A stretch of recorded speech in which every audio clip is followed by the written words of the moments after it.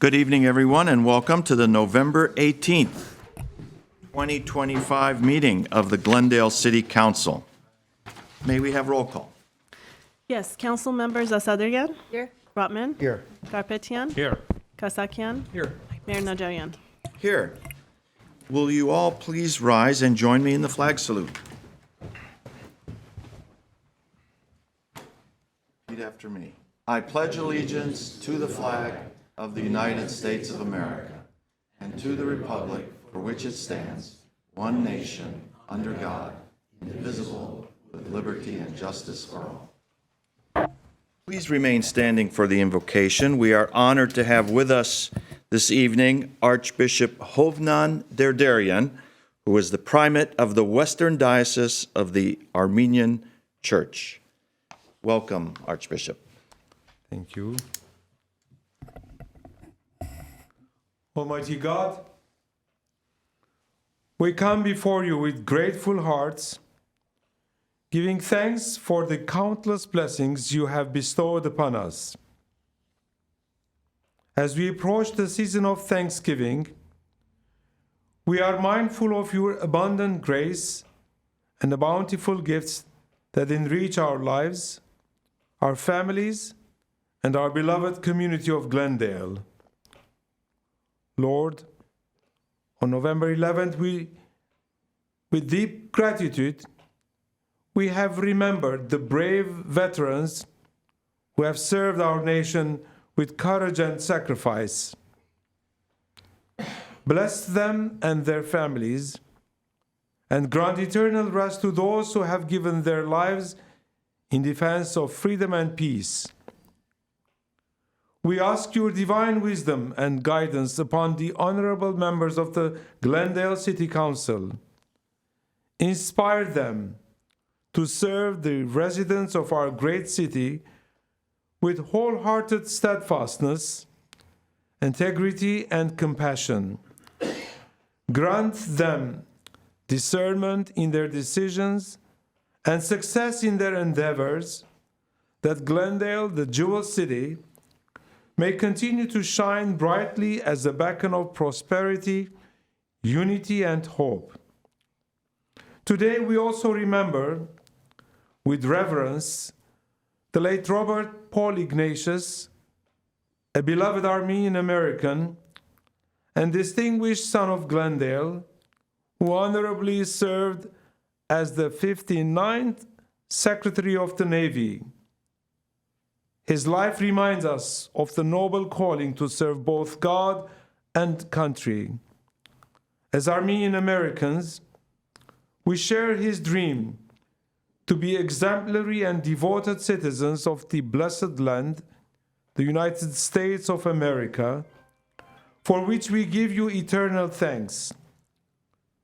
With joyous hearts, we also give thanks for the upcoming construction of a new Armenian church in the heart of Glendale, a house of worship, culture, and education that will contribute to the vibrancy and spiritual life of our city. Lord, bless and protect the city of Glendale, its leaders, and all its residents, and may peace, prosperity, and divine grace dwell among us always. Amen. Thank you.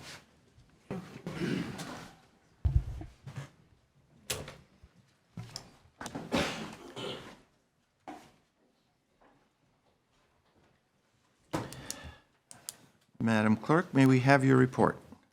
Yes, the agenda for November 18th, 2025 regular meeting of the Glendale City Council was posted on November 13th, 2025 on the bulletin board outside City Hall. Thank you. Madam Clerk, has the senator arrived yet? Not yet. Okay, so we are going to jump over item 3, presentations and appointments, and move to item 4, please. Item 4 is consent items. The following are routine and may be acted upon by one motion. Any member of council or the audience requesting separate consideration may do so by making such request before motion is proposed. Mayor Najarian, we have several speaker cards on this item. Items 4A, 4B, and 4D are being pulled. Okay, then. So which items remain?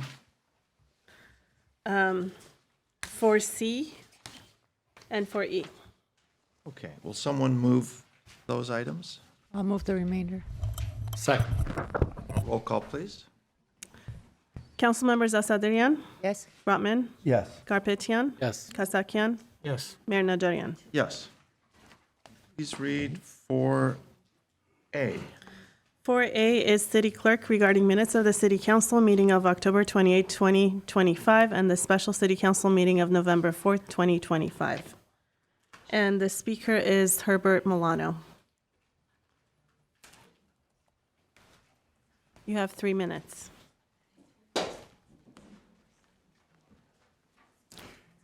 Mayor Najarian, members of the City Council, my name is Herbert Milano. I'm here to speak in order to encourage the City Council to acknowledge the individuals who come to speak before you by having their names appear on the minutes. But not only that, I am urging the City Council to include the practice of putting into the minutes the topics that are being brought to you by the residents who have an issue for your consideration in the future. Last week, I turned in a card to speak on this subject, and the card was not recognized. Apparently, the card was missing. But in other meetings, apparently throughout the city, it's getting to the point where not even the name is being recognized. Oftentimes, I would spend maybe 8 16, 24 hours in preparing documentation to make sure that what I bring to you is accurate and is valid, and it comes from city records. I use the California Public Records Act. And then I bring these issues to your attention. And yet, on the minutes, for example, of the Charter Review Committee, not even my name appears as someone who's basically coming to speak their mind with regard to what are the suggestions that I have for the Charter Review. I'm making a suggestion, and I'm urging the one council member who I think thinks favorably on this topic, Councilman Garapetian, to begin the process of creating a new practice in Glendale to acknowledge the person who comes to speak before you, right, and the topic that they're bringing before you. For many, many years, I have come before the City Council, different faces behind the dais, to speak about the significant growth in the pension obligation and the debt that we have had, increasing year after year, and our inability to be able to meet that demand without major increases in taxes and fees. If anybody were to research that information, it would not appear anywhere, as you do a regular type of search. And Councilmember Asatrian, at one point in time, you suggested that maybe we should have a transcript of what goes on in the city in these chambers. That could be a good start, but the excerpt would be whatever it is, the headline of the topic that we bring before you. If you are listening to the invocation that appeals to you to treat the residents with dignity and respect, this is one opportunity to do that. Treat the people who come before you with dignity and respect, not just in the visual presentation, but in actually writing down what their complaint is about. This is not much to ask. And I hope that you change your mind, and I hope I have the support with Mr. Garpetian to push this forward. Thank you. Mr. Mayor, just Mr. Carpenter? want to ask the city manager if you want to start this process to include the speakers and their, not all of their comments, but the issues that they bring up. How do we go about it? Do I have to request it as a new agenda? Yes, Mr. Councilmember Garpetian. Well, I'm doing that right now, so. I know we have. Just for the record, when speakers come to speak, their name is mentioned in the minutes. It may have happened once where it didn't happen, but they are mentioned. But as action minutes, to the speaker's point, it's only that the speaker spoke, not what they addressed. Correct. But we'll have that on the agenda. Thank you. Yeah, well, I'd like to point out also that in many of our discussions, I also spend 18 to 24 hours in preparing my arguments, either for or against an item, and nowhere in the minutes does it detail my arguments in any of those. It just shows the end result. So let's figure out, and each of us, I'm not the only one, each of us also makes lengthy comments on certain items. I think when this comes before us, we need to think carefully as to how much of our comments are going to be recorded as minutes in the printed document that we receive. To be quite frank, when we do bring this back, we'll point out the slippery slope of having to go down this road, where then we're having debate about what it is the council member or the member of the public said. But we'll address it. But I just want to make sure that that's clear. That's why we do action minutes. I think it's good to just have a discussion about it. I'm not debating I spend a lot of time on preparing for these meetings as well. And at the end, our votes are basically our arguments, right? So let's just have a discussion about it. That's all I'm asking for. Madam Clerk. Mayor Najarian, I want to address this since it's come up multiple times.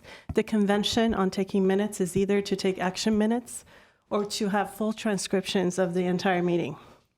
Because there are issues, as the city attorney said, in terms of summarizing people's comments, and summaries are subjective, so I think that raises other issues. So, and also the transcription is very cost prohibitive and long. I know that there are different ways of using AI to transcribe minutes, but someone has to go back and look at the entire script. And that's the reason why we have action minutes. We will look forward to your thoughtful remarks when this does come for a larger discussion of the item. Thank you. Thank you. Did someone move 4A? Would someone like to move? I will move 4A. For a second. I'll second it. Roll call, please. Council members Asadrian, Yes. Brotman, Yes. Karpetian, Yes. Kasakian, Yes. Mayor Najarian. Yes. The next item we pulled. The next item is consent item B, Glendale Water and Power. Regarding Glendale Water and Power, power source disclosure report and power content label for calendar year 2024.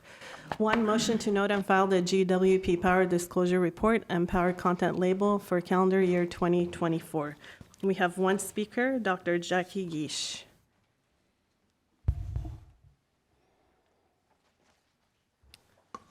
You have 3 minutes. Thank you. Mayor Najarian, City Council members, I'm Jackie Gish. Although I am not ecstatic that the sum of renewable and carbon-free energy was only 50% of the portfolio for 2024, it is understandable given some of the disappointing output from Eland and the Hoover Dam. This number was less than the estimate in the IRP of 55% and substantially less than the California average, but it still shows that a substantial part of the portfolio is not from natural gas or other fossil fuels. 2 weeks ago, 2 city council members and a staff member said that it doesn't matter if we switch our furnaces from gas to electric, since most of our power comes from gas anyway.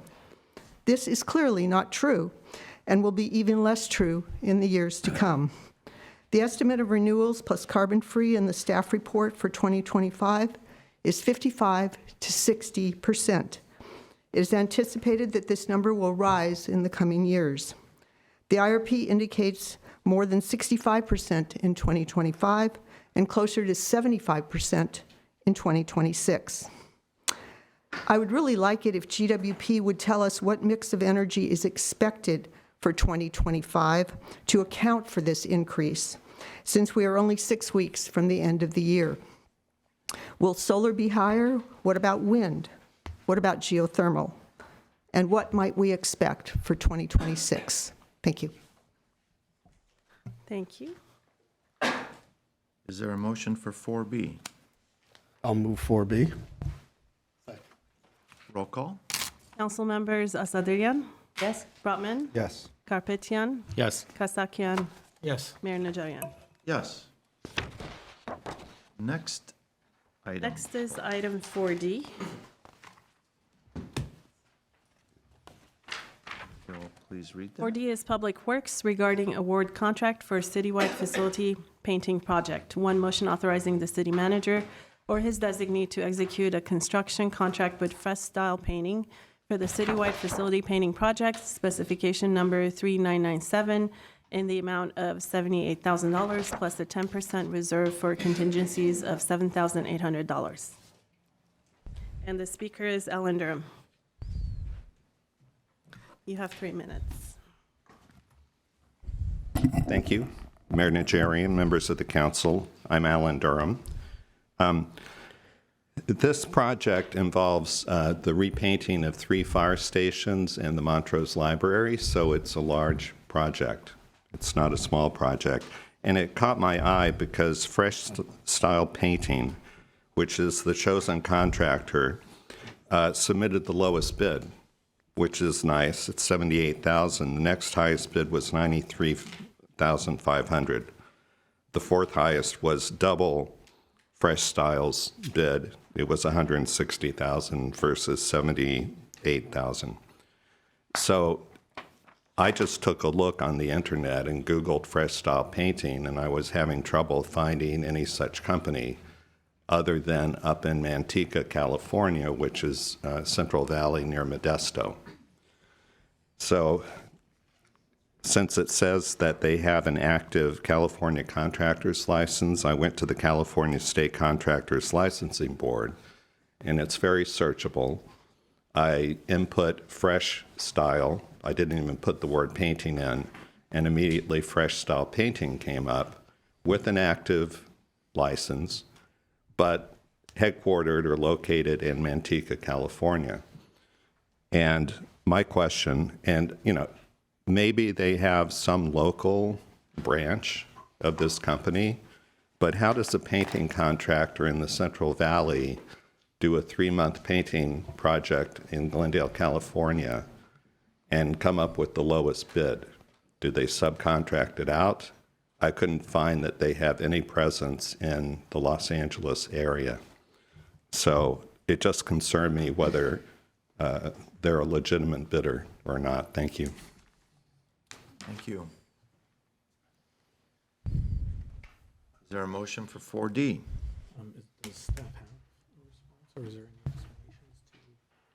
Do you have information on that? Mayor Mr. Najarian, members of City Council, Councilmember Kasakian, not personally, but our typical processes during the review of the bid documents that we receive to make sure that they are bonded, that they have insurance, they have prior experience. I can only assume an outfit from Central California has the capacity or the timing is just ripe for them to be able to do this job.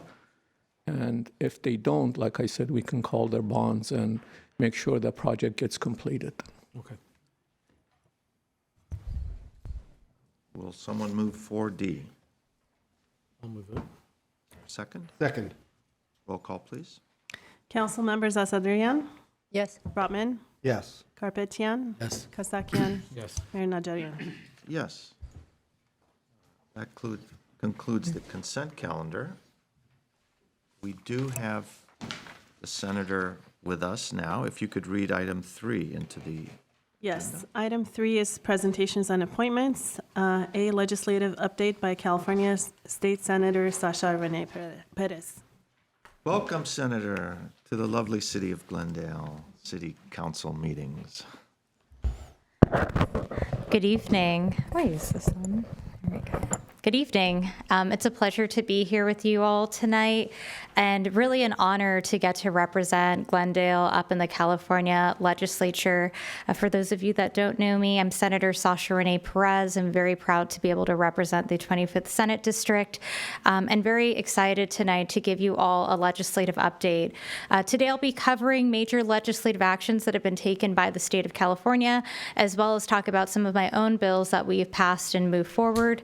After that, I'm happy to answer any questions that you all might have, and also take any feedback that you all might have as well. We are already beginning to work on legislative ideas for next year.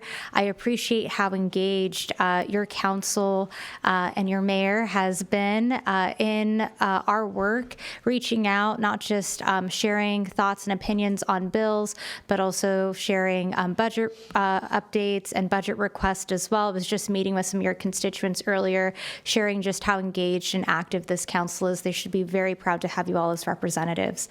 I did bring a slideshow, so if we could go ahead and get started and move to the next slide.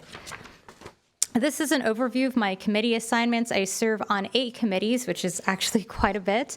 I chair the Senate Education Committee and very proud to do so. I spent 14 years of my background in the education sector. Beyond that, I also serve on the Budget Subcommittee for Education as well. In the Senate, education covers both K through 12 as well as higher education. In the Assembly, those are split into 2 committees. So Senate Education is one of the highest volume committees. We saw almost 170 bills come through our committee this year. Outside of that, I also serve on Senate Budget and Fiscal Review Committee, Environmental Quality, Human Services, Public Safety, the Joint Committee on the Arts. We worked very closely on a film and tax credit, and the Senate Affordability Working Group. I also have several appointments because I am the chair of Senate Education. I serve as on the Advisory Commission on Special Education, the Education Commission of the States, the State School Building and Finance Committee, and the California State Allocation Board. You might be familiar with the California State Allocation Board because that is the board where we make decisions around allocating bond funding. So all of those important bonds that we voted on, such as Prop 2, which we voted on last year, for school funding, that is where we make decisions to administrate some of that funding. And I was very proud that my first vote was for us to expedite funding to the schools that were impacted by the LA fires. If we could move to the next slide, please. Many of our major legislative actions this year focused and revolved around the LA fires, and you'll notice that as I walk through our presentation. One of the major actions that the state took was in increasing the number of CAL FIRE firefighters that we have that are available to respond to year-round wildfire season. We recognize that fire season is no longer a seasonal event here in California. These are now year-round events. The fires that took place in Eaton happened during wintertime on January 7th, and I think it's important for us to recognize that.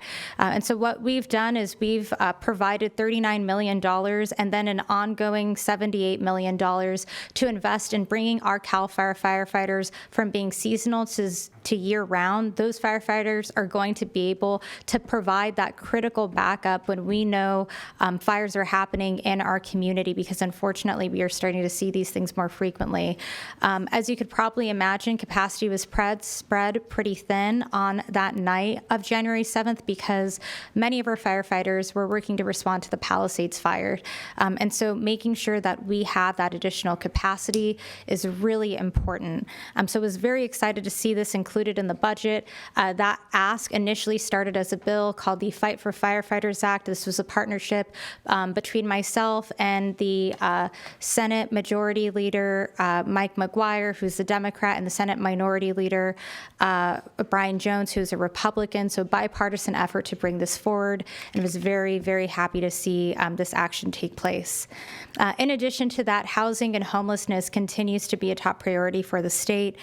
We have continued to make very large investments towards HAP funding, $500 million placed towards HAP, and $100 million for the Encampment Resolution Fund. We know that we hear directly from our community members. I remember serving in the city of Alhambra, and folks want to make sure that we're addressing homelessness. They do not want to see encampments in our community. So making sure that we're making those critical investments to get folks housed, to get folks into shelter is so incredibly important. And I know cities like Glendale have been doing the hard work on the ground to address this problem. We as a state need to continue to make sure that we are doing what we can to provide you with the funding and the resources so you can continue to operate great local programs. And so making sure we are moving this forward was a top priority for us. In addition to that, the San Gabriel Valley Caucus also secured $1 million for the San Gabriel Valley Council of Governments to support homeless services and public safety efforts. We could go to the next slide, please. As I mentioned before, there is a large effort to work on the California Film Tax Credit. As many of you have heard, there's been lots of reporting around this. We have seen the film industry, the TV industry, really begin to move to other states, as well as begin to move in other places all over the world. And we are trying to keep that industry here in Southern California. It is really such a huge and significant industry, not just for the Los Angeles area, but particularly for my district, and especially for Glendale. I know all of you know that so well. And so this is a $750 million tax credit, particularly for this industry, to keep those jobs here at a time when we know that this industry has been hit hard. We want to make sure that those workers continue to have those good paying jobs. And so we've made significant investments in trying to bring those jobs back here to California. In addition to that, we've led major public safety efforts. One of those was really in response to some of the looting that we saw following the LA fires. It was frankly very disgusting and disheartening to see criminals trying to take advantage of those fire survivors that had lost their homes. We had seen an increase in looting in Altadena as well as in the Palisades. And so this measure increases criminal penalties for those that are trying to impersonate first responders, impersonate police officers, impersonate firefighters, particularly at any moment, but especially when there has been a major emergency like a fire or another event happening. Unfortunately, I'm sure you saw the reports of criminals that were actually pretending to be firefighters in the Palisades area in order to gain access to homes. And we want to make sure we're holding those folks accountable, and we're sending a strong message that we are not going to accept that here in the state of California. In addition to that, we also allocated $100 million to backfill the federal cuts to the Victims of Crime Act program. We know victims of crime need that additional support, whether it's mental health services, other services that are so important, and we need to make sure that those programs continue to be funded. You can move to the next slide. Great. I want to highlight a couple of our major legislative actions that we were able to bring forward. And one that I'd like to highlight that I was very proud to co-author along with my Assembly colleague, Assemblymember John Harabadian, was AB 91. That was the Middle Eastern and North African Inclusion Act, or MENA Act. And just want to recognize that this council was very engaged, particularly on this bill. I know Dr. Susie Abajian is here, who really played a lead role and a significant role as a part of the MENA coalition, as well as Councilmember Elena Satrian, and have really just been vocal supporters on this. This is the second time that this measure has been brought forward, and was very proud to see it signed into law by the governor. This will ensure that our Armenian community is being counted, and I think that those numbers, those metrics are going to be especially important for the city of Glendale and for other communities across the state that have large populations of Middle Eastern and North African folks of descent in their communities. So very, very excited that we will now see this signed into law and that we will begin seeing these folks counted.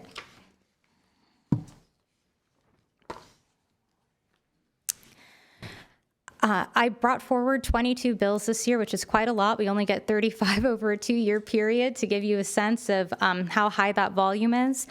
Of those bills, about 12 of them were fire recovery related. And ultimately, we had 9 bills that were signed into law. And of those 9 bills, 4 of them were fire recovery bills. So we're really, really proud that the governor signed all of the fire recovery bills that we sent to his desk, and wanted to talk a little bit about them. You know, we heard lots of feedback from homeowners, from renters, from business owners about challenges that they were facing in the recovery process. And so we wanted to ensure that we were bringing forward legislation to address many of those challenges. One of the major bills that we brought forward, SB 293, the Generational Homeownership Protection Act, focused on providing a window for individuals who had not transferred title and updated their documents to be able to do so without penalty. We found in working with the assessor's office that a significant number of Altadena residents, particularly generational property owners that were of Black and Latino descent, had not updated their documents, and in some cases would be liable for up to 8 years of back taxes. This makes sure that they do not have any penalties while they are updating those documents, and make sure that they're able to do that in a timely fashion, because those documents are very important as they go through the rebuilding process. In addition to that, SB 547, the Commercial Insurance Protection Act, extends the residential protections that currently exist for homeowners to make it so that any business that is in a disaster zone does not have their insurance canceled for a 1-year period following a declared emergency. These protections are especially important, not just for the Altadena area, but also for the Palisades area. We know that our business owners have been facing challenges with commercial insurance as well, as the state has been navigating an insurance crisis. And so making sure that we are passing this forward was incredibly critical.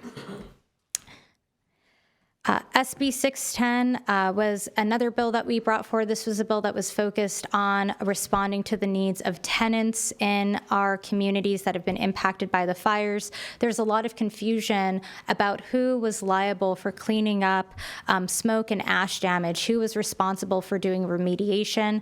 We also heard from tenants that were being told by landlords that they had to continue paying rent, even though their home was either partially damaged or significantly damaged. And so we wanted to make it clear in state law that when the home is uninhabitable, that you do not have to continue paying rent. And in addition to that, it is landlords who are required to do smoke and ash remediation when there is damage done to an apartment unit.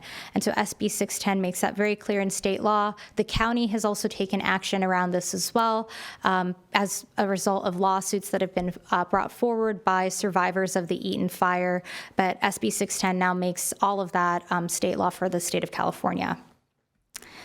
We also have SB 782, the Enhanced Infrastructure Financing District Act. This is a bill I brought forward in partnership with Supervisor Catherine Barger. What an EIFD does, they actually already exist in state law, but this shortens the time period for creation. They typically take about 2 years to take to implementation. This makes it so that you could create an EIFD in a matter of months. So any city, county, any sort of community that faces a disaster is able to utilize this bill. This bill generates a bond based off of future tax revenues so that you can begin to use that money now to begin the rehabilitation process, the rebuilding process for a community. We know that the County of Los Angeles has been facing significant fiscal crises as a result of many issues, including AB 218 cases and some of the ongoing lawsuits that the county has been facing. And so figuring out how we can identify funding to rebuild sidewalks, to rebuild water systems, to rebuild all of the public systems that we depend on and that our local communities need was very, very important. We are happy to see this bill signed into law, and Supervisor Barger has already taken action to begin creating an EIFD, particularly for the Altadena area. I want to highlight 2 of our immigration bills that we worked on. This first is SB 98, the Sending Alerts to Families in Education, or SAFE Act. This is a bill that requires all of our K through 12 institutions, including our higher education institutions, to immediately notify students, families, teachers, faculty, and staff if immigration enforcement is on or near campus.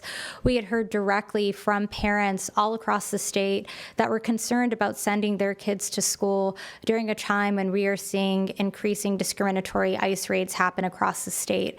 This has ultimately had an impact on attendance, which then has an impact on school districts' budgets. And so making sure we have a uniform policy as to how we notify parents and families and how we notify school staff was incredibly important. So we're very happy to see the governor take action around this. In addition to that, I also brought forward SB 805, which is the No Vigilantes Act, which requires that all public safety officers operating in the state of California, including federal immigration officers, must display a name badge, must display identification with the department that they're with, and it also bans the use of bounty hunters in immigration enforcement as well. The final bill I wanted to discuss is SB 848, the Safe Learning Environments Act. This was a bill that I brought forward in response to the increasing number of AB 218 cases happening across the state. For those of you that are not familiar with AB 218, AB 218 opened up the window for survivors of sexual assault and sexual violence to be able to bring forward lawsuits up to the age of 40. As a result, we've seen those cases come up to nearly $3 billion of cost just in our school districts for the entire state due to past cases of sexual assault and sexual misconduct.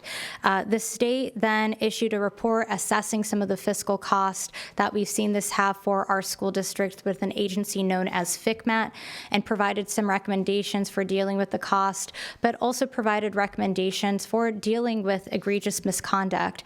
This was frankly a space in law that had really not been touched. We needed more protections here, particularly to prevent sexual assault and sexual violence from happening on our school campuses. SB 848 creates an internal database system that informs school districts when they are going through the hiring process if somebody is being investigated for sexual misconduct. A system like this has not existed before. California is actually one of only 16 states in the country that does not have a database like this. And so what often happens is a school district will hire an employee without knowing that they are being investigated for egregious misconduct at another school district and then harm more individuals. And so my bill seeks to close that gap. In addition to that, it will also create a required training for students to identify inappropriate behaviors and inappropriate relationships, as well as identify grooming that may happen so that students are better able to advocate for themselves and identify when inappropriate actions are happening in the classroom.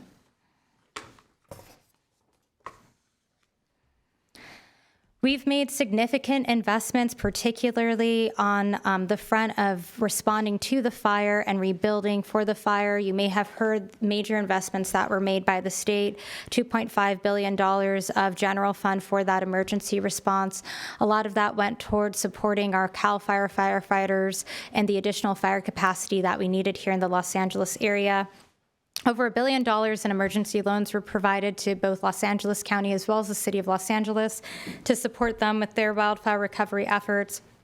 All of that additional staff time, public works departments, you name it, that all has a cost to our local government agencies. And so making sure that they have the resources to continue to pay for that so that we can go through the rebuilding process is incredibly critical.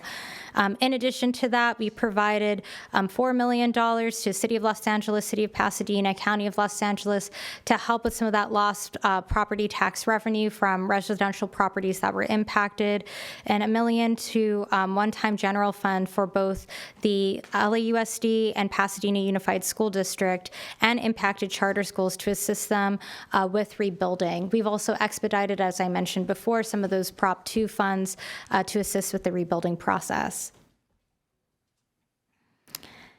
In addition to that, the Altadena Library depends strictly on property tax revenues. So we provided $3.6 million to cover the lost property tax revenues that Altadena saw for this year. We are going to continue to revisit what their losses look like in the upcoming years as Altadena goes through the rebuilding process. But the library has served as a very important community center for those that are rebuilding. So ensuring that they are continuing to operate was incredibly critical. We provided $4 million to the Foothill Municipal Water District that is supporting the rebuilding of that water system, and will continue to be working on policies related to water in the upcoming years. We know that aging water infrastructure played a significant role in our ability to respond to the LA fires, and it's, I think, important for us to continue to look into that. Outside of that, I was able to secure $8 million just for Altadena and for some of those investments. $2 million are going to be going directly towards impacted residents that are in the most area with the highest levels of lead contamination in the Eaton Fire Burn Scar area to assist them with remediation. We're also going to be creating an ADU grant program for those that do not have access to insurance and have huge gaps in their insurance, so we can get them back onto their properties and provide them with an ADU that eventually, when they do their full rebuild, they'll be able to rent out the ADU as additional income. We've also provided $2 million towards the Altadena Vista Senior Apartments. These were 100% affordable housing for our seniors that was lost in the fire, and $2 million for a faith-based organization to begin building new affordable housing, because we know that affordable housing is going to be so critical for the Altadena area. I want to take a moment to just acknowledge, there's so much work that we do beyond just legislation, beyond budget, that we participate in as we're doing our advocacy. You may have seen just recently the CPUC is considering giving a rate increase to investor-owned utilities, and we sent a letter requesting that the CPUC deny that rate increase and instead do an independent audit to determine what that rate increase should be. I think that that is something that's incredibly critical, especially as we have so many individual residents across the state that are struggling to pay their utility bills. And there's efforts like that we lead. We secured an investigation into State Farm and their handling of fire survivor claims. We had received hundreds of complaints from constituents all across Altadena that had seen their claims either denied or delayed. And so we worked directly reaching out to the insurance commissioner and the California Department of Insurance to secure a market conduct evaluation into State Farm and their handling of those insurance claims, because we want to ensure that those who survived the fires are being adequately served. And, outside of that, have continued to just advocate for that accountability and support that we know that so many of our residents in the area need. That is it for my presentation. So I will go ahead and take questions, comments. Happy to hear from you all. Thank you. Comments from colleagues. Mr. Kasakian. Thank you, Senator, for coming in. We appreciate everything that you're doing. I know that your term got off to a, unfortunately, unorthodox start with the onset of the fires that ravaged through Altadena and elsewhere, and that took up deservedly a lot of the focus and energies. We also, however, want to continue to ask you to fight for our small businesses. I know SB 84 was an issue that passed the Senate that helps protect small businesses from these frivolous lawsuits that are filed for compliance with the Americans with Disabilities Act. I know that you spoke on it and it passed the Senate, but unfortunately it did not pass the Assembly. And so I implore you, ask you to continue pushing for that, perhaps collaborating as you did with Assemblymember Hayarbedian on other issues with some of the other colleagues that overlap within your Senate district, and make sure that this gets passed in the Assembly, because it is something that we hear about. I think all of us hear about it. Members in the community hear about it, about people who are already struggling in an economy that we think is possibly on the downward slope. People coming in and just deciding to serve the owner of a small business because of some trivial issue regarding ADA compliance. So that's the one thing I want to get on the record today. And the other one is just ensuring that when it comes to housing, we want to be good partners with the state. Glendale has built its share of affordable housing and continues, and the past regional housing needs assessment met its required quota. However, in this round, we are being punished with everyone else with additional demands on building housing and zoning for it, rather, without any support for these mandates from the state for providing the necessary services to maintain the quality of life that we know is essential, as you know from as your experience on the council, that our residents expect from us in terms of police, fire, utility services, just open parks and open space. So, we just recently purchased a parcel of land in South Glendale to be able to build a park someday in a very dense and apartment-heavy area of the city. We think that is an important amenity for the public.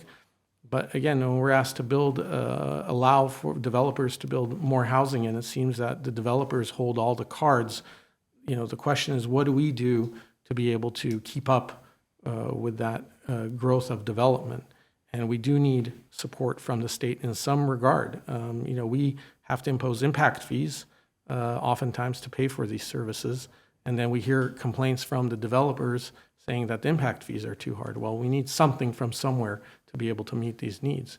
So we're turning to you and asking you for your help, perhaps a carve out for those cities that have met their RHNA numbers previously, that can maybe receive rewards such as grants, incentives, funds to be able to do the other things we want to do, that would then incentivize for those who aren't meeting their obligations to follow the example of cities like Glendale. Well, thank you. I really appreciate you bringing that up, Council Member. Let me address the first part of your question, then I'll address the second. In regards to SB 84, which was a bill led by Senator Roger Nilo to address frivolous lawsuits, essentially folks that are weaponizing our ADA laws in order to target small business owners, which has been incredibly frustrating. This has been a huge issue for my district, whether it's folks in Monterey Park and Rosemead, going out to Monrovia, Rancho Cucamonga, and here in Glendale, we have heard from the business community what a challenge this has been.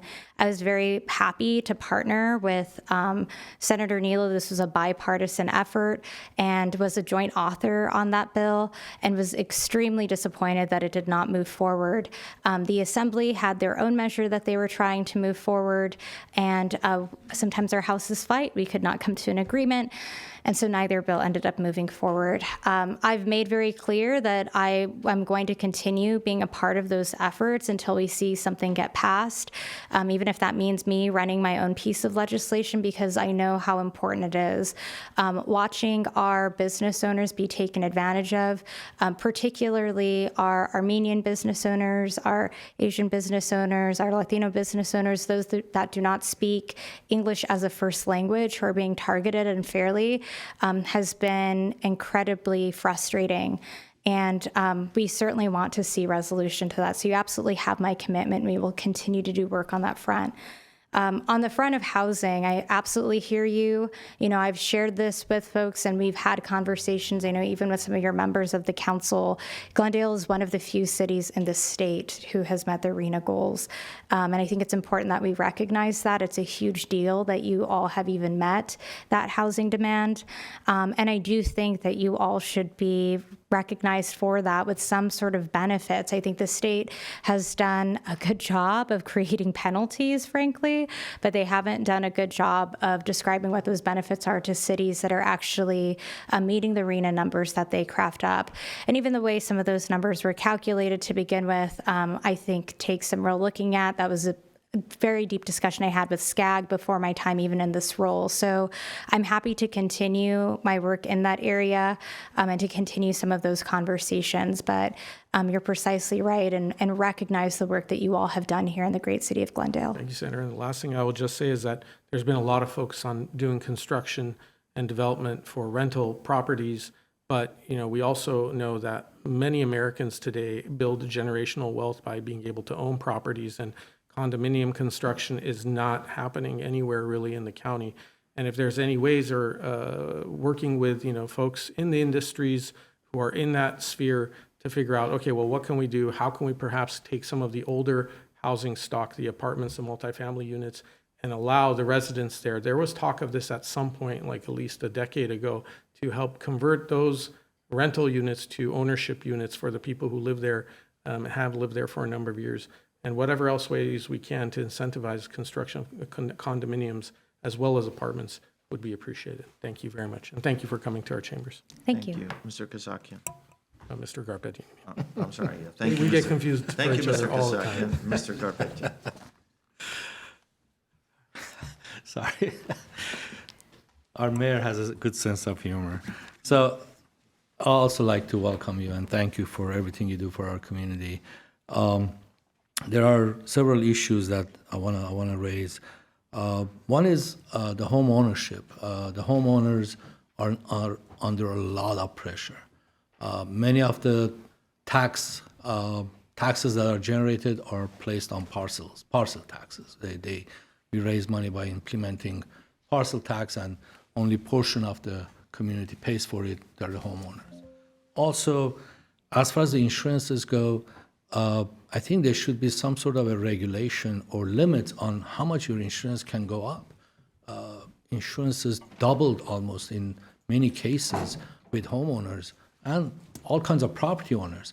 And you wake up one day and your insurance is doubled and you don't know how can you pay for that, basically. I think that's one avenue that we need to find out.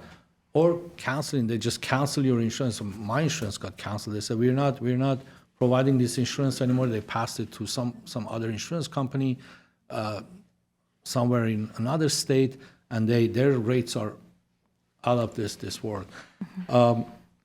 Also, as far as insurances go, the reason people are not building condominiums is the builder's liability insurance. They are liable for their construction, the building that project for 10 years. And at the end of the 9th year, they all get sued. We know that. The associations sue the builders. So there has to be some sort of a relief or help on providing some sort of relief to the builders so they can build condominiums as well and not be afraid of the liability that they will face. One other thing I would like to mention is local control. As my colleague, Councilmember Kasakian mentioned, we built our share of housing, market rate and affordable, but yet we are subject to Senate bill like SB 79 that is going to destroy many of our residential neighborhoods. And we built about 6,000 to 8,000 units in Glendale, but our population went down. That means more households, but less people. So many of the people who were living in Glendale, families, they moved out.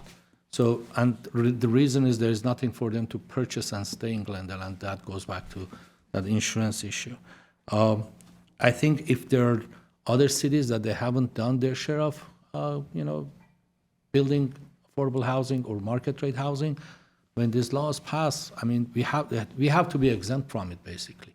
If you meet some sort of a threshold, from there on, you have to be exempt from it. I mean, one blanket ordinance over the entire state, that's one of the problems we have. And all of these housing mandates that come from the state, the laws that come down, we upzoned our downtown by maybe 5-fold. And now, because of the state laws, they doubled their number of units. Like if you could build 100 units an acre, now you can build 200 units an acre with 0 parking. And that is creating a huge issue for many of the cities that I know of. And we are not exempt from that. We are facing big problems because how can you build, 200 units with 10 parking spaces? Where do people are going to park? And the fact that they say, well, people are not going to, use cars or what have you, public transportation, I think that's something that we need to look into. I'm asking you to please look into for us. When they pass these housing ordinances or housing laws, the cities that they already met their obligation, they have to be exempt from it. I mean, we're feeling it heavily. What else I was going to... And also the mandates, there is a state law that says if there's a state mandate on housing, especially on housing, the state has to provide fundings and resources for it. And the way they're getting around it is they're saying you can increase your taxes and pay for it, but we cannot increase taxes. We have to place it on the ballot, and our residents have to agree to it or not. And if they don't, how are we going to pay for it? These are general issues that every city has, us as well. And I would really appreciate it if we can look into the insurance policies for home builders and also cities being exempt from some of these housing laws if we met our obligations. And thank you again. Thank you. I appreciate that, council member, and I'd be happy to follow up as well. We're certainly doing a lot of work in the insurance space, particularly around addressing what you had mentioned with the cancellations that happen very abruptly, and what we can do to kind of resolve that. We know so many people in our community, even here in Glendale, who have suddenly lost their insurance or have seen their insurance go up very dramatically over the last couple of months since the January fires happened. So would be happy to follow up with you. Thank you. That. Thank you. Comments from? Yes, Senator, thank you for coming. It's good to see you, and I know you have a big district, but we see a lot of you in Glendale, so definitely appreciate that. My colleagues covered most of the things that I was thinking, so I'll just underline them so you're hearing it from more than one of us. Or more than two of us, but the carrot and stick question, I think, is something we're feeling very acutely, right? And the state's been good with the stick, and we really want a little bit of carrot, because we are committed to doing our fair share to increase the housing stock in a way that's necessary to accommodate the demand. So we're behind that, but sometimes we can't get the product built that we want, or with the type of amenities that we want. We can't make sure that we're getting the kind of housing production that our community is going to admire over, the life of these projects, because they're going to be, 50, 60, 70 years, right? So we want the best, and sometimes our hands are tied and we can't get the best. Yeah. So there's a lot of frustration here about that. I would also underline this question of home ownership. We talk about this a lot here, and that question of the kind of the condo liability or condo defect laws that really make it almost impossible for developers to come in and build condos. We'd like to see something done there so that there are more opportunities for home ownership for young people who really want to step into a position where they can build wealth. But, you know, the single-family homes now, you know, like $2 million is not uncommon, right? It's really not an entry point for a lot of young people. So, and I would also mention something that you may know the term missing middle housing, which is kind of that housing type between the single-family home, which we know how to build, and the large apartment building, which we also know how to build. We're building these two types, but we've lost our ability to build all those kind of intermediate types that we used to produce, right? The garden apartments, the townhouses, the fourplexes, the eightplexes, you know. And to be able to, and this would take a lot more of a deep dive, but some of it is things we probably can't control. They're market, you know, related, but maybe there are some things through legislation that we can do to kind of encourage a return to that type of housing, that housing type, because that would lend itself also really, really well to ownership, and those kinds of developments can really create community. You know, they're not just the big apartment blocks, right? So these are things we talk about here, I think about, I know my colleagues think about, and we would like to work together on figuring some of that out. Absolutely. And I appreciate you raising that. Those are, I think, certainly conversations I know I've had with some of you, you know, previously, and I do think it's critical. I mean, we talk a lot about this missing middle housing and what has been happening, how we increase pathways to home ownership. So it's certainly a priority for our office. We're actually going to be working on an event for first-time homeowners in the coming months that we'll be hosting early next year. So I'm happy to look into this and have further conversations with you all about this. Thank you. Thank you. Councilmember Asaturnia. Welcome to Glendale. Thank you for your leadership, and to you and your staff for always being a text away and a call away. It's much appreciated. I think a lot of the things that were highlighted here today were part of the long list I had provided to you in your office last year. I know some of them were introduced and didn't move forward, including the one that we wanted to make sure to tackle the liability for condos. I do want to thank you for your leadership on AB 91, because I think that's going to create a lot of access to programs for communities that weren't counted before. And as stated, both during our conversations as well as when we were advocating for the bill on the state level, how funding from the state is then distributed to different communities, including the Armenian community, which makes up roughly 40% of the population here. I think there's some things that I look forward to our staff bringing forward to us, but I had put forth for us to make it practice that we prepare a list as a city to provide to each of our state and federal legislators to work with us on. But I think there's real opportunity, especially with increase in utility costs.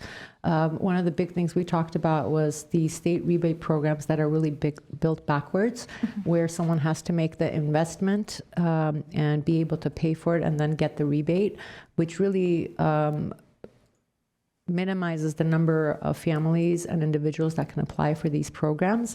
It also recommends that mostly middle-class families are not able to access them, especially when you're talking about big ticket items, including HVAC systems and so forth. So I did want to note that we're supposed to be having a meeting as a council on those items to provide to you before you go back up to Sacramento.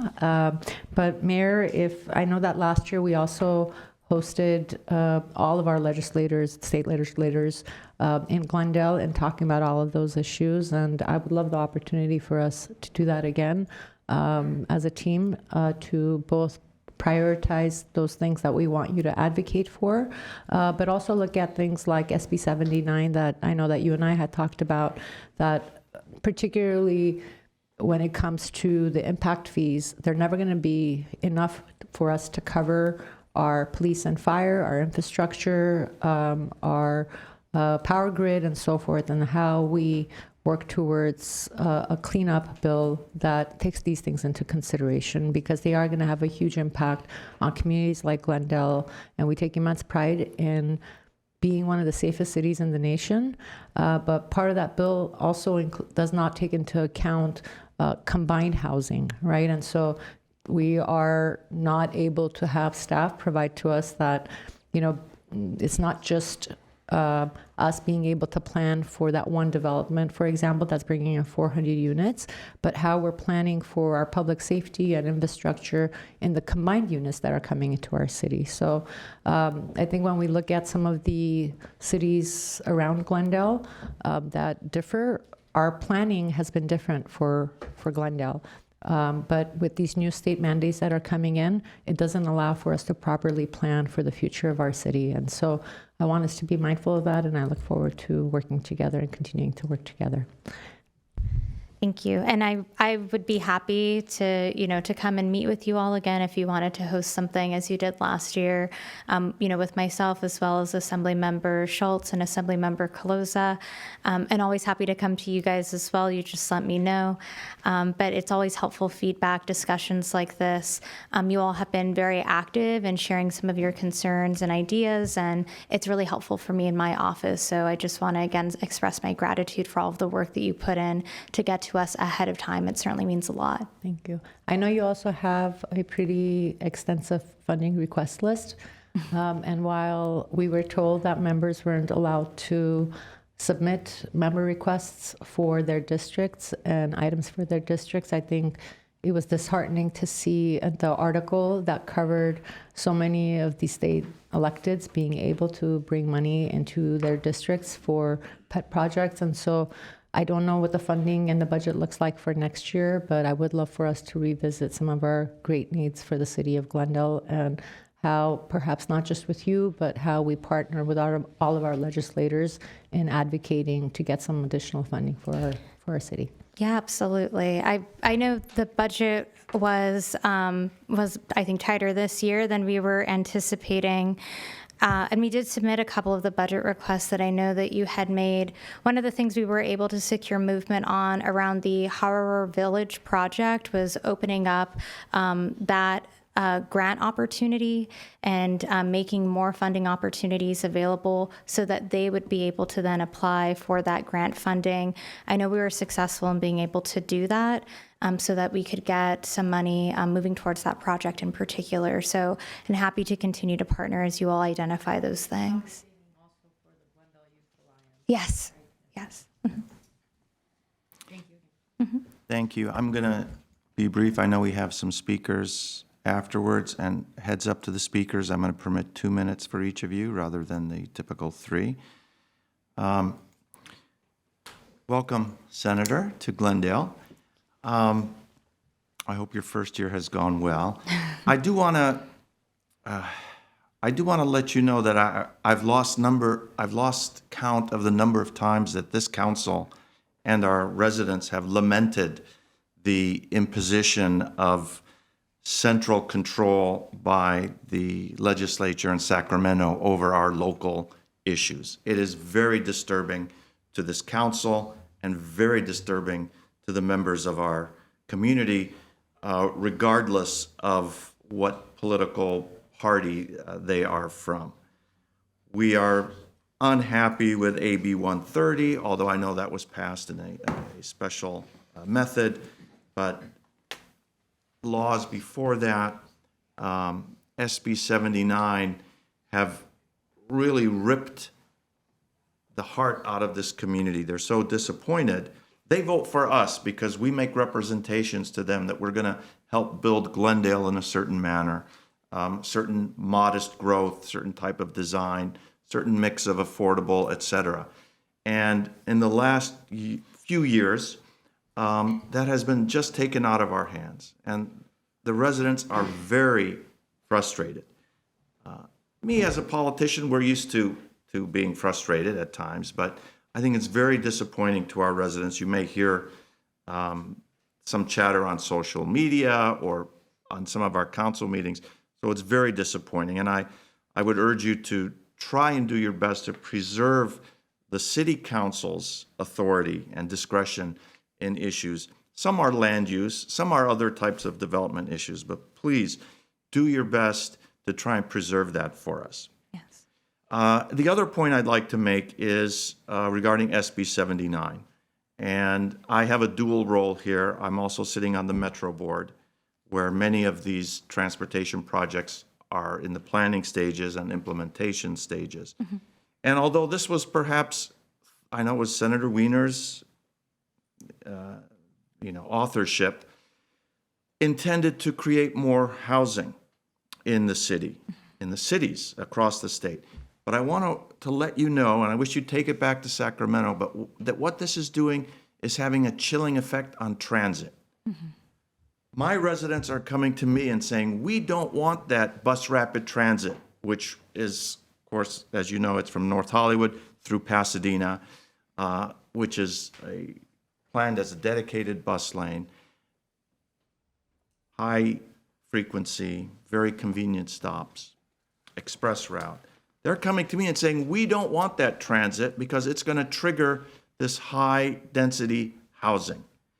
And it's very difficult. It's putting myself and members of the Metro Board, all the county supervisors, the mayor of LA, et cetera, in a very difficult situation. I hear them talking about canceling their good transit projects because they are hearing from their constituents that that's going to trigger incredibly huge housing density along the line. The orange line, which goes through the San Fernando Valley, is one of them. And clearly we've got a line that is planned to come from Broadway in Glendale up Central across Glen Oaks.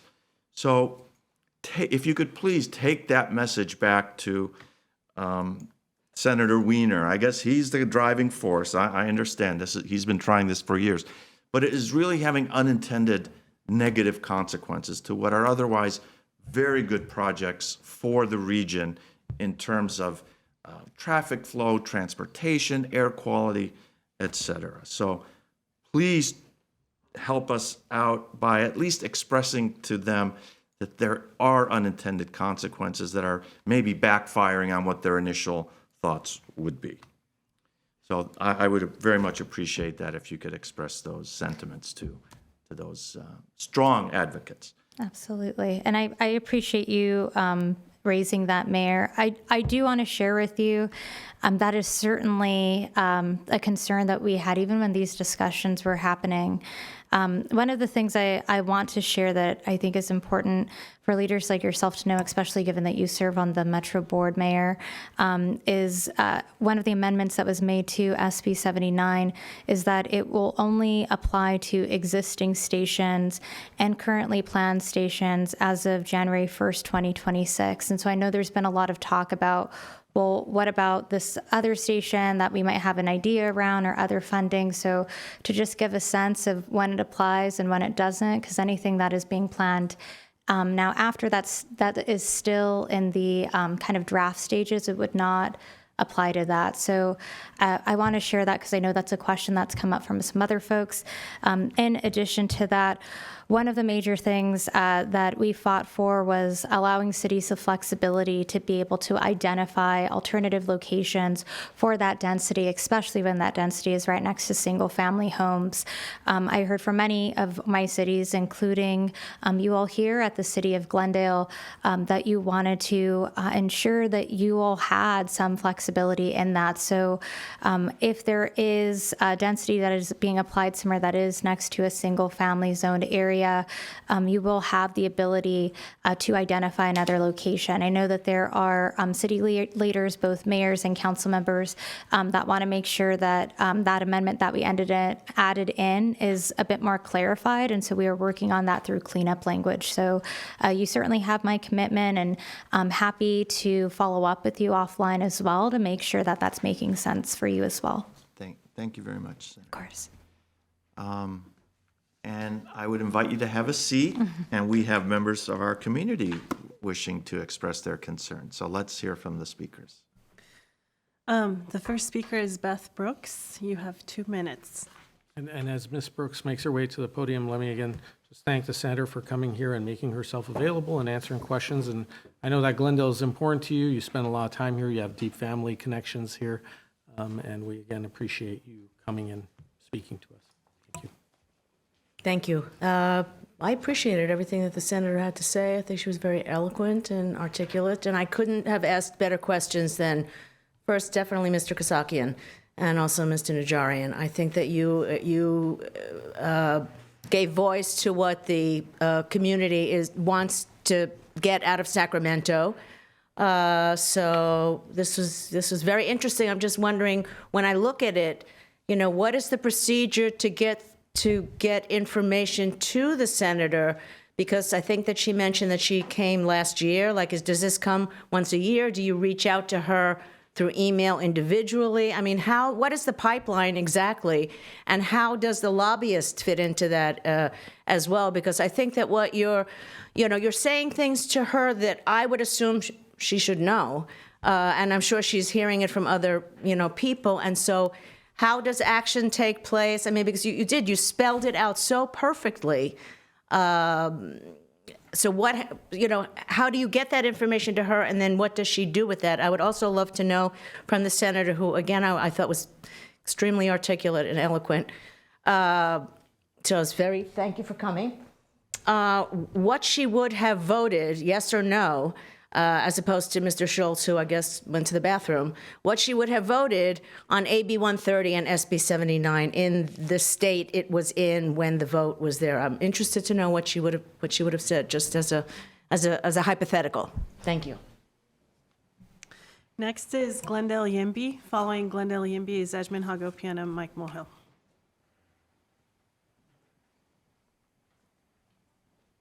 Hi, City Council. My name is Shane. I'm with Glendale Yimby. I just want to shout out Senator Perez. I think she's amazing, and I'm so happy she's representing us in Sacramento. She's a champion of everything that's good and just and noble in this world. She's a champion of immigrants. She's a champion of women, of queer rights. We're just super happy that we have us representing her in Sacramento. AB 91 was awesome, and I love that she authored that or spearheaded it.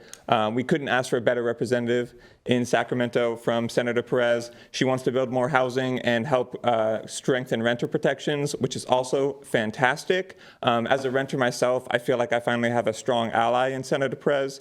I voted for her, and I would do it again.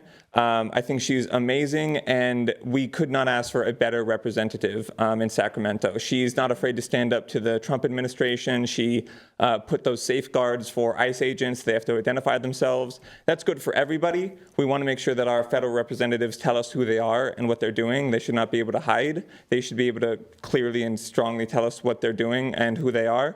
And I think that Senator Perez represents the best of Glendale and of her district. Again, I love her. I think she's great. I can't imagine anybody better for the job than Senator Perez. And I just wanted to give a full-throated endorsement of her and all the great work she's been doing.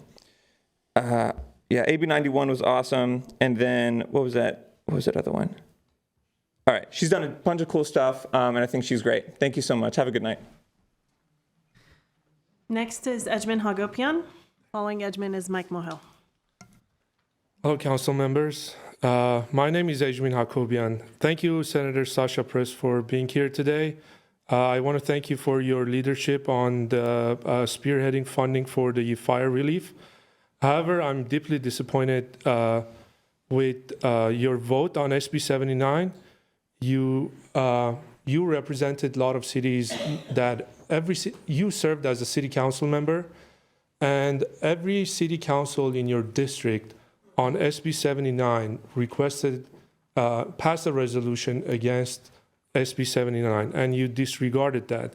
As a council member, former council member yourself, you know how important it is for residents to be able to discuss zoning issues, and also putting environmental requests and mandates and discuss them with their own city council. You, instead of being a voice for your constituents, you usurp the right of the council for local zoning. Just to bring an example that happened in our city, a monster project is being proposed at the Sears Tower here, and our council members rightfully stood against it because the project is just enormous, and they are not providing any amenities that the council negotiated beforehand. Now they're suing our city, and we have to pay for your mistake and lack of representation on SB 79. I want to emphasize that we need reintroduction of SB 84. Also, the builder's liability insurance changes to that one. Another concern that I have is in regards to the environmental mandates that you're putting on the cities. Please make sure you also provide the funding for those mandates. Thank you. Our final speaker is Mike Mohill. Meet Mr. Mohill, Senator. I don't know if you've met him before. He's one of the venerable speakers at City Council and throughout the city. How's that for an introduction, Mr. Mohill? Well, I hope I can meet up to your standard. My name is Mike Mohill. You know, one of the things that's required by politicians is to listen to their constituents. The word listen, listen, listen. And they all said, we don't want SB 79. And what did you do, ma'am? You voted for SB 79. And you listened to who? What was his name? Oh, Senator Scott Wiener. He's your leader. So is the governor of California. But not the people who voted for you. To me, this is a travesty. And when you come up for re-election, I hope they vote you out of office. Because you have a hearing problem, ma'am. You have a serious hearing problem. You know how bad SB 79 will be, especially if they add the BART thing going through Glendale? Homeowners are going to have apartment buildings next to them. Oh, and no condos, unless we change the law. What kind of a politician are you when you don't listen to the people who voted for you?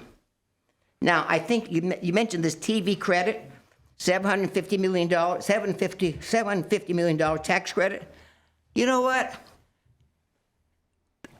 The industry doesn't need tax credits. What the industry needs is less fees and taxes so people can afford to live in Los Angeles. And the industry can afford to be in Los Angeles. It's cheaper to produce movies and so forth out of state or out of country. This used to be the capital of the entertainment industry, and now we're not because of the state legislature. Someone that you have an implicit, talk to your governor. The fees and the taxes are driving people out of this state. Thank you. I'll give you 2 seconds. Bye.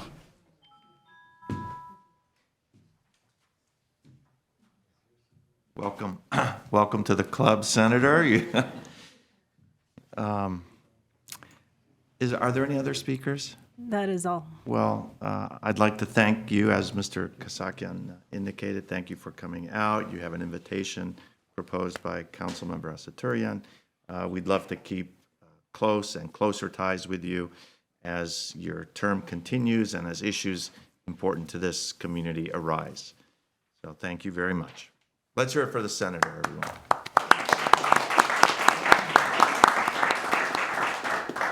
Not my applaud, not my applaud. That goes without saying, Mr. Mohill. Mayor Najarian, would it be possible for the senator to take a photo with council? Of course. Why doesn't she come up? You can come up, you can sit in the mayor's chair, and we'll take the name off. Give you the gavel, and we'll... Would you like to sit? No, I'm Okay. so good. Okay. Mr. Brotman. Did you step away? No, I don't think he knows. Would you like to join us, Mr. Gallardo?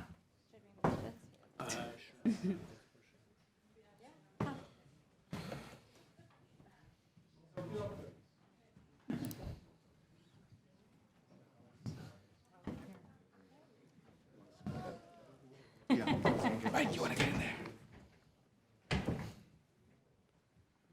Oh, wait. I should be up there. My picture up there too, Najarian? I'd love it, Mr. Mohill. I'd love to be up there. Senator is pressed for time. I'd love to be up there. 1, 2, 3. Thank you.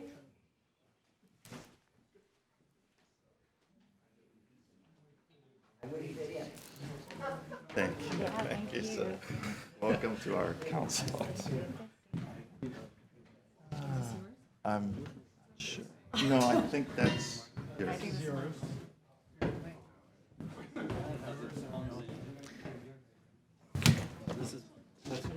Okay. Mine had a loose arm, but, Oh, that's then Councilmember Garpetian said his had a loose arm too. oh, you got a loose arm. Mine used to have a arm. Okay, maybe they fixed it up. Okay, thank you very much. We appreciate everything that the senator is doing and has done. Let's go to the next item, please. The next item is city council and staff comments, including reports from conferences and regional meetings. Okay, I will start with my colleague to the left, Mr. Garpetian. I think Mr. Moyle still is angry about not being in the picture. So, hello everyone. I just have a couple of events that I wanted to mention that I attended. One was the Chevy Chase Country Club Centennial. We celebrated 100 years of legacy of that country club, and the owners have done a great job rebuilding that place. It looks like it's been there for last 100 years. I mean, it's just a beautiful building. When you go to its banquet facility, it doesn't look like a typical banquet hall. It has character and charisma. So we celebrated that, and I was happy to be there and provide the mayor's commendation on behalf of my colleagues and our mayor.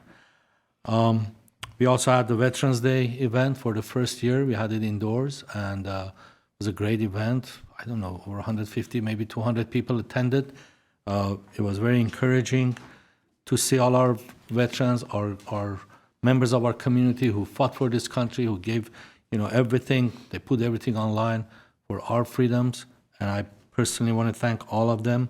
Also, I picked up a few of this challenge coins that was provided, and I gave 2 of them to my neighbor. I won't say his age, but John Dorian and his son, they were both veterans, and I brought this challenge coins to them, and they were very, very pleased, and I had given the brochures and everything because he couldn't attend the event.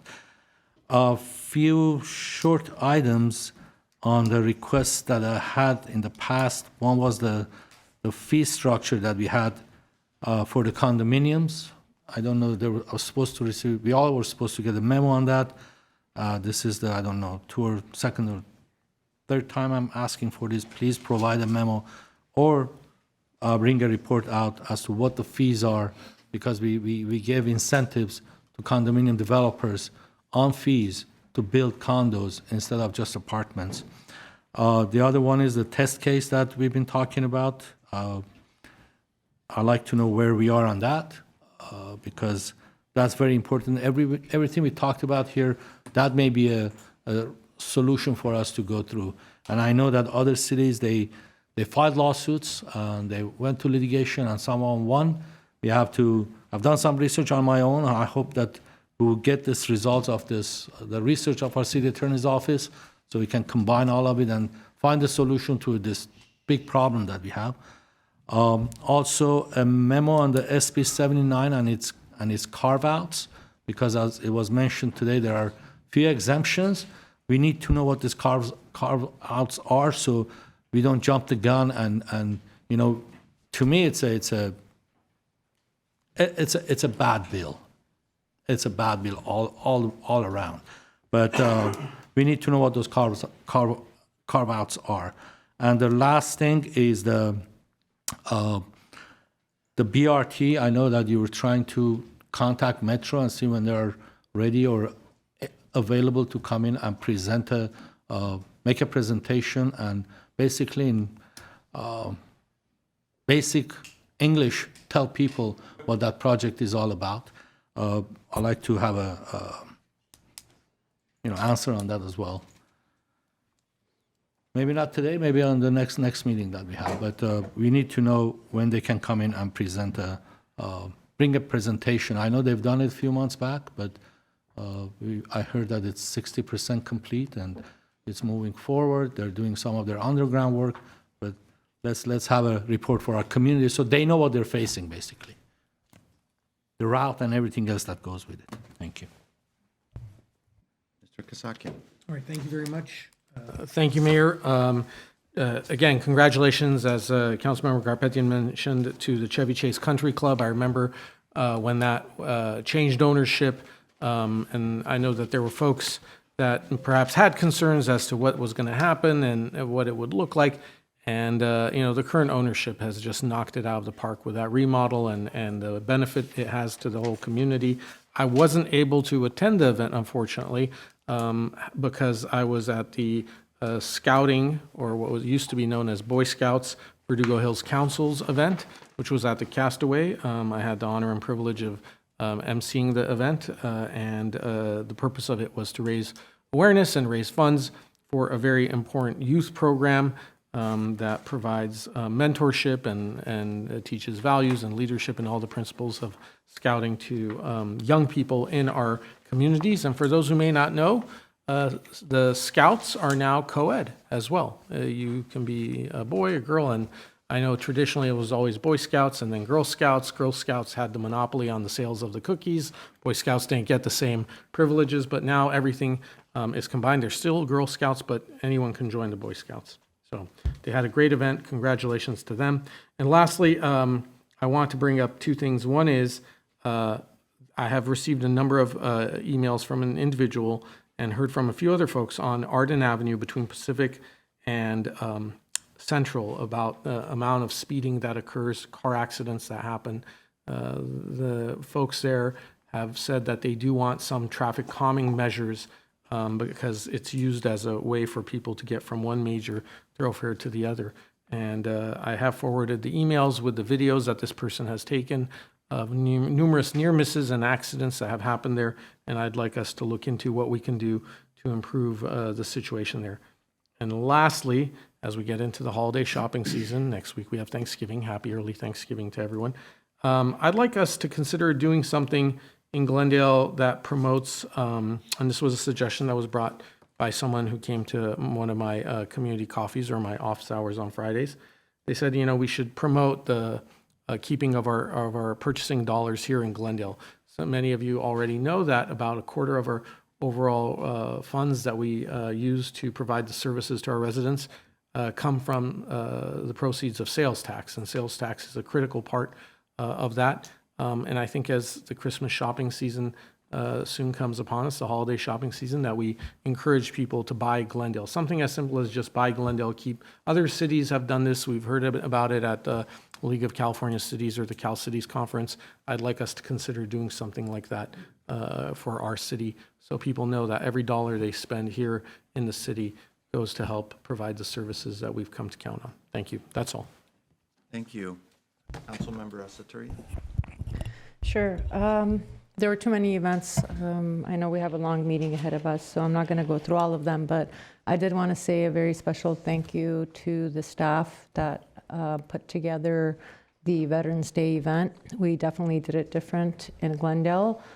Truly appreciated you bringing all of the resources. I think there were over 22 of them to our veterans, and being able to share a meal with them on Veterans Day was very special. As opposed to just having the ceremony that we usually do outside. And so just wanted to commend Annette Ghazarian and Dominique Magrdician, who were the staff members, for putting that together. And I hope that we continue to build on that for future years.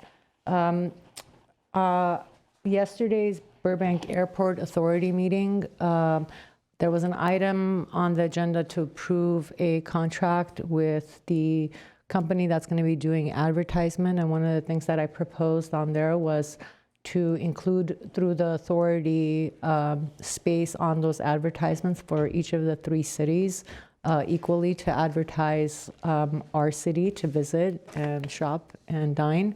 My understanding is that not only that item is going to be coming back for the authority to discuss, but I would like some pointers from staff on how we can structure that for Glendale, which would then obviously apply if the authority agrees to it for the other cities. My understanding is also that the current contract that we have with the company now also has opportunities for public service announcements. I'm not sure if we've ever used it. My understanding is that we have not, but this is a great way for people that are going through the airport to learn about Glendale. I was, obviously my competitive side came out when I learned that some of the surrounding cities were actually putting dollars in to advertise their cities.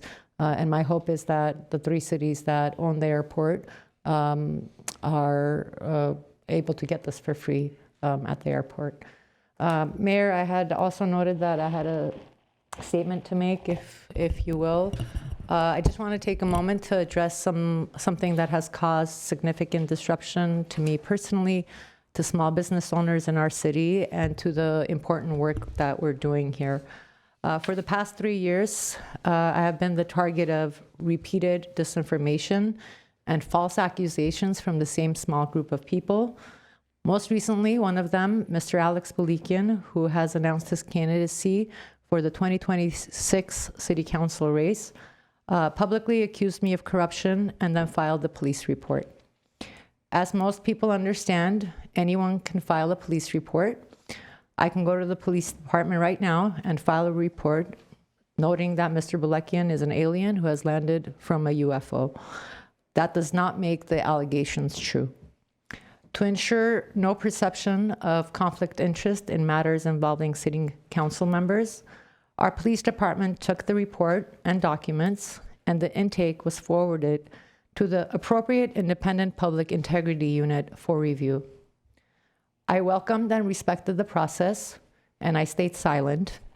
And while that review was still pending, Mr. Mohill distributed a newsletter telling the public I was under investigation and further disseminated the allegations. They were false then, and they are false now.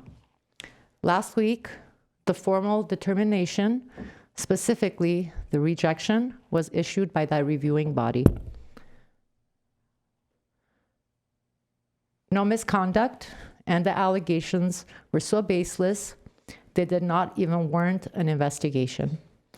As written in an email by the reviewing unit to my attorney, the matter is closed. But the harm has already been done.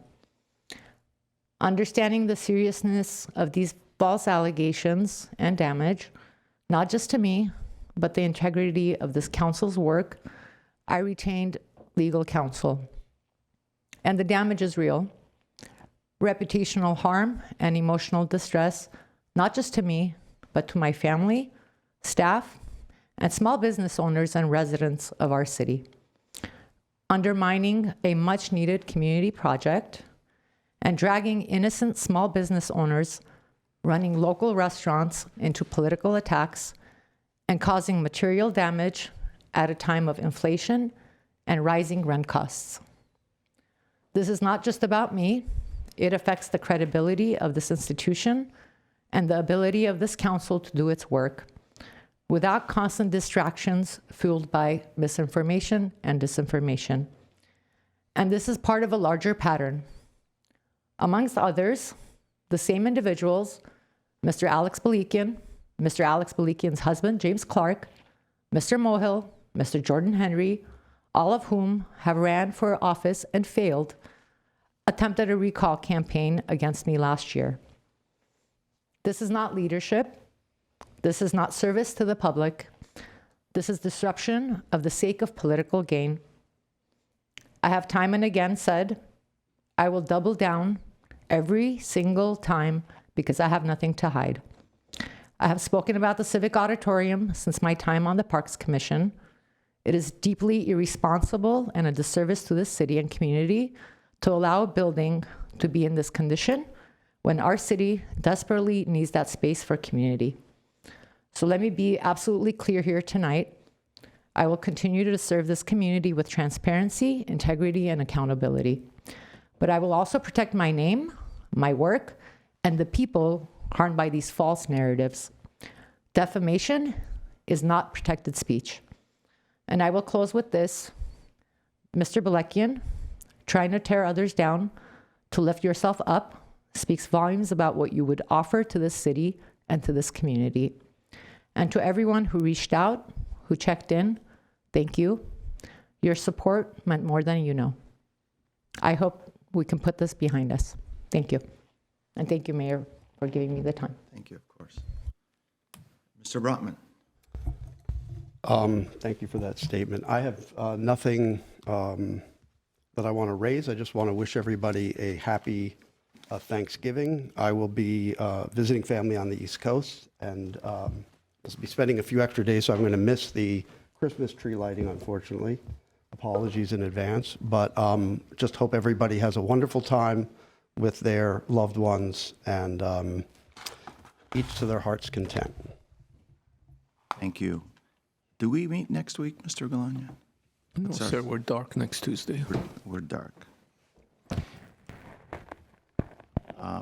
Right, the Americana will be hosting a tree lighting event on Monday, November 24th at, I think it's 5:30. 5:30, yes, 5:30. So come and see the largest Christmas tree in Glendale. And we will have other Christmas tree lighting events throughout at City Hall and at Montrose and the Montrose Parade, et cetera. So I do have a couple comments. First, I did make a request to the city manager and the police chief to obtain a cost for the policing and other use of municipal services for the No Kings protest, which occurred several weeks ago. I hope to have that information shortly, at which time I will be discussing with council a request to the organizers of that event, if there was an organizing group, to reimburse the city for those costs. That'll be a discussion that we'll have at a future time. The next item is there's been some discussion about the BRT again. So first, I'd like to state about a month ago, when we were trading allegations of conflicts, it was mentioned and alleged that I had a conflict of interest while sitting on the Metro board voting on the BRT. I take such allegations very seriously, so I did self-report to the Metro Inspector General, whose job is to investigate any crimes that occur specifically regarding the Metro board, to the, in addition to the Metro Chief Ethics Officer. There is a particular officer involved only with ethics, and to the Los Angeles County Council, who is an attorney designated and delegated specifically to Metro issues. And I'm happy to say that there never was a conflict of interest, although I did have a property and interest in property in the form of a office lease on Central. There were no Metro actions taken or votes taken or anything that the board was involved with until just a few years ago, where the route eventually was designated to be Central. So I'm confident to speak about the BRT. And one of the items that has come forward is the question about a cooperative agreement, a master cooperative agreement between the various cities along the route of the BRT and Metro. And Glendale apparently has not signed a master cooperative agreement. The master cooperative agreement maybe sounds a little bit more juicy than it actually is. It has nothing to do with the routing or the timing or the mixed flow versus dedicated lanes. It's an agreement between the city and Metro that Metro will pay to the city any expenses that the city incurs in preparation and in assisting in the development of the project, such as our staff time, public works time, planners, engineers, et cetera. So that's what that master cooperative is. It's not some secret agreement that is done in a back door. It's a reimbursement for the city of Glendale for its time. So I hope that clears That will up. be coming to us, right? Mr. Galanian? is that Yes, true? Mayor, Mr. Mayor, members, City Council, we are working with Metro staff and City Attorney's Office to finalize the language in that cooperative agreement and should be come in front of council for approval in the next couple of months. Right, we'll put it post it on our website, we'll have it on council and our record, so there'll be no surprises for anyone.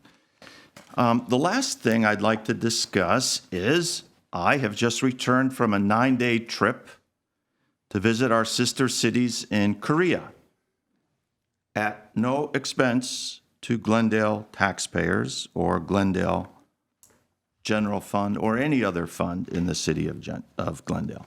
Let me make that clear. Those of you who get excited and write provocative letters to the newspaper, no funds expended on the trip to Korea. Also, none on the trip to Japan, which I stated initially, but the newspaper felt it was fine to go ahead and print that. And it's like, when did Nigerian stop beating his wife, sort of thing. Anyway, I was in the sister city. I was accompanied by the city manager. We visited the cities of Bowen, Sungbukdo, Incheon Free Economic Zone, and Paju City. We met with executives from Korean Airlines, large development companies, entertainment, and business interests who are eager to develop economic relationships with Glendale, as well as mayors and executives from all those other cities. We toured the countryside, walked the big city of Seoul, shared ancient cultural practices and arts such as blacksmithing and carved calligraphy. Many of my colleagues are smiling because they perhaps shared in some of those activities when they were there. In fact, they're still talking about your visit from last year. Throw the shoe? I did not throw a shoe. But they do remember you well. Now, what I gleaned from all this, understand that I just visited Japan, came back for a week, and went to Korea. What I see, and this is clearly just my own personal observations, is that all those who I met are highly appreciative of Glendale's interests in the Korean cities and the culture. The mayors and the council members from these cities, both big and small, do not believe in stagnation. They are always seeking ways to improve their cities. They are not content to let good enough be good enough. Whether it's new business concepts, restaurants, shops, they're not hesitant to try these things. Run-of-the-mill commercial back alleys are enlivened by businesses, food carts, pop-ups, street music. They are not burdened by attempts and regulations to separate autos from pedestrians. We think, oh my gosh, look how dangerous this is, but they coexist on the most crowded streets, and the cars behave, the drivers of the cars behave, and the pedestrians also keep an eye out. And it really is a vibrant scene. Art is visible throughout all those cities. Much of it is modern, stylistic, electronic, digital. The advertising displays, the electronics are very entertaining. I can't describe how huge these screens are, bigger than the SoFi Stadium jumbotrons. The buildings and the architecture are extremely unique, and it is cutting edge and intriguing. None of these buildings look the same at all, and it's really awesome. We visited the DMZ border with North Korea. It's still an area of security concern for our city of Paju, and although they appear calm and peaceful, they still appear to be underneath on the edge, because they know that just across the barbed wire is North Korea, and there could possibly be a confrontation with North Korea and by proxy communist China. The North Korean government is still feared. They're still feared with their erratic actions, policy, and their rhetoric. The U.S. troops have dramatically been reduced. Years past, I had seen plenty of U.S. troops around. Those troops have been withdrawn. The salvation, as far as their security goes, is the alliance with the U.S. and with Japan. Yes, Japan will assist Korea in any sort of military conflict, and this is a mutual accord between these two countries. There is great respect between Japan and Korea, and it is always increasing because it needs to be. The cultural and economic ties that they have is the mortar between the building blocks of this alliance. Now, Japan, as you know, was a colonizing entity, occupying entity for 35 years in Korea. It is not forgotten. The Koreans are well aware of that, but they do not place that as an impediment between the cooperation and the friendship and the exchange between the two countries. The ability to overcome this difficult past and to create close ties is truly a testament to diplomacy. So, I've asked staff to prepare a recognition ceremony to the success of diplomacy displayed by these two nations that are home to our sister cities. Diplomacy has brought these two from a state of agitation or worse to one of friendly and warm relations. Once bitter towards each other, they are now as good friends as two countries can be. As a council member and mayor over the past 20 years, I've seen firsthand the desires of our sister cities and their countries to build a future together, but still maintain the rich language, culture, arts, and history that each has.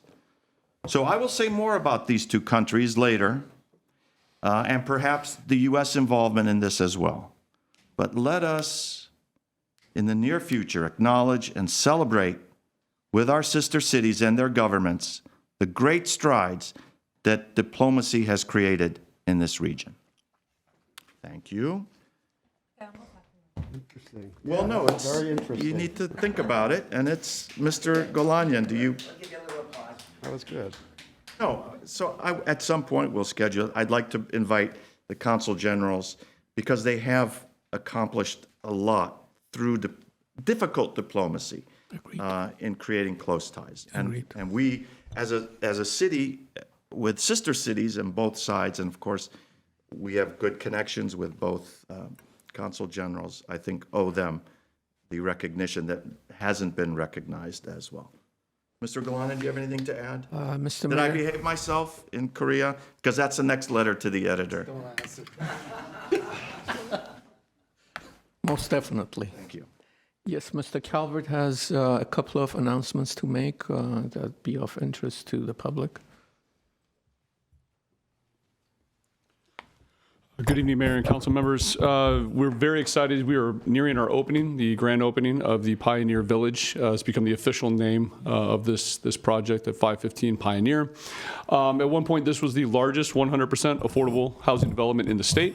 So we wanted to get up here in front of council and make sure the public also was aware that we are opening up the lottery for this on November 27th. This will remain open until December 11th, and then the selections will be made on December 18th. We'll come before council again. There will be one more meeting before that period closes, just to remind. But if you go to this website here, nationalcorps.org/communities/515-pioneer, you can get more information prior to this opening up. This is a total of 340 units, 92 of which are reserved for seniors. Those will probably go faster than the others, so we do encourage those that are going to apply to do so quickly once this opens up. But this is a big project. It's a significant accomplishment for this council, the Housing Authority, and the city as well. It significantly adds to our portfolio, and this would be a great addition to our affordable housing. One other thing I'd like to mention, and this you probably can't read too well on the screen, but this is a snapshot email that has started to circulate in Glendale. We wanted to warn residents, particularly applicants for permits, of a current essentially fraud scam that's going around. Some applicants have started receiving emails from an address that I believe reads Planning Department, GlendaleUSA.com or something along those lines. It's not an official email from the city of Glendale. Essentially, it provides an attachment that requires a request for these applicants to wire money to resolve their current permit applications. If anybody does receive any of these emails, again, it can be noticed by the email up top. Anything coming from the city that is official email, official communication will be at the glendaleca.gov domain. It will not come under any other form. Even invoices that come through our InterGov system also come through that domain and nothing else. You also notice that they got some other minor things wrong, such as the address. Our department's actually located at 633 East Broadway. And then as we move through this email, if I can get this to work, again, some of the other information there at the lower end just does not match up with our department. We do not send out requests such as these, so we just wanted to make everyone aware. We do encourage anybody who has wired any money, if they have fallen for this scam, to please contact the Glendale Police Department as soon as possible. This is a copy of what the supposed invoice looks like. Again, highlighting this payment method, wire transfer. We do not request wire transfers as part of our payment process for our permits. So again, if anyone has fallen victim to this, to please contact the Glendale Police Department. We will be releasing a series of press releases starting this evening. One will go out to all of our InterGov subscribers tonight to let them know of this scam. We'll also do some press releases to the broader public. But if anyone else does receive these, we do encourage them to pass them along. The press release that will be going out will have the appropriate contact information for that. So again, this is not official. We just want to get out in front of this as quickly as we can. This is not anything that the city has been compromised. I do also want to note that we have found that this same kind of scam is run around in Burbank, Pasadena currently, and a few other cities in Orange County and around LA County as well. So we're not exactly sure of the source, but our IT department's looking into that. Thank you. Mr.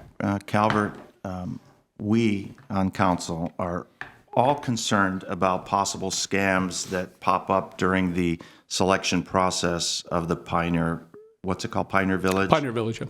So let's be clear that they're paying money to anyone is not going to put someone's application in the winner's bucket.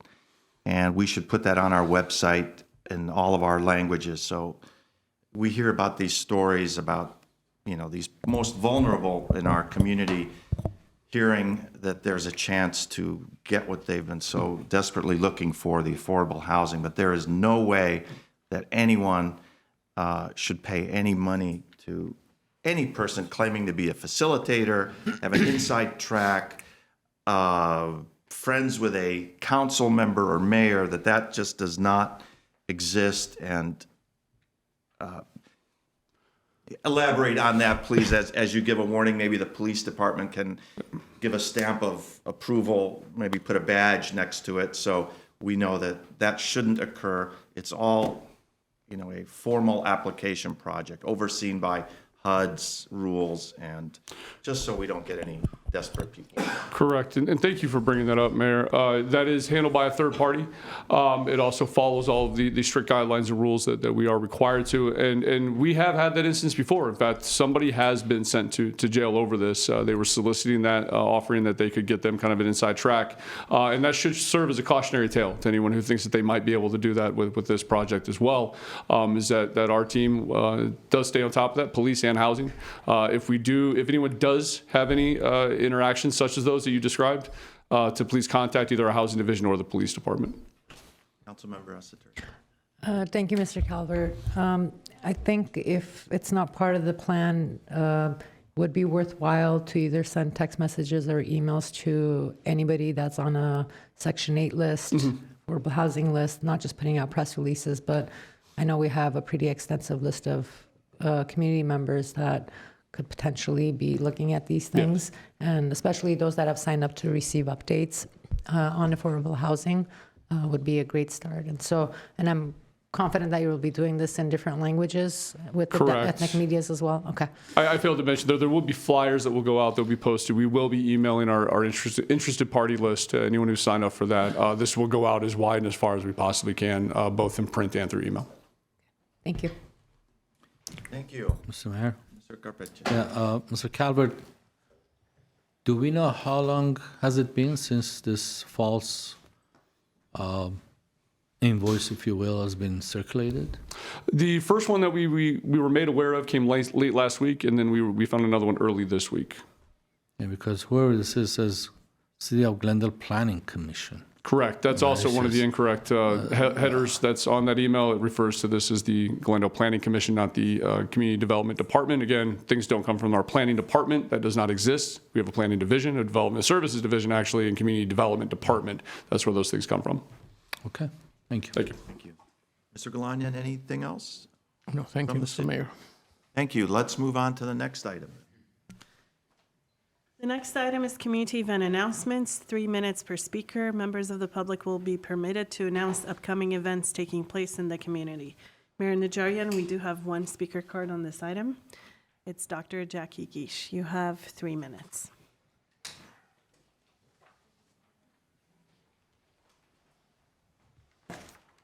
Mayor Najarian, City Council members, the Glendale Environmental Coalition, GEC, is planning a litter cleanup event this coming Saturday, November 23rd at 2 p.m. in the Fremont Park area of Glendale. We invite all those who want to lend a hand to email us at contact@gec.eco for the exact meeting spot as well as what to bring. This is a resident-led event. No city resources are needed. We hope you can pitch in. Just email us with your name and phone number so that if something happens and we need to cancel or change something, let us know. Again, our email is contact@gec.eco. Slightly different. Thank you, Ellen, for your statement. I'm appalled that this has happened to you. I hope the perpetrators of this misinformation find a way to make it up to you and the city, and that they learned something and will not do this again to you or anyone else.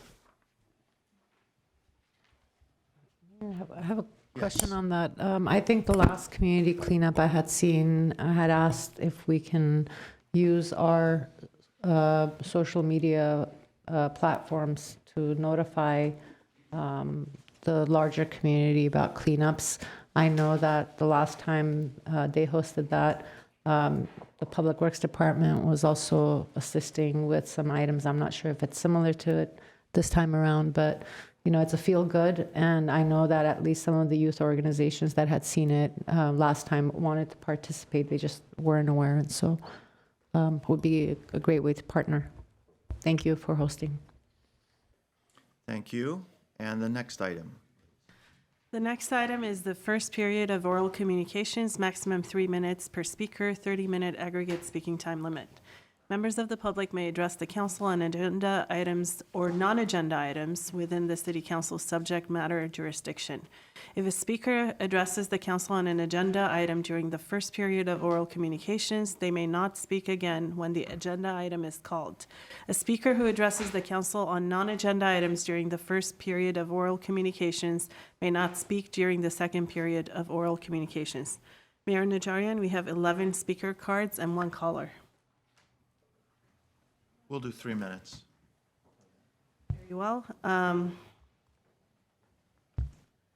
The first speaker is Norair Harutunian. Following Norair is Mike Mohil and Tony Passarella. Good evening, everybody. Maybe cancel. So my name is Norair. If you can hold 1 second. Okay. Do you want to? So I'm Norair Harutunian. So I injured at work. I'm ex-firefighter, and I'm 36 years in a wheelchair. So I've been living in Glendale 25 years already. So, but I've been motivated very a lot of people in a wheelchair, so I was looking for affordable housing for to living in a, but there are not accessible, wheelchair accessible places. The rooms are accessible, but not many units are available for the people in a wheelchair that's they're supposed to be there. So I know a lot of people, they are not in a wheelchair, but they live in such a units, and so I'm looking forward to see if I can get one of the affordable housings and to apply for that. So I'm having an issue to find one of the houses in Glendale. Actually, I'm a musician as well, and happy holidays and everyone, and Thanksgivings and Christmas gonna come. And many times I'm trying to play music in the streets in Glendale and the parks, and which is so I make more beautiful Glendale.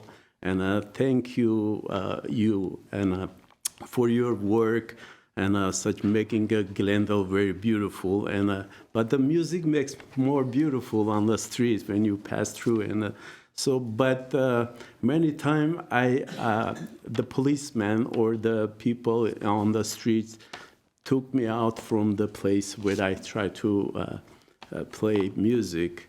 And I started playing in the COVID-19 many instruments. I sing as well. So, but the place that I'm trying to apply against, it's affordable housing, but for the seniors in artists, and I'm artist as well. I carve woods and I work on the woods. So. It's and also some of the streets in Glendale is also not very good for the wheelchairs. I pictures many places crosswalks, and it's dangerous to some people, and it's very dangerous for the people can fall from the sidewalk because it's very narrow, and the restaurant sidewalks, and also is on the Americana and where the restaurants. So I wish I could get some of the good opportunity in Glendale. Thank you very much. I have asked the city clerk to get your detailed contact information. I'd personally be reaching out to you. Okay. Thank you. And I've seen you a few times playing the duduk in the public, and I appreciate it. Thank you, Thank and you we'll very see what much. we can do to help you. All right. Thank you. Thank you. Our next speaker is Tony Passarella. Following Tony is Herbert Milano and Greg Astorian. Oh, I'm sorry. Yes, my apologies. Mike Mohill, Tony Passarella, Good catch, and Herbert Mr. Milano. Mohill. We tried to skip you over.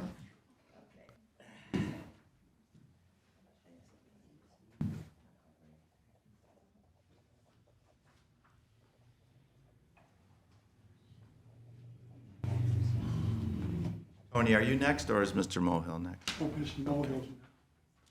I just want to get it closer.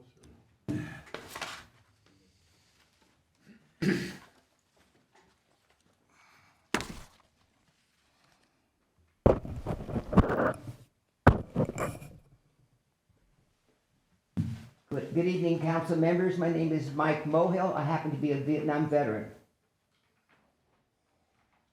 Thank you for your service, Mr. Mohill. Thank you, Mayor. Ms. Asatrian, your complaint should be with Alex Balikian, not with your Glendale Community Newsletter. We report the news. We don't make the news. Okay? Second of all, he reported it to the Glendale Police Department. If the Glendale Police Department did not think there was an issue, I'm sure they would not referred your issue to the DA. That's one. Number two, Mayor Najarian, we reported that your trip to Japan was paid by the sister city. And I checked that with the Management Service Department. Okay? Now, the reason I'm coming up here is I'd like to know who in this city suggested we have a Veterans Day. Was it from the mayor, city manager, council? Where? No one gives me an answer. Can you tell me? The council God? has, I can. well, if you'd Mr. like. Mr. Golikin, Mr. Yes. Golanian, sir. Yeah. To Mayor, Member City Council, as you know, we have held a Veterans Day ceremony at the memorial site outside City Hall for a number of years, but it was based on Councilmember Kasakian's suggestion to enhance that ceremony and the memorial to a larger audience and invite more veterans to attend. So it was Councilmember Kasakian's idea. And I will say that that was done at the behest and in conversations with individuals I know, like Mark McCarley, retired General Mark McCarley, Jake Gianello, who has served in the United States Marine Corps and is a graduate of Glendale Community College, and in various productive and positive conversations I have with members of this community who try to enhance the things that make Glendale great. We came collectively to the conclusion of what could we do that could help better serve our veterans, honor them, and do something worthy of our city. And we did not stand in the way of that great idea. I want you to know that. And I thank you very much, okay? As Fred Rogers would say, it was a beautiful day in the neighborhood. And I want to thank you all. I hope it becomes a tradition in Glendale. But I want to give a big shout out to our local residents for their generous contributions. The Corner, Porto's Bakery and Cafe, Saks Lebanese Cuisine, California Pizza Kitchen, two guys from Italy, nothing but a bundt cake.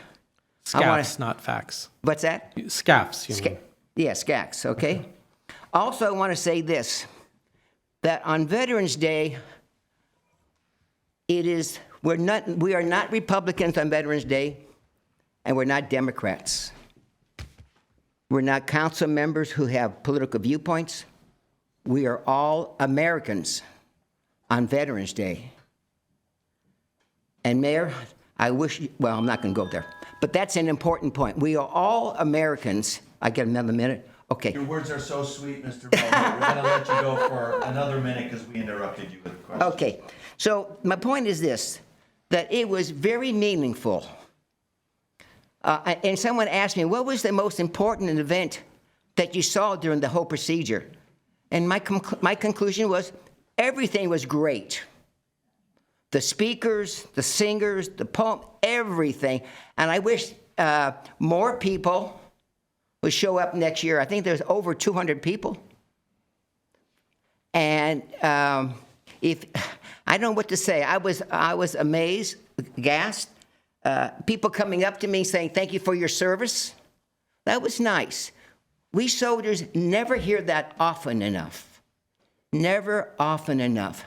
I also hope that one day, the day will come where every kid or woman, when they reach the age of 18, they give back to their community a national service for a year or two with the VA office, hospitals, spend time with the city of Glendale County, but do something, please, to give back to your community. Because, you know, the next generation, the present generation does not appreciate what the previous generation did for them. I appreciate World War II veterans and World War I, and I hope the people behind me going ahead, they will appreciate people like myself and others going forward. Thank you. Thank you, Mr. Mohill. That's probably the best remarks I've heard you make in the last 3 years. Seriously. Well, if you deserve it. From the heart. Thank you. Thank you, Mr. Mohill. Thank you. Well, you know, listen, if it is nice, I give it to you. Thank if it's you. not Yes, so nice, I know. don't give it to you. You're taking up Mr. Passarella's time. Come on, bro.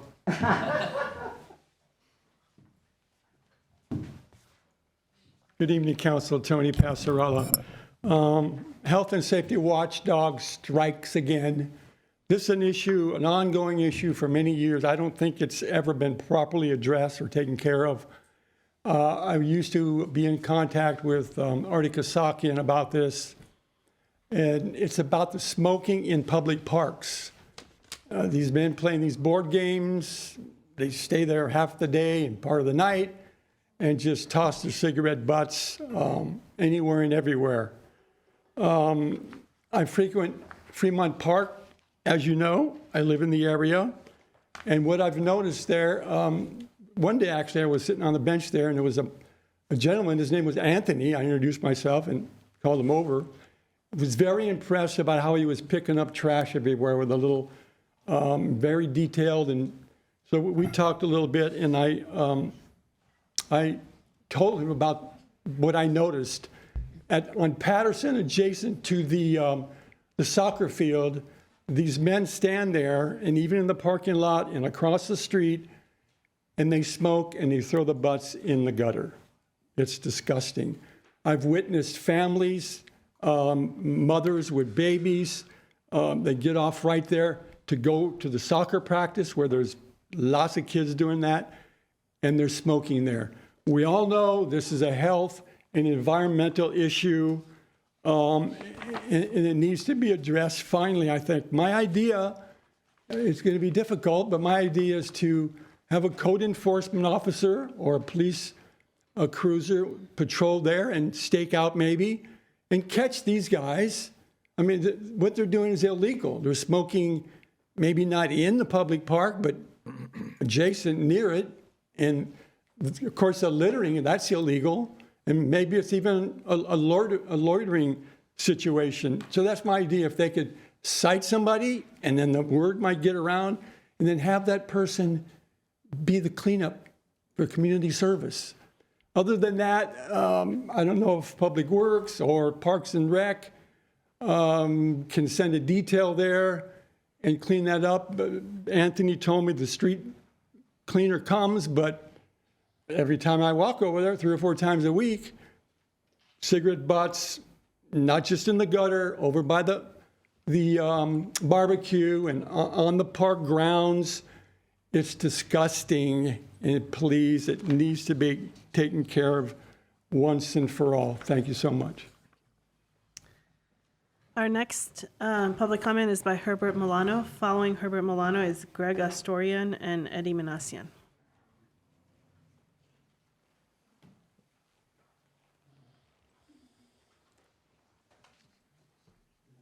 Mayor Najarian, members of the City Council, my name is Herbert Milano. A couple of weeks ago, I made a presentation here with regard to data that I obtained through the California Public Records Act regarding the hiring of employees and the process by which it appears from the data that employees that have family members working for the City of Glendale's government appear preferential treatment, simply because the data itself show it. And I never expected to be getting pushback, especially with a definition of nepotism.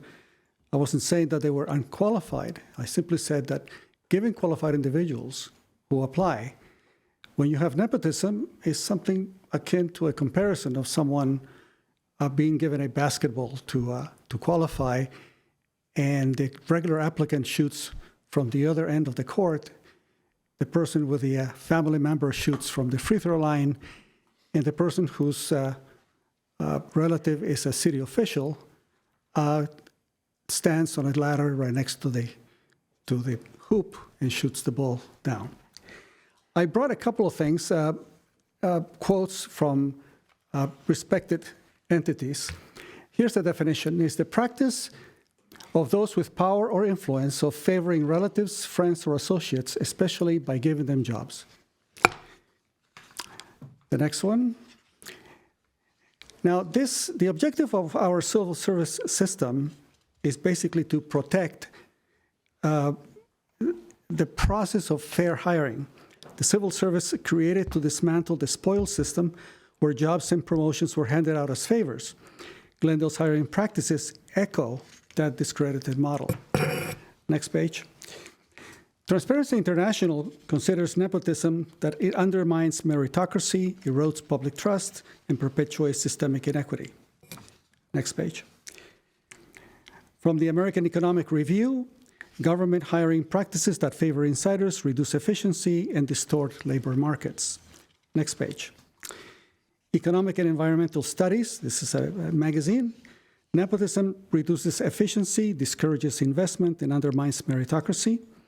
Even in municipal settings, nepotism signals weak workforce management and discourages talented applicants from pursuing city jobs. Next page. So in Glendale, it appears from the data that the practices skew our hiring odds of individuals who have no ties to the city of Glendale. And it is my hope, with my suggestions for the Charter Review Committee, that they be considered at the next session. Thank you very much.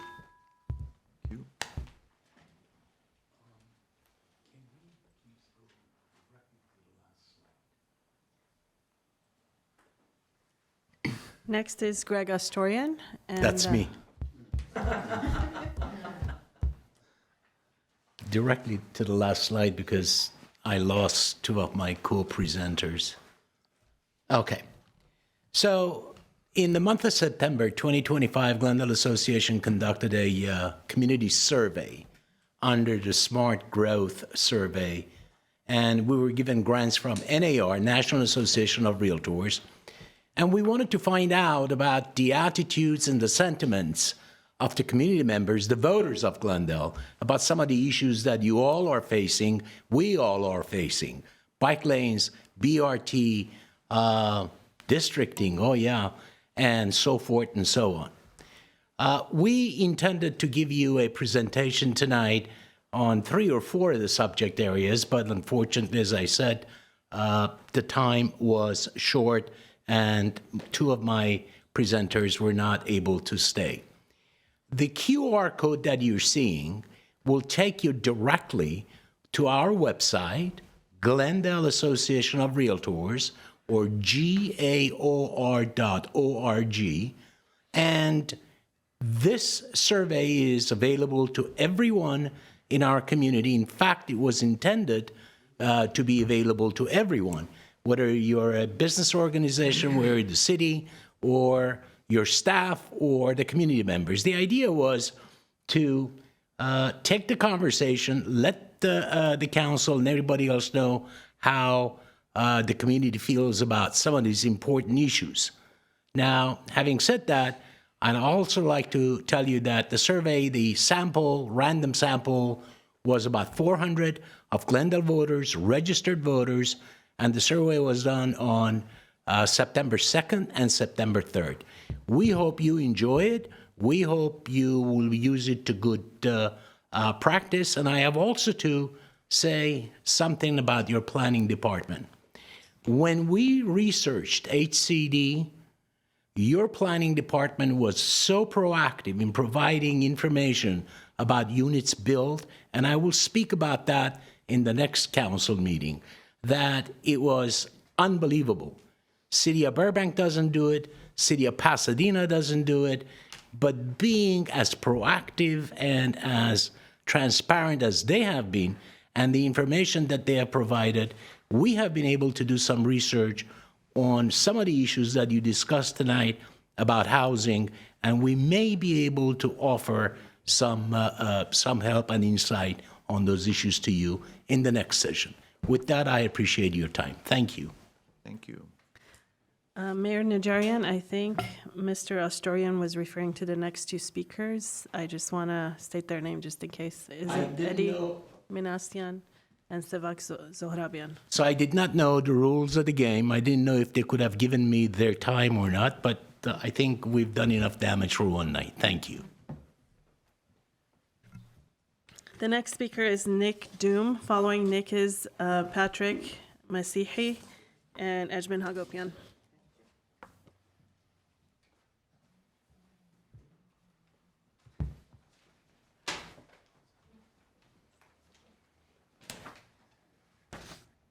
Good evening, Mayor Najarian and council members.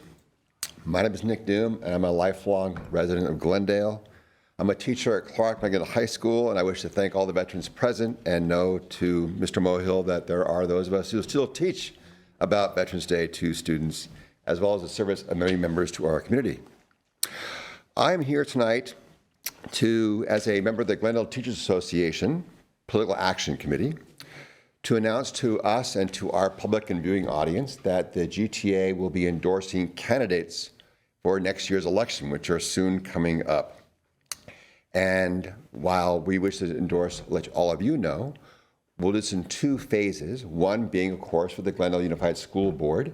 And we wish to ask all those who are watching to let them know that we will be accepting applicants until December 5th. And you can visit our website, which is glendaleteachers.org. And any questions, address them to our PAC chair, Emily Rogers, at vicepresident@glendaleteachers.org. And I'll return after the holidays for your endorsement letters as well and seek them. Thank you for your attention. Our next speaker is Patrick Masihi and Edmund Hagopian. Following Patrick is Edmund Hagopian and Rami. Mayor Najarian, your name tag is missing, but we know you. Patrick Massey, Glendale resident. I'm here to talk about Planconia Avenue and a secret project that the city was planning for Planconia Avenue until accidentally one of the residents did a Public Information Act request and got the plans for Planconia Avenue.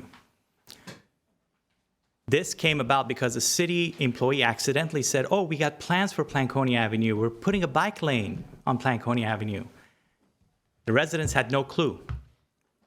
Through that Public Information Act, we saw the plans.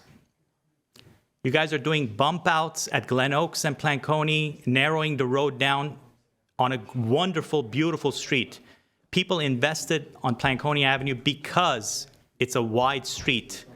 They love the way it looks. You guys are taking away 15 parking spaces. You guys are putting dedicated bike lanes on each side for 600 feet, and it stops because the street becomes narrow. It kind of reminds people of the Alaskan bridge to nowhere. Millions were spent on a bridge for no reason. And here you are, again, you haven't learned your lesson from North Brand. You're trying to put something else on Planconia Avenue without even notifying the residents. Your own city engineer, Mr. Zhang, said, oh, we did a thing, public notice. We sent out flyers. No resident received any flyers for that October 20th meeting. I had to actually go and put flyers on the doors myself, my own flyers, telling them to show up to that meeting. People came out. They said they didn't want it. City engineers kind of took a step back and said, oh, it's just a proposal, even though the plans are all there.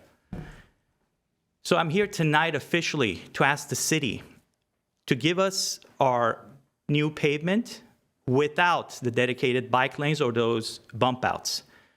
You know, the funny thing is you guys just allowed an apartment complex on the corner of Planconia and Glen Oaks to take away 4 parking spaces, build 2 ADUs.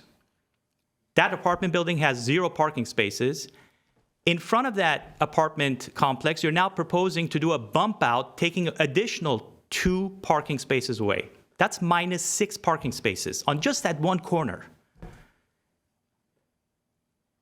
Villia, who is a wonderful employee, by the way, great public servant, had no clue about this project about a week ago, where Mayor Najarian and Rubik Golanian showed up to that mobility meeting. Planconia Avenue has no indication that there's going to be a bike lane on it. And she was surprised. She was shocked. One hand doesn't know what the other hand is doing in the city of Glendale.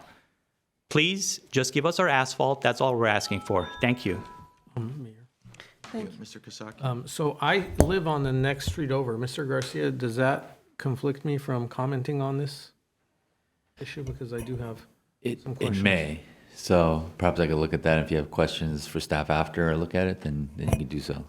Only thing, thank you for coming and speaking. I do want to just raise that there have been complaints about, and I know Mr. Massey knows about this as well, about the donuts that folks have made on that. So I think that we do need to look at how to address some of the concerns that the residents have in regards to traffic safety in that area, because people do travel at very high speeds. In generally, not just at a lot of those adjacent streets as well. So if you have suggestions as to, I know that you probably tried to reach staff with suggestions, but please share those suggestions from the neighbors. Thank you.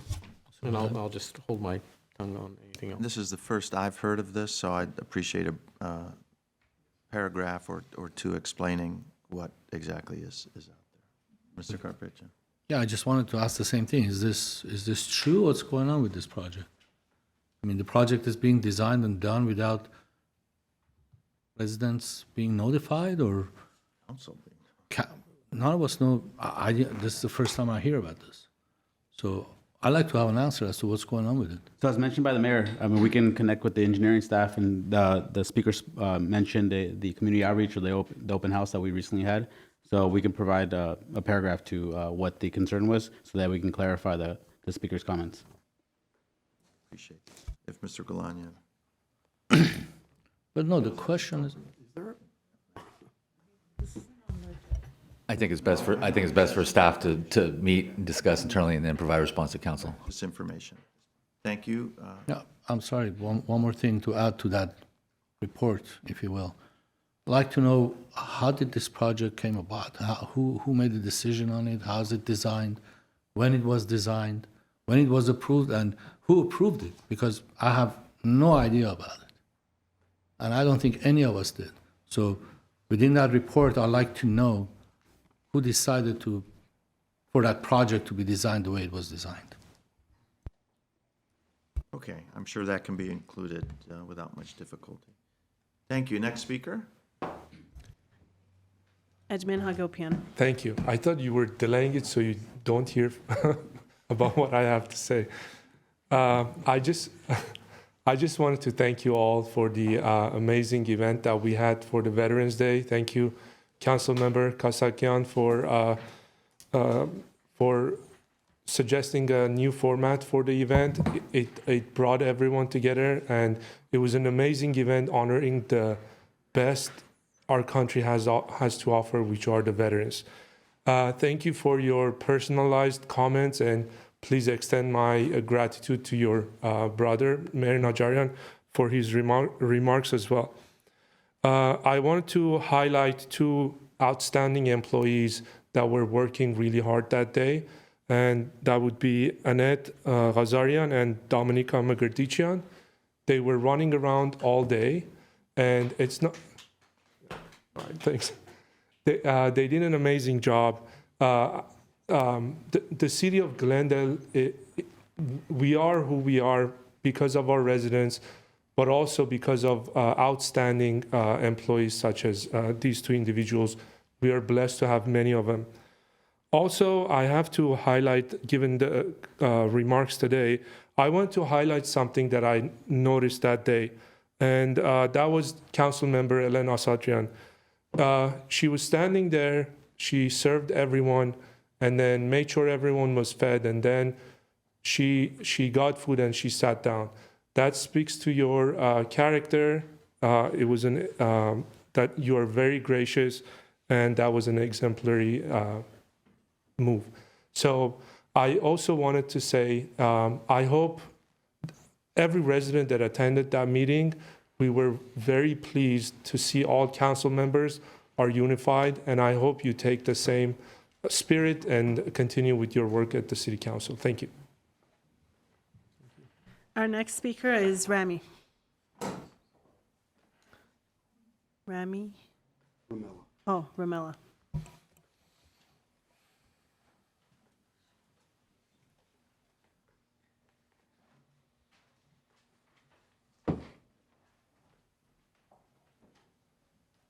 Do you have Mr. Andronick's card?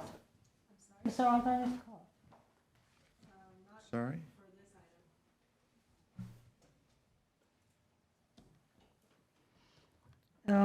Yeah, Council, good evening, public. That's very nice that Mr. Kasarani brought the affordability of those units. 80% of these units that are being offered are not 80% are not affordable. So as well as the Pioneer project that is coming up for the lottery. Well, this was not that I was here to talk about it. So, but last week, the city of Los Angeles passed a rent cap of 3%. I'm not quite sure it was 3% or 4%. Yeah, maybe this is time. Burbank has passed. Los Angeles has passed. Pasadena has passed. So, yeah, it is time to bring the renters protection program back to this council.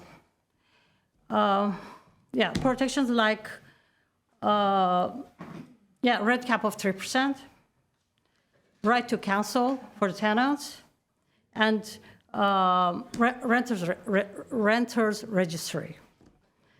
Yeah, the rents are too high. That's why, Mr. Garabatian, people are moving out of Glendale. So we want a resident of Glendale stay here, young families stay here and raise their kids, where we have great schools, and seniors. We want seniors to stay in this city because of walkability of this city. Yeah, renters wise, we want 3% rent cap for this city. Thank you very much. We have one caller. The caller is Thinus. You're on air. You have 3 minutes. Hello, council members. Yes, I want to piggyback on what the previous speaker was talking about, bike lanes. Council members, you cannot say no to bike lanes, having bike lanes in your city. The city of Los Angeles is not a bike-friendly city. And I would even go so far as to say that LA County is not a bike-friendly county. I have a question for the council members. Does the city of Glendale have a bike trail within its city limits? So I like to do research and see how other cities conduct business and what they have and what they don't have. So the city of Bellflower, they have a 2.5-mile bike trail. And I spoke with PJ Milana, their director of Parks and Recreation, and I asked Mr. Milana, so how did Bellflower score a 2.5-mile bike trail? And he said, well, it's built on an easement, and he told me that it's on these railroad tracks, these abandoned railroad tracks. I forget who owns the railroad tracks. They're either Southern Pacific Railroad or Metro, one of them.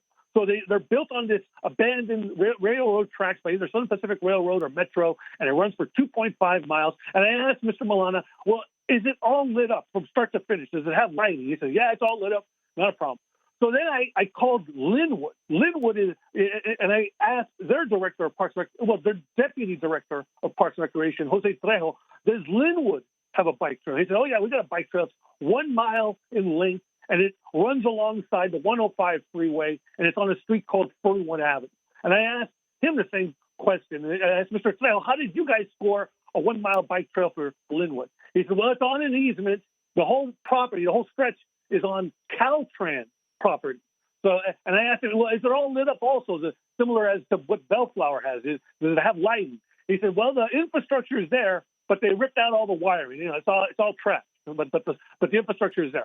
So I had a chance to ride their bike trail, and I just fell in love with it. He's right. It looks terrific, except for the lighting. It's all trash. I don't know if you've ever been on a bike trail. The surface of this thing, and first off, it's striped right down the middle. So you have one way going east, another way going west, and you have walkers, joggers, bicyclists. You even see folks with their dogs on leashes going on this thing. And the surface is similar to what you see in residential streets. And I'm pretty sure it's all asphalt. And what's great about the one in Linwood is that parallel right next to it, if you can imagine this park aesthetic or park aspect built alongside the whole length of it with trees and bushes and shrubs and greenery, that's what I want to pitch to you, council members. If you could pursue developing one in the city of Glendale, if there are any easements that could be used which to build such a bike trail, that's a project that I'd like to pitch to the council members.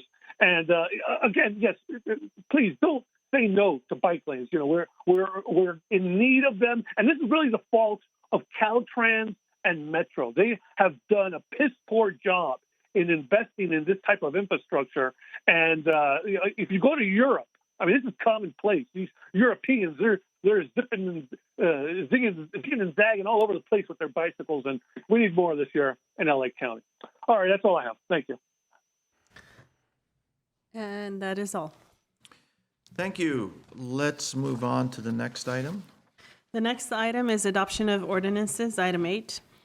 A, management services regarding local amendments to the 2026 edition of the California Building and Energy Code to require projects in single-family homes, duplexes, and townhomes involving replacement or alteration but not repair of an existing air conditioning system, or installation of new air conditioning systems to include either a heat pump space conditioner as the primary heat system or install specific energy efficiency measures in addition to a new air conditioner. 1, adoption of ordinance of the Council of the City of Glendale, California, amending the 2026 Glendale Building and Safety Code, Volume 9, Green Building Standards to require energy conservation measures for air conditioner alterations, replacements, and installations in existing single-family residential buildings and required findings related thereto, introduced by Brotman on 11/4/2025. Mr. Galanian. Mayor and Members of City Council, as it was read into the record, this item was introduced on November 4th. We don't have a presentation. Tonight's item is to adopt that ordinance, if you will. David Jones, our Sustainability Officer, is available if you have any questions. Okay, we do have some speakers on this. Why don't we hear from the speakers and then decide what council wants to do? Mayor Najarian, we have 3 speakers, Mike Mohill, Edmund Hagopian, and Beth Brooks. Mike Mohill is the first speaker.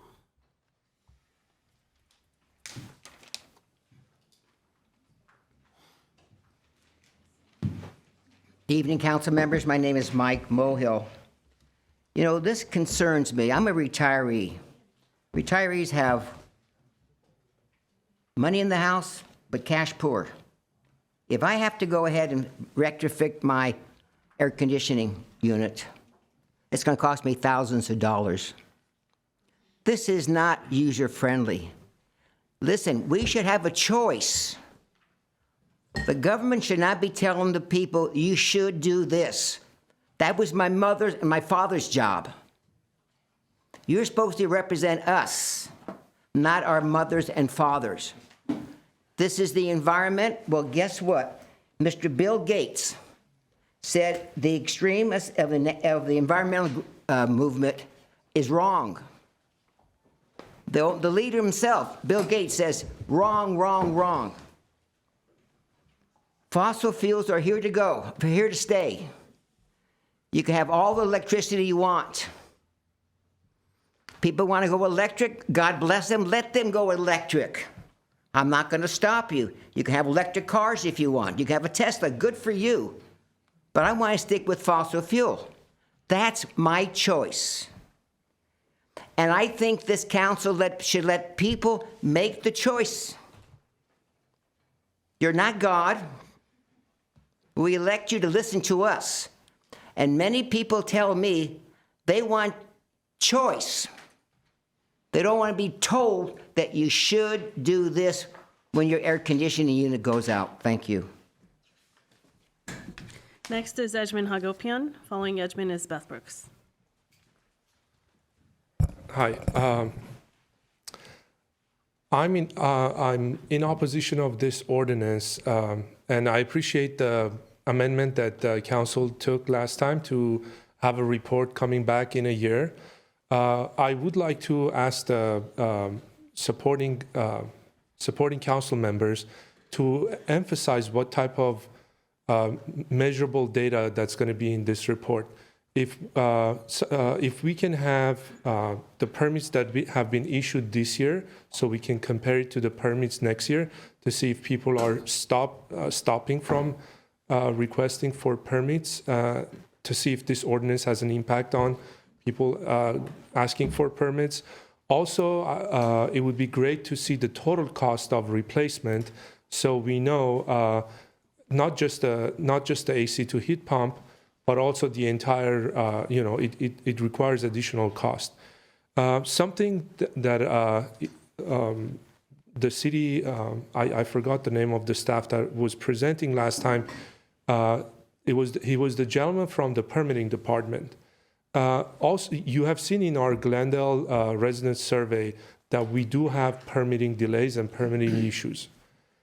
And then whenever we have air conditions go out, this is typically in the middle of summer, or in a winter when we need it the most.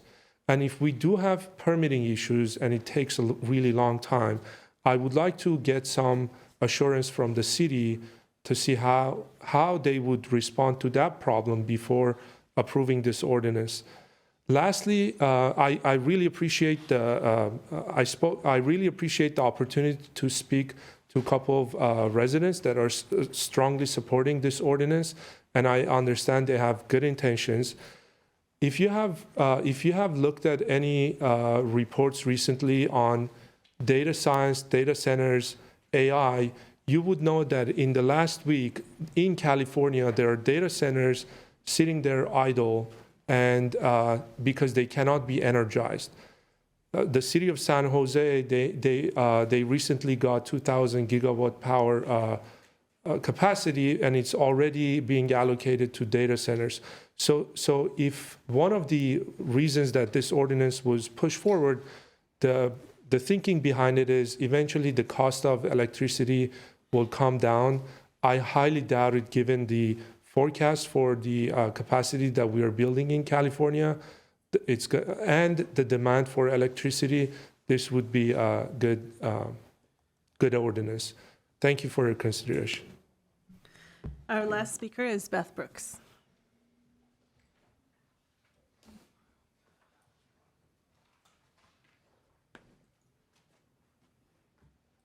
Thank you. I mean, I know this is a done deal. And if anybody wants to know why we shouldn't do this, they should look at the last meeting where Mr. Najarian basically just, I'm sorry, excuse me, wiped the floor with Mr. Brotman with facts. I mean, he just annihilated him. I didn't speak at oral communications, but you were heroic. I would say about this that basically what you're doing is the same thing you're complaining about Sacramento doing to you with all the housing mandates. You're basically saying, this is in your best interest, we're going to make you do it, we're going to make you pay for it, and there's nothing you could do about that because it's really good for you. You're doing exactly the same thing, but this time you're taking homeowners and saying that they are now the city of Glendale and you are Sacramento. So I don't know how you could complain about Sacramento if you're going to do this to private people. And the other thing you have to realize is that when people come here with their virtue signaling, there are two types of people who come here, let's say. They argue in front of the city council. They say, please spend money on this. That guy wants bike lanes, because 1% of the people in Glendale need bicycles, ride bicycles, so of course that's important. And this poor woman is asking for help to stay in her apartment, and she represents 67% of Glendale. So people come and they say, please, city council, please help us. Versus the other kind of people who say, you know what? Please make the guy next to me, my neighbor, please let him open up his wallet because I think that's what he should do. That's a very big difference. If you come to a governmental body and say, please take the funds you have from taxpayers, from property tax, whatever, to help the community, versus I come to you and I say, I think my neighbor really needs to ideologically align with me. It's going to be better for his life. It's going to decrease greenhouse gases, and can you make him open up his wallet and do that? That is not something you should be doing. You should not be forcing people to spend money that they probably don't have because of something ideological. Even if it's better for them, it's not your business. I'll be honest with you. It's bad enough that the state mandates the things that they're telling us that's their business, so they tell us what to do. Now you're telling Glendale residents, hi there, we're Sacramento. Okay, so think about what your role is. I know Mr. Brotman is like that. I know Mr. Brotman doesn't care. I know ideology is everything for Mr. Brotman. So I'm not even going to include him in this. I'm going to include the four of you who I believe are people-based and not ideological-based. And I am so sorry for what happened to you. And you have no idea how I push back for you. No matter what we have with each other, you have no idea how I've tried to get people to leave you alone. Just to let her know. That's it. Thanks. That is all. Okay, do my colleagues have any questions or comments? Councilmember Turner. I had raised this during the last meeting, but can someone give me an update before we vote on this on the exact process for how this is going to be tied and if the systems are already in place to ensure that when someone comes to get a permit, they automatically get the application for the rebate that's also available. And I just want confirmation that this isn't something then like 2-3 months later, we learn that it still hasn't been in place. Mayor and council members, good evening. We would tie that into the actual permit application process, being that everything is done online virtually. We can attach all of those forms, PDFs to go along with that packet. We do that with other applications as well, checklists, things like that. Okay. And so it takes 30 days, correct, for the ordinance to go into effect? That's correct. Okay, so within That's the next plenty of 30 time, yeah. days, you'll be able to add that? Correct. We'd be able to make the changes to the website.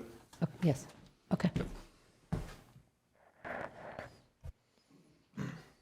Mr. Garpetian, did you have comments or questions? If my colleagues want to go first, Anybody? I actually have just one more. Sure. When we were talking about the report, I just want to make sure that there will be a report that will come with the items that I had listed last time, because I know it's not written in the ordinance, but Actually, Councilmember Sachin, it is actually in Section 7 of the ordinance that there will be a report requirement to come back 30 days after the 1-year anniversary of the ordinance, along with the things that you requested. So that is part of the ordinance. okay, so but we would have to vote on that today as a separate item.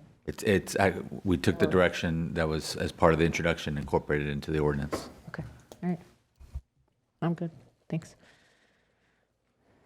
I don't have questions. I do want to make sure that we revisit this, see how it's working, see what needs to be improved or adjusted or changed, and with that, I'm fine with it.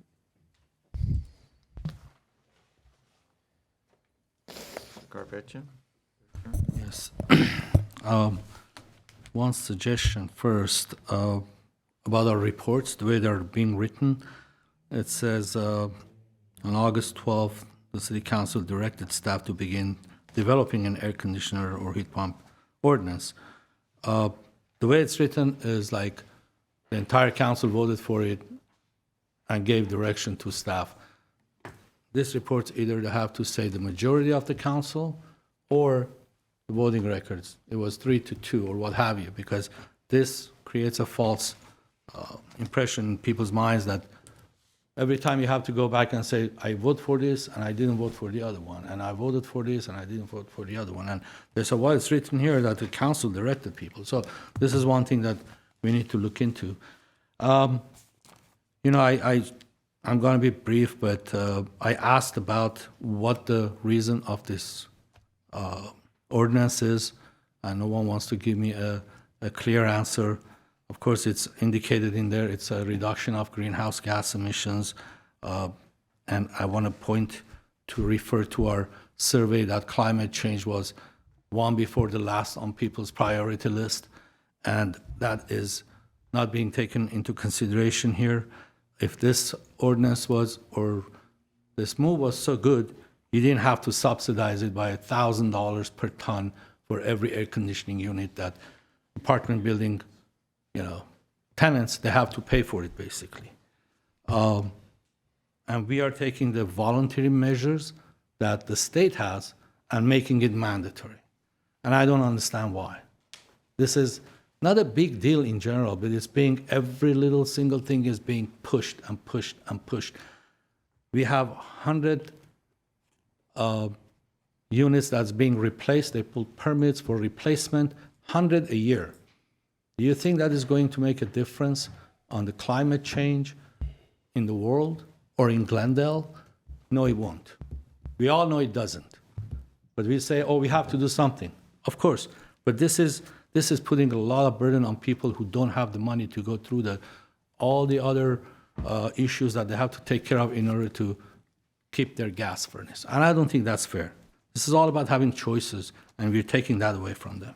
And I also question the timing of this ordinance, the way it's being proposed. First of all, in 2024, the banning gas electrification was kind of turned down by the courts. But here, this is what our report says. In August 19, this was introduced. In August 22nd, didn't have enough votes, and it failed. The same ordinance, it failed. And all of a sudden now we have the votes for it, which is another discussion. But right after that, a week later, August 26th, this new ordinance was proposed. And I want to know how is it that in a week, unless these dates are wrong. I want to understand how is it that we got to prepare this ordinance this quickly. But in general, as far as the cost savings, it's $1,990 versus $2,990. There's $1,000 difference within the lifetime of that unit that you're saving on electricity. The way the rates are going up, good luck with that. I think this is a wrong move. I think that you're enforcing our personal values on people. And the other issue that I have is why is the language of CAP, which is Glendale Climate Adaptation Action Plan, in this report? If you're not referring to it, if it's not a law and if you're just asking people, oh, maybe we're encouraging people to do it, why is it part of this report that says measure building 3, retrofit 25% of existing buildings by 2030 and 95% by 2045? If CAP was just of course that was an 800 to 900 page document that we didn't get a chance to ask enough questions, and it passed by flying colors. And that is kind of being referred here, and it's being dictated, this ordinance is being dictated by that CAP.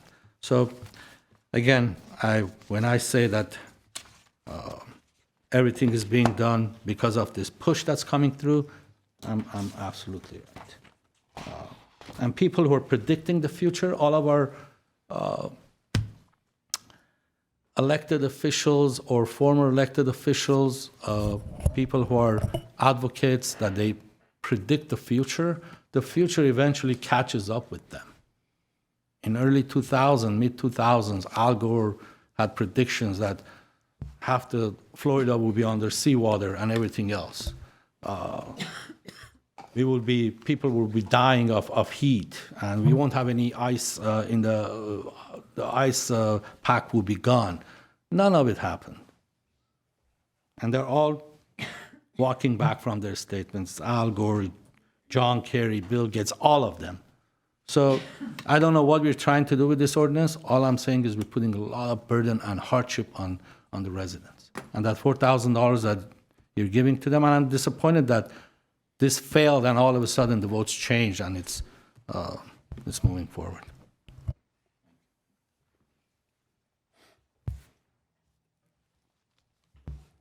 Brotman, does that rise to the level of a rebuttal, or are you? No. I will, yeah, we've been through this up and down and sideways, so I don't really need to say much. I will just say I think there's a legitimate disagreement in terms of what the role of government is. I think it is an appropriate function of government to nudge the community and industry in the direction of technologies that provide a public benefit. I think that's what this does. I think we've done it the right way with the rebates so that there is no additional cost and there are savings over the lifetime of these systems. So I think we've approached this in a very balanced way. And if there are no other comments, I'm ready to move the item. I just briefly want to say that Mr. Brotman and I did continue wasn't a debate, but a healthy discussion on this issue this afternoon. I think we respect each other's opinions. We do differ. I do believe that we should maintain a choice for our residents, but this has been before us. I think this is the third time. We had 2 lively discussions previously, and I would not be voting for it. But we have a motion by Mr. Brotman. Is there a second? I'll second. Roll call, please. Council members Asadrian, Yes. Brotman, Yes. Garpetian, No. Kasakian, Yes? Mayor Najarian. No. Okay, next up are our action items. We do have several, plus 2 hearings. Would my colleagues object to placing 9A at the end of the agenda? No. And in case we run into the 11 o'clock hour, none of the individuals who are here. Unless there's people here to speak on it, I have no objection. Okay. 9A is the mayor's selection. We're considering putting that at the end. If we go through the agenda quickly enough, we will hear it, but if we run into 11 o'clock, we'll bump it. We do want to let the people who are here for these other issues be heard. Okay, so, Madam Clerk, please go to 9B. 9B, action item B is Public Works regarding adopt 2025 Glendale roadway design policy. One motion to adopt the 2025 Glendale roadway design policy. Mr. Galani. Yes, Mr. Mayor and members of City Council, the proposed Glendale roadway design policy in front of you this evening is a comprehensive set of citywide street design guidelines that will consolidate multiple existing planning policy recommendations into a single unified design framework to modernize Glendale's approach to roadway planning. With that, I'm going to turn it over to Arik Hamandayan, our senior traffic engineer, to present the item for your consideration and respond to your questions. Go right ahead. Thank you. I'm going to try to get through this as quickly as possible, but be as clear as possible as well. So, good evening, Mayor and City Council members. My name is Arik Harmandayan. I'm a senior traffic engineer with the Department of Public Works. This presentation covers the proposed 2025 Glendale roadway design policy. We'll provide an overview of the policy, why it's needed, what it contains, and how it will be implemented.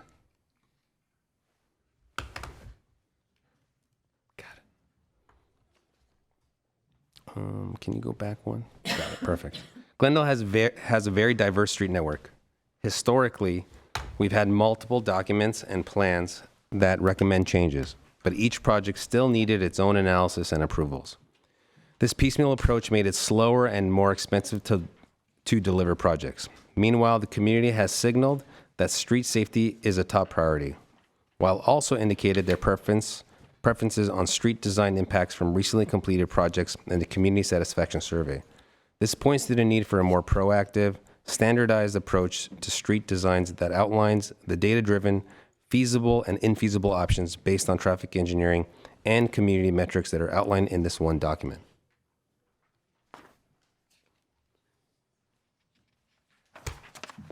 In response to those challenges, Public Works took a proactive step to create a unified roadway design policy. The idea is to have a one go-to reference for street design standards citywide. This policy puts safety first, but also considers traffic flow, quality of life, and emergency response. With standard criteria defined, we won't have to reinvent the wheel for each project. That means faster implementation of improvements. Ultimately, this supports our city's commitment to complete streets and a safer, more accessible transportation network for everyone. It incorporates other documents such as the bicycle transportation plan, the citywide pedestrian plan, and the mobility element, while providing additional design details. Previously, if we wanted to change a street layout, we'd treat it as a one-off study, come up with multiple design criteria and alternatives from scratch. That was slow and sometimes inefficient. Under the new policy, we will have predefined criteria to guide these decisions, which means less time spent on redundant analysis. Implementing this policy comes with some clear benefits, including financial and operational ones. Because everyone will use one playbook, the whole process becomes more efficient. We anticipate needing fewer outside studies in many cases, which can save on consultant costs and staff hours. This also means the safety benefits reach the community sooner.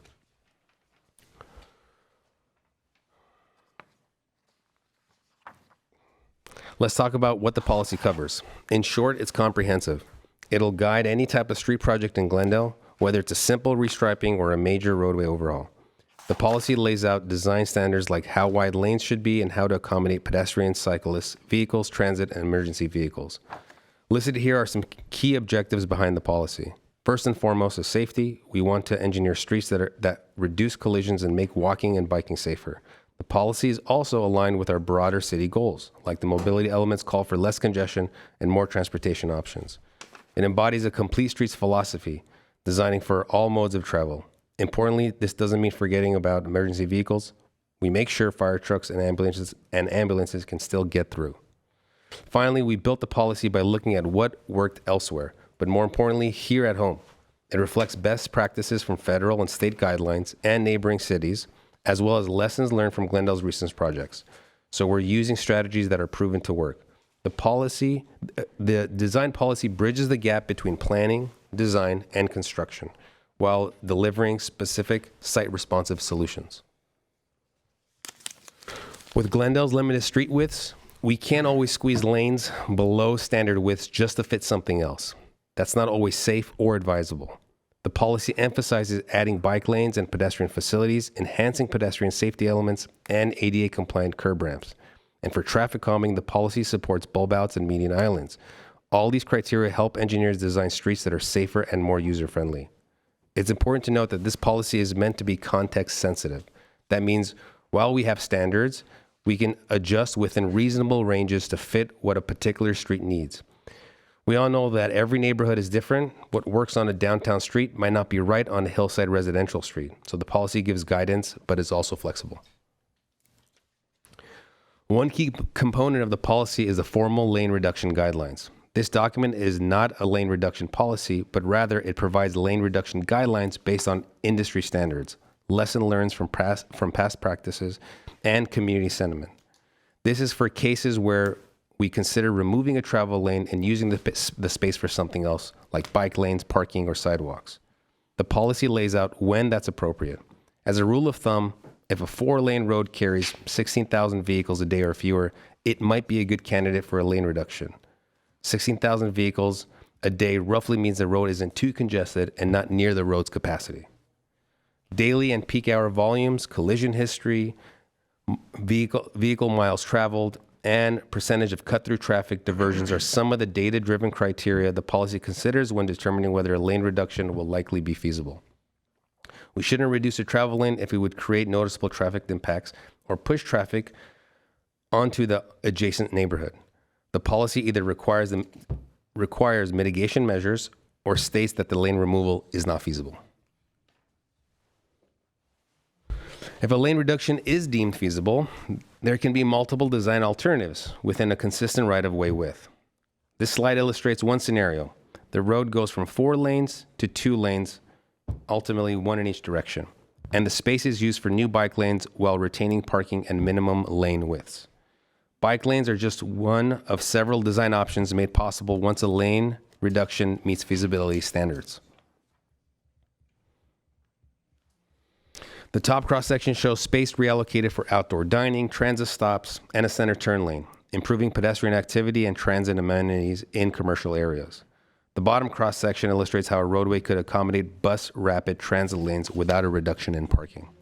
These are just examples of what could be done once a lane is removed.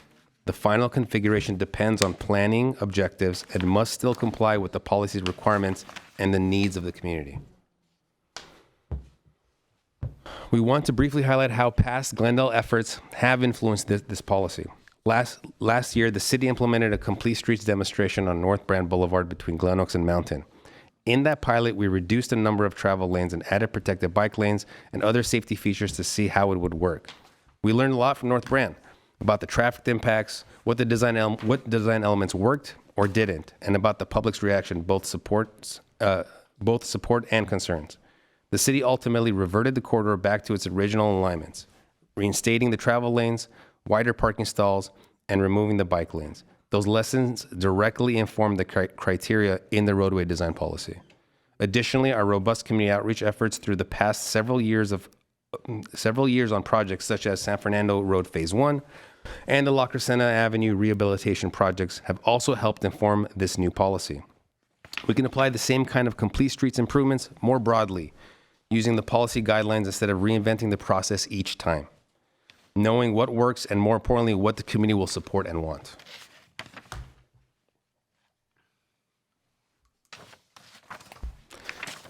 These case studies backed up Glendale's lane reduction policy criteria. The Federal Highway Administration National Road Diet case studies show that road diets consistently improved safety, especially on roads carrying under 16,000 vehicles per day. The Los Angeles Department of Transportation completed road diet projects reinforced this, with a majority of their corridors being below the 16,000 vehicles per day threshold before implementation. Together, these findings support Glendale's use of the 16,000 ADT, or average daily traffic, threshold for transportation for considering a lane reduction. This slide adds important context from the 2025 Glendale Community Survey. This was a citywide scientific survey conducted from March 5th to the 19th in 2025, which included 839 residents.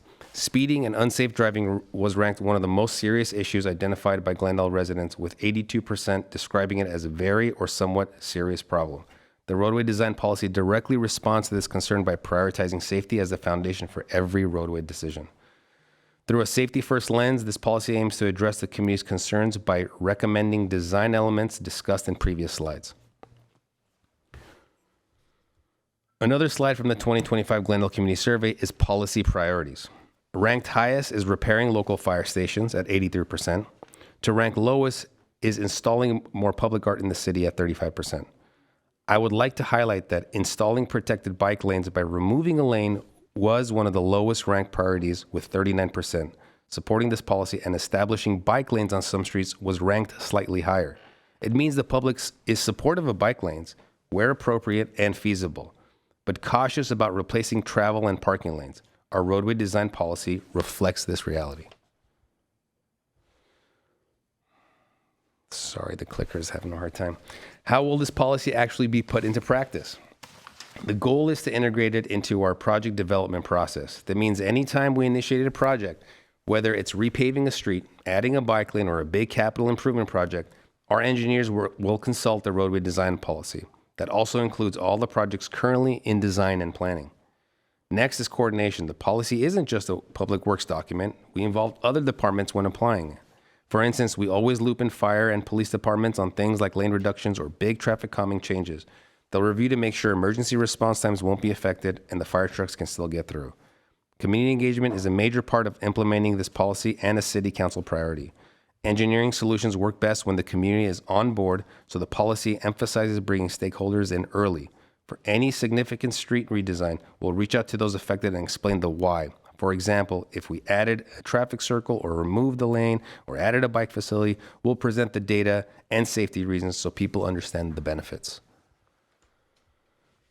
This chart shows how the roadway design policy fits into Glendale's broader transportation planning framework. Note, these are not all the plans approved or in the works. However, they were referenced during the drafting of this policy. The roadway design policy serves as a central reference point, integrating direction from several upcoming or adopted plans. The policy also pulls in guidance from community engagement efforts and interdepartmental coordination. Once established, a roadway design policy will flow directly into individual project developments, guide design decisions for roadway improvements projects citywide.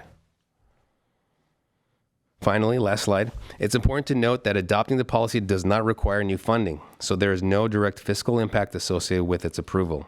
Additionally, the policy was developed at no cost to the city as Public Works Engineering took the initiative to draft it in-house. This effort was made to help the city advance important roadway safety improvements more efficiently and effectively. Currently, short-term projects are now prolonged into medium-term and long-term projects.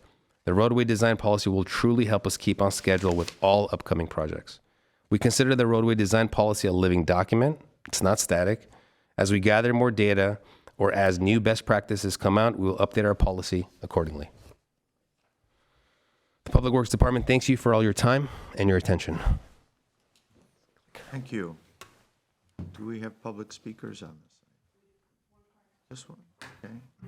One card. Yes, let's hear the speaker. Okay. Beth Brooks. You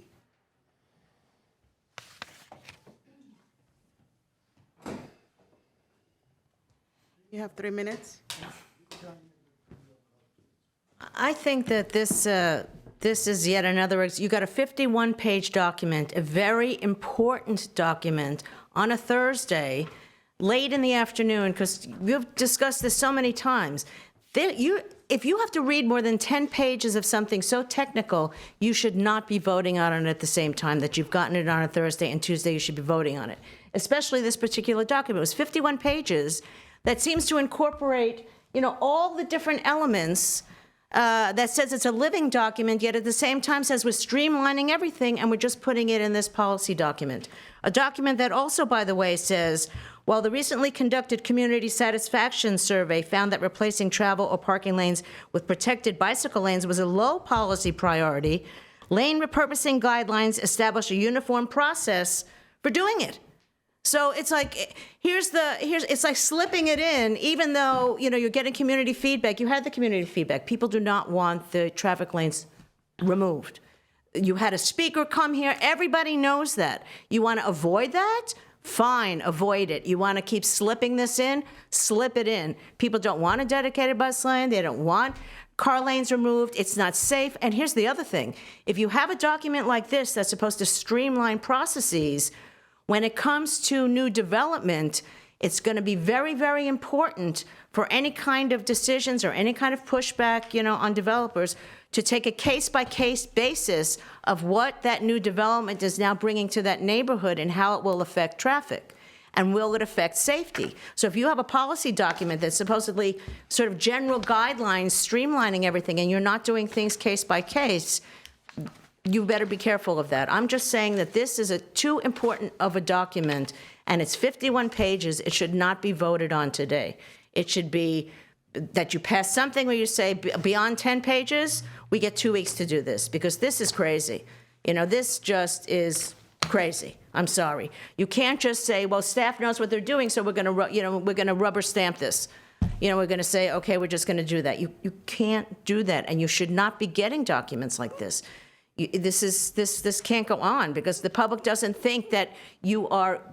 I think you're being undermined. I really do. I think the city council is being undermined by staff. They shouldn't be getting a document like this for 51 pages and having to vote on it and getting a presentation, and then you all vote yay or nay.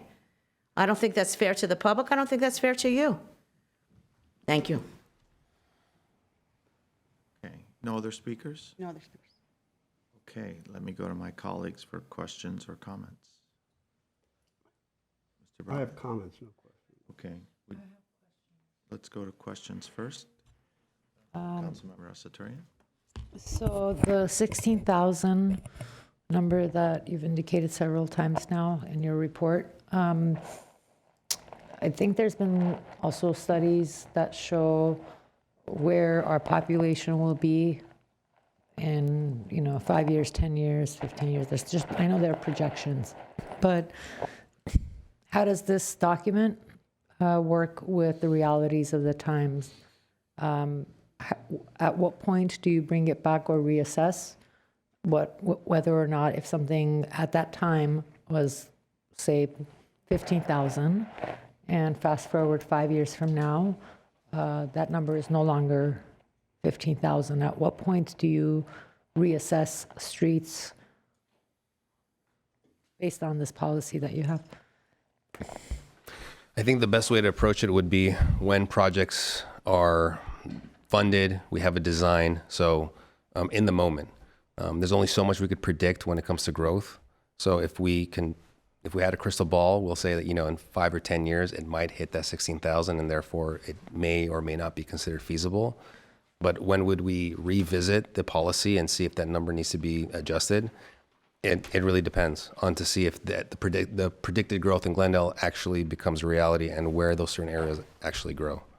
But as of now, this policy is meant to be that as projects are being planned and being designed, we take the volumes that are current and existing as soon as, or as close as possible to the actual design date. Okay, with bills like SB 79 and some of the, I would say, whether it's projects in the pipeline now, right, but they're not built yet, are you going to be taking those into account as you present? And if so, how? even though for example, the council hasn't approved yet, right? It's technically not built. How will you be doing that assessment? I mean, I spoke to, I think, one of the projects that this council did not approve, as an example, was in, I think, on San Rafael recently, right? And I spoke to, okay, sure, you went from like 14 units to 40 units for that specific building, and that may not look like a great impact to that neighborhood or to that street, but the law now allows, if you're 15% affordable housing, you automatically qualify. So technically, if they wanted to, in the next 5 years, you can have, developers come in just on that street, and all of a sudden you're seeing a larger population. So I know that, I will say to Ms. Brooks, you spoke about the community feedback.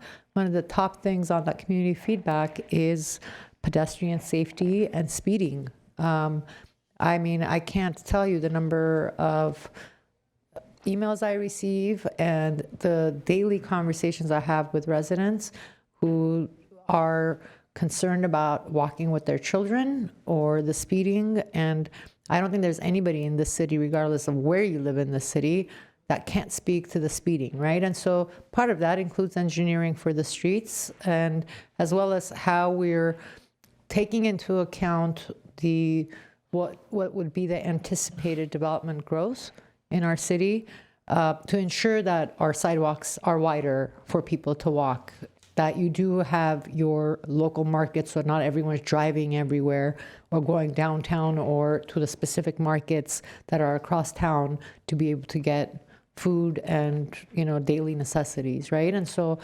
our mayor just got back from Korea. Japan's the same way. You basically have these. So can you speak to how this document? I'm in support of this document.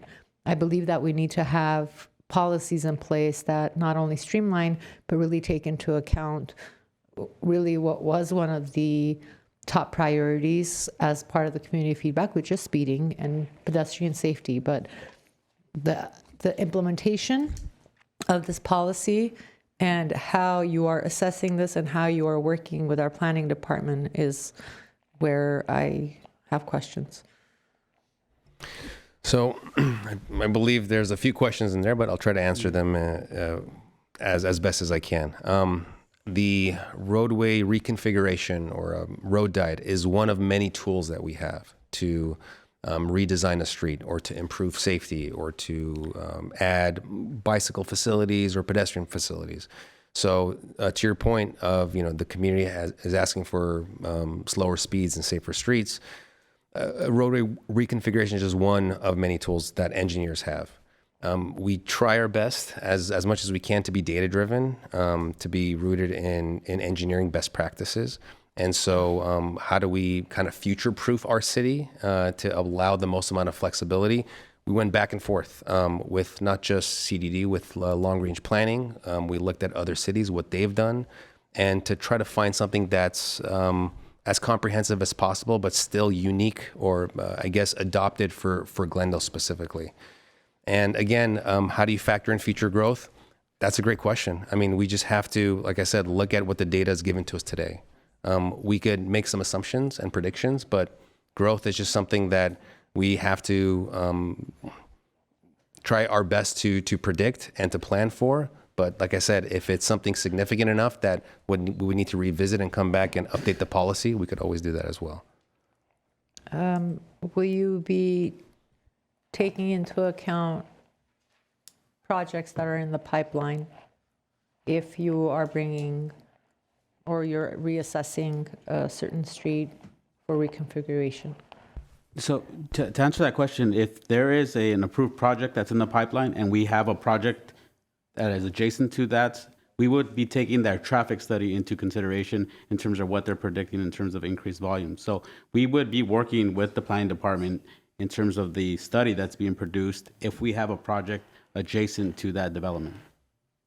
Okay, but Mr. Hernandez, you said approved project, right? So say the project has not come for approval yet, or has not been approved, but you're also should be taking into consideration the state laws that force like the approval of that project, basically, into consideration when you are making that assessment, whether or not we've been granted that. Does that make sense? Or am I overcomplicating this? Or if so, for example, if you have a project that's here,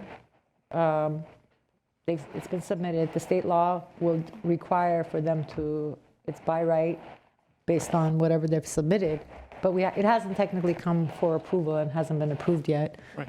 Should be taken into consideration as if you are reviewing that street at that time, as an example. Councilmember Satrian, let me make an attempt in clarifying this issue. I think, as far as I understand, your concern is for discussion's sake, we are proposing a threshold of 16,000 or more average daily traffic for this guideline if it's lower than that threshold, then we will not be conducting a traffic analysis of potential off-road reconfiguration.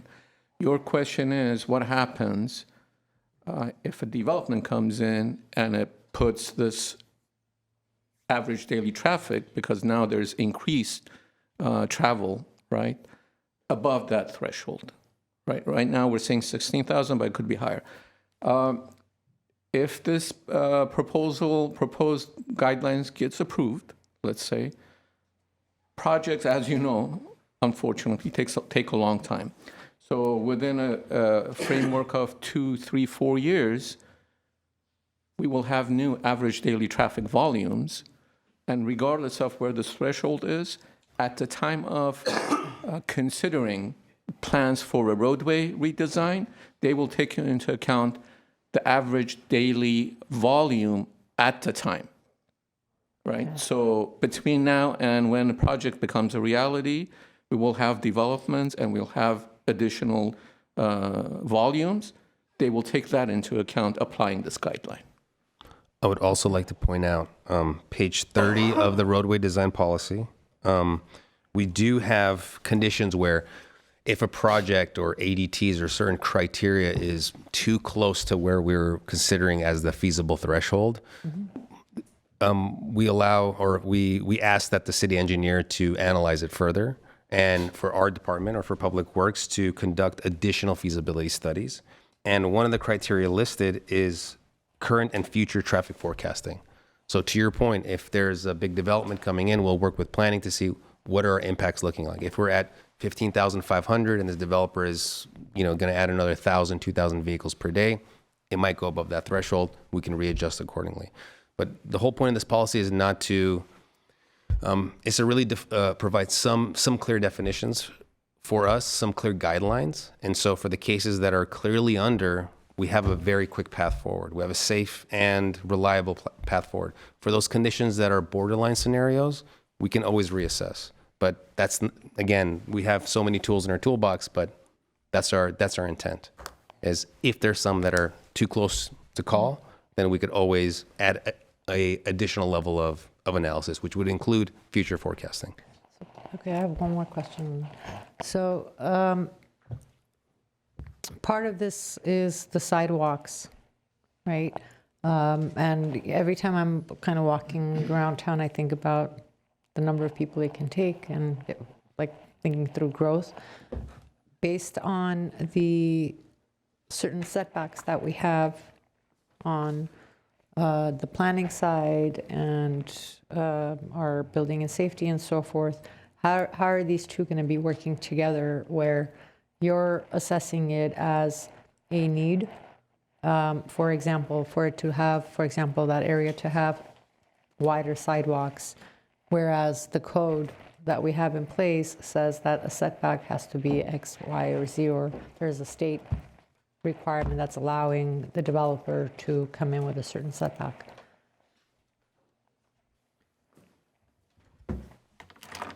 I'm going to defer this question over to our principal traffic engineer, Pastor Casanova, but I would like to give some context. When it comes to expanding sidewalks, it's often one of the more costly improvements that the city can do.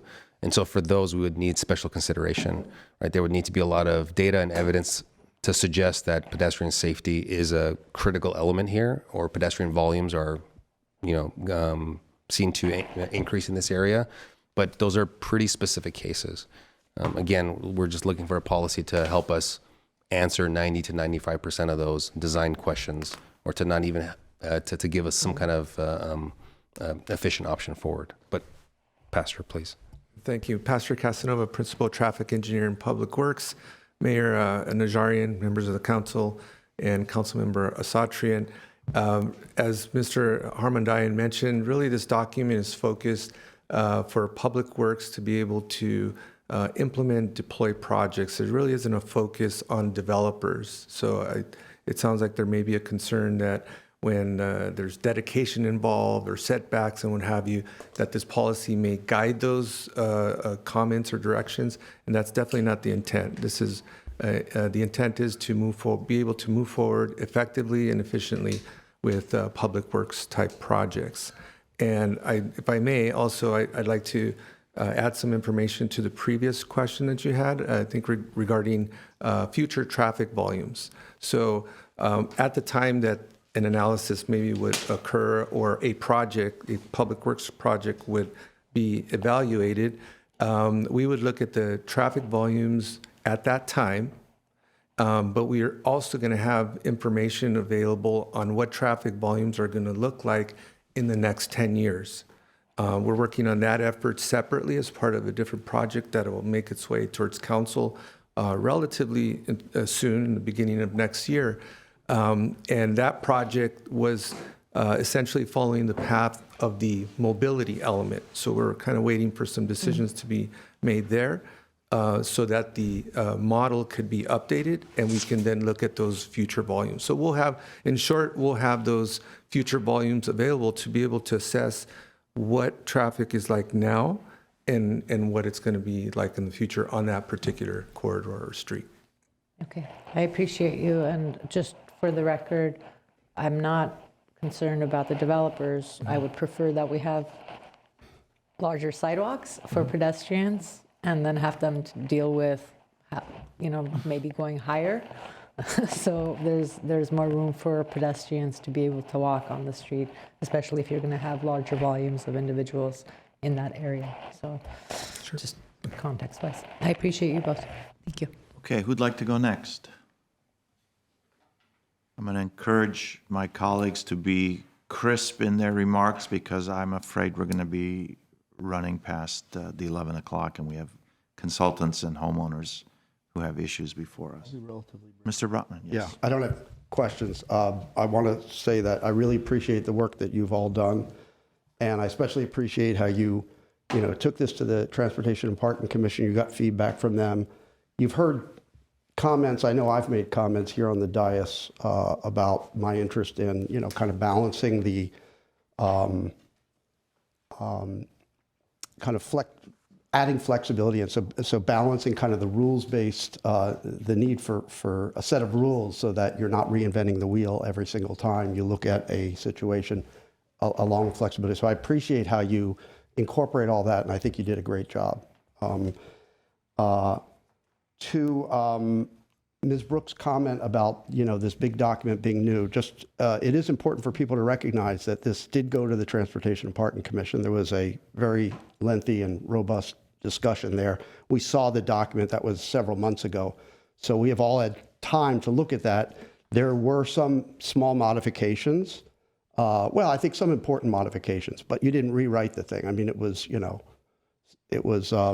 limited to, some key areas, and so for people in the public to understand, this is not the first time we're seeing this.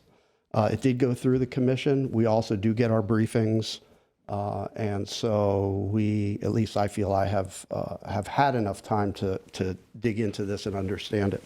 I would, I think that you've, I like how you're some of the words that you used about balancing that certainty with the engineering judgment, because we do know that every street has its own unique context, And it's important for me to know that you're not just kind of blindly checking boxes and not applying your expert knowledge to what's needed on a particular segment. So that makes me very confident that this will be successful. And I would just say, I hope when things come to us like the bike transportation plan, that people understand that just because the plan calls out a segment for a bike lane, it doesn't mean any particular type of bike infrastructure. It doesn't even mean there will necessarily be bike infrastructure there. It's all going to depend. And that's what is so valuable with this policy, is this is going to demonstrate that, there are a lot of other considerations. Just because it's on a long-term plan, that's kind of a pie in the sky type of thing, right? But it's got to meet the conditions. And I like also what you said, that we are not going to remove a lane if it has a significant impact on traffic flow, or if it pushes traffic in any significant way into the neighboring streets, no cut through, right? And I think the public needs to understand that that's not what we're going to be doing. We never intended to do that. And we will balance all of our, goals and ambitions in a way that doesn't, create disruption in the city. None of us want that. So anyway, I just want to thank you again for all of that. My only ask is that you would come back with some more benchmarking, because one of the things that the Transportation Parking Commission asked for was more data on other cities and how they've established their guidelines, what lane widths what are their minimum lane widths for a travel lane, for a parking lane, for a right turn, a turn pocket, et cetera, et cetera. I know you did look at maybe Pasadena, but I would appreciate if you could come back with some more benchmarking data so we can see how we line up with other cities. I'd like to be brief, but I did a little homework. I looked at Burbank, Pasadena. I looked at what the state of California in general, with LADOT, what they also provide guidance on lane widths, for example. Generally, it ranges between 10 to 11 feet. The only time that I've seen LA reference 9 feet is in extreme conditions. So they use the word absolute minimum for 9-foot travel lanes, and that's only for short durations. Same thing with parking. The general rule of thumb is 8-foot parking lanes. If you're going to dip below that, it's usually for special conditions or for very short durations or for very short distances. But if you would like additional benchmarking, we can always do that as well. I would like that when you can squeeze it into your busy schedule. Thank you. But I support this, and again, I think this is going to really be helpful for us. Thank you. Mr. Karpetian or Mr. Kasakian?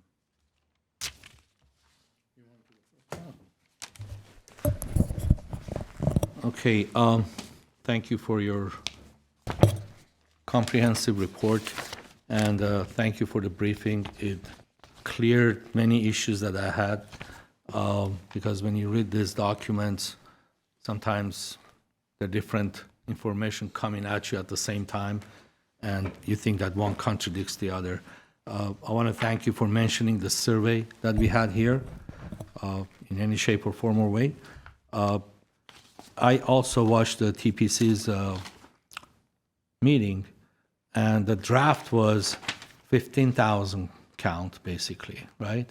And then it was discussed, and it was kind of suggested to make it a 16,000 count on what do you call it, daily traffic counts or traffic count.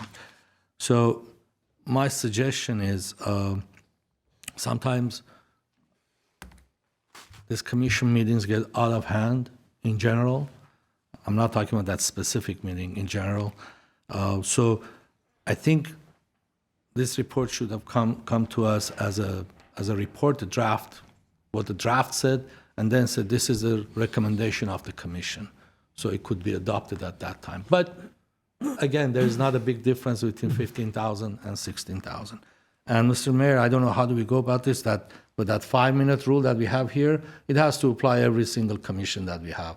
Some of the commissions, they go on and on and on for 45 minutes dissecting every single line every single word of these reports, and they expect them to bring that report back and implement their comments into the report, then come back to council. It's a side note. So just to clarify, this report is telling me if you have over 16,000, you have four traffic lane street, and you have over 16,000, it's not feasible for a, basically that's what it's saying today. That's your guideline. For a traffic lane removal, if it's below 16,000, there's a possibility or it's feasible to do so. Am I correct? That is correct, and ADTs is only one of many other criteria that we look at, but you are correct. Yes. I understand. So for the streets that, I printed the map that tells me which street has what kind of traffic count. For the streets that are not over 16,000 cars, these are my suggestion for you to consider. If the neighboring streets, like streets parallel to it, they already have bike lanes, like north of Verdugo, I know you're looking into redesigning it or in process of being designed, because the traffic count over there is 12,000 or 13,000, it qualifies for a lane reduction. But I think you need to look at, for the future projects as well, the neighboring streets. Ocean View has one bike lane. La Crescenta, we're doing the same thing, removing a traffic lane and implementing a bike lane. Verdugo Wash project is coming that has bike lanes. So you have 3 streets that already have that infrastructure that we're thinking about. If you remove the traffic lane, protected bike lanes are one of the options that we have. So that's one thing you need to, to consider. Some of the streets that have 4-lane traffic, they're 4-lane traffic streets, and they're in kind of residential neighborhoods. They have a low traffic count, like Verdugo, from where it divides, separates from La Crescenta, from Cañada, and then connects to La Crescenta. That stretch has a low volume, like 9,000, 8,000. But consider what's in that area. One of the most important things is the Verdugo Woodlands Elementary School.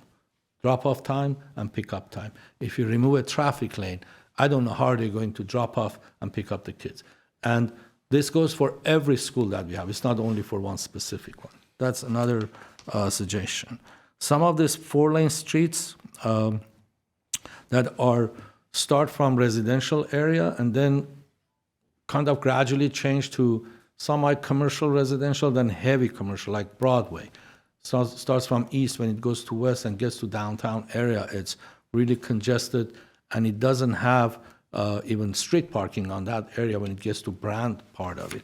So, and we know holiday times, these areas are jam-packed. I looked at the traffic count on Broadway. I'm surprised that it's where is it?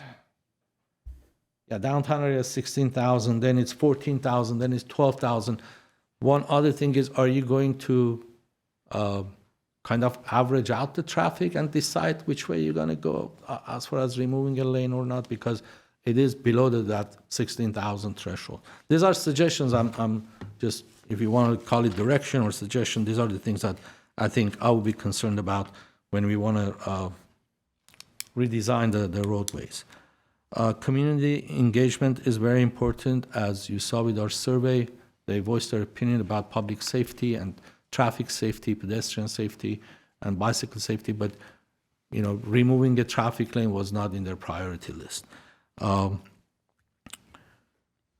mentioned that as well. And one other issue is removing a traffic lane. It is not a solution for every case.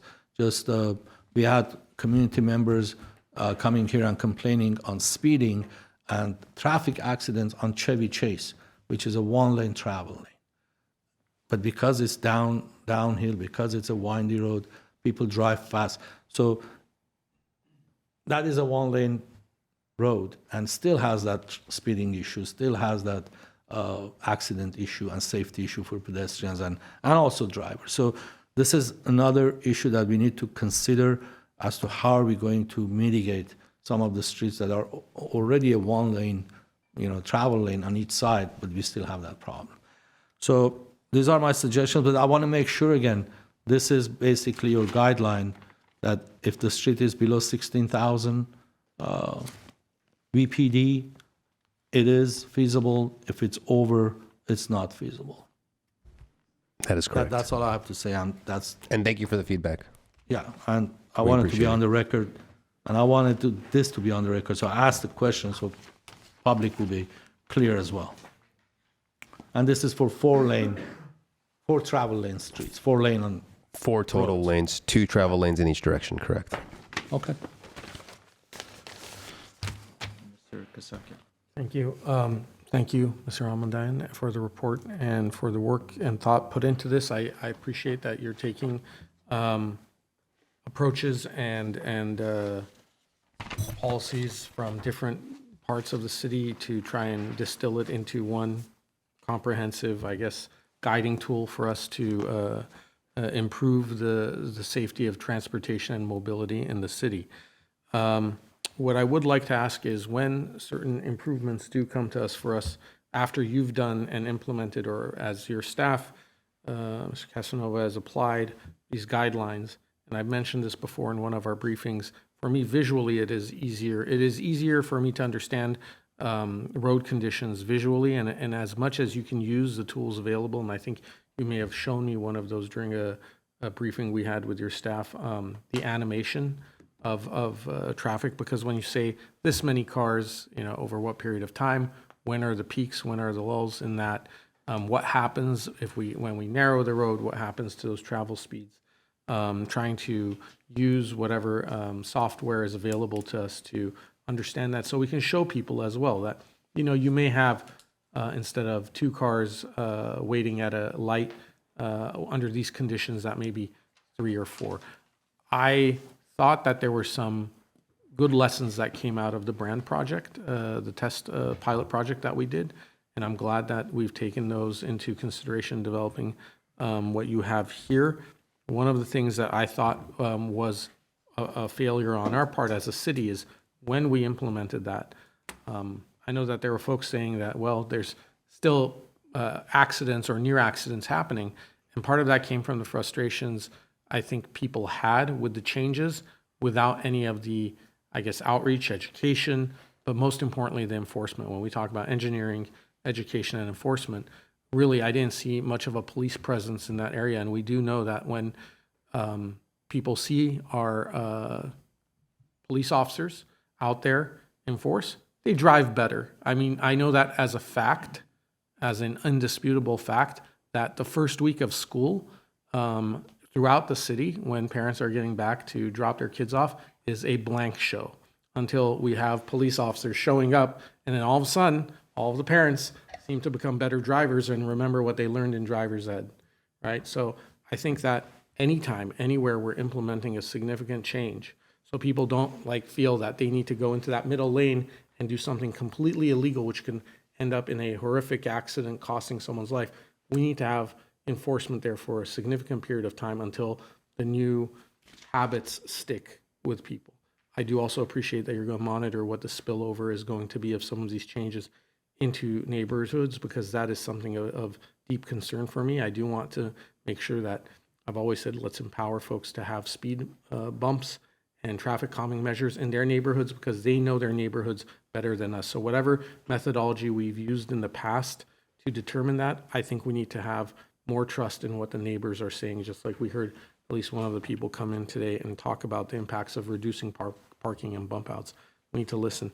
So engineering is important. I support this. Got to get back on education. Mr. Galanian, Mr. Hernandez, everyone, we got to get back with our schools, figure out with the superintendent what we can do to help support them in bringing back driver's ed, because everyone who's watching and listening, right now there's no driver's ed in our high schools. Students who are going to Glendale high schools and all California public schools are not taking driver's education anymore. And I think that has had a trickle-down effect on some of the issues and problems that we're seeing today. And again, I will just say, let's have enforcement coupled with any changes that we do. I don't know how involved our police and our motor units were with helping develop some of the policies or taking into consideration their observations, but I think they have tremendous value because they're out there every day patrolling and seeing what the behaviors are that among our drivers, especially those who are shirking our rules of the road. Thank you. That's all, and I support it. Thank you. So I have a mix of comments and questions. Let me start with this one. About, if I'm not mistaken, 3 months ago, I made the unprecedented move of calling into the Transportation and Parking Commission. I was quite angry and upset when I saw that they were asking staff to change a recommendation to the City Council. Are you telling me that's what happened in this meeting, this most recent meeting on these roadway design issues? Can you repeat the question in terms of what happened in the? So about 3 months ago, I saw staff. I got that portion. You got that part. Yeah. So is that what happened in this most recent meeting? Mr. Garbetyan says there were numbers that were changed at the behest of TPC that staff had originally developed that then are submitted in this current report. So I will say that we did take some of the comments under advisement, and where they were appropriate, we did make some modifications, but not necessarily just because they directed it. We saw that it was based in sound engineering judgment. Okay. I don't want to see that. And I thought I made myself very clear at that time. And some people said, oh, you overreacted, Mr. Najarian. Why did you call in? I don't want to see that. And if I have to have a meeting with the chair of that committee and other committees that change policy reports that come to council, I do not want to see that. That's inappropriate. Wasn't I obnoxious enough when I called in? I mean, I thought I was pretty obnoxious, but I wanted to make a point, and it seems the point was not taken. It's not fair to my colleagues. Whatever that change is, whether it supports the way we're leaning or is against the way we're leaning, there should be a separate statement that this is what the TPC believes, differs from what staff's original recommendation was. Mr. Hernandez, can you enumerate some of those changes, or Ms. Almandia? We actually put together a spreadsheet, but Yes, Mayor Najarian, members of the council, and Mayor Najarian, to your question, the simple answer is that no, staff did not change anything at the direction of the Transportation and Parking Commission. Well, we did take our comments, and one of the key comments was to evaluate other projects that FHWA had presented or has implemented in the past. And we also took that an additional step and looked at like around 10 years worth of LADOT projects that have been implemented, looked at all those traffic volumes and made the change based on all that information. And Mr. Harmandayan will elaborate on that a little bit more. And to also jump to another comment that was made during the commission, there was a request to put in or consider 9-foot left turn lanes. That's something that LADOT in certain cases certainly looks at.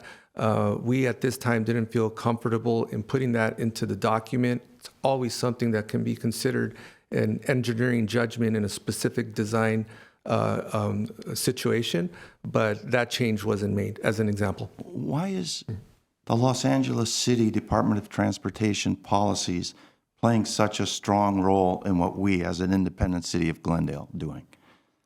Because I don't think we are at all like the city of Los Angeles. I think the city of Los Angeles policies and regulations and design guidelines are a result that reflect the population and the residents and the psyche of the city of Los Angeles. We are not the city of Los Angeles. We fought tooth and nail to become an independent city in 1906, not to be subsumed by the city of Los Angeles. So I don't want to hear about the city of Los Angeles, personally. I don't pay much regard to their traffic standards as imposed on the city of Glendale. Maybe it's great for Los Angeles. in fact, maybe it's not so even great for the city of Los Angeles. How about the Venice Boulevard bike lanes that were placed in Mar Vista, which perhaps met all their guidelines? There was a revolution in that.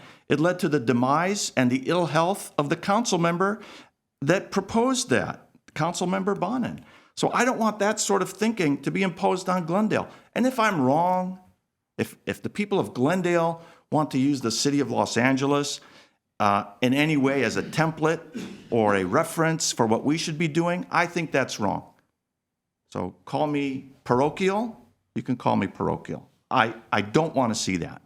Now, federal standards might be a little different, but leave LA out of this in any shape and form. I don't want to hear anything about LA standards. I'm not impressed with LA standards. I've seen LA standards in my experience at Metro. Dump LA standards. We've got some intelligent, capable, experienced planners on our own that know Glendale. That's the thing, that you're from Glendale, you know what Glendale residents like, what we don't like. The 9-foot lane, perhaps you took that incentive and said, oh, we're not going to, even though that's good for LA, we're not going to do that in Glendale.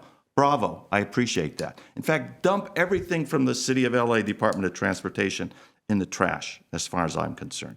Burbank is a little different. They have maybe share some of our values. Pasadena also perhaps share some of our values.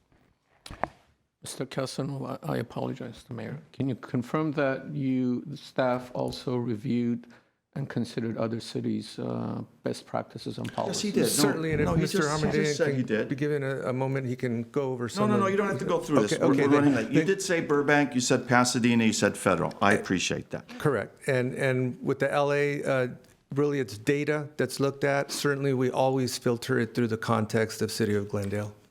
Yeah, please. We are our own city. Let's leave the city of LA out of this totally. Next question is, do we consider the use of parking restricted hours on some of our roadways where there's, let's say, during the rush hour, the heavy traffic, where we open up what would otherwise be a parking lane and permit vehicles to travel. So in the off-peak, you've got let's say it's a 4-lane, so you've got 1 and 1 each way with the turn lane and parking, but between 7 and 9, or school pickup, whatever those hours might be, that we do not permit parking and use it as a travel lane. Is that something that we consider? So there are some instances in Glendale where that is an actual design element. In general, I think what you're referencing to is like an anti-gridlock. So for peak hours, during peak hours, let's say 4 to 6 p.m., you would not allow parking. When outside of those, you would not allow parking for it to be a travel lane. And then during off-peak hours, that'll be parking would be allowed there. Yes. There is an instance which I believe it's on Glendale, north of Broadway, and I think it's south of, I want to say Lexington. There's like maybe a block or 2 blocks where we have signage and striping that actually shows that.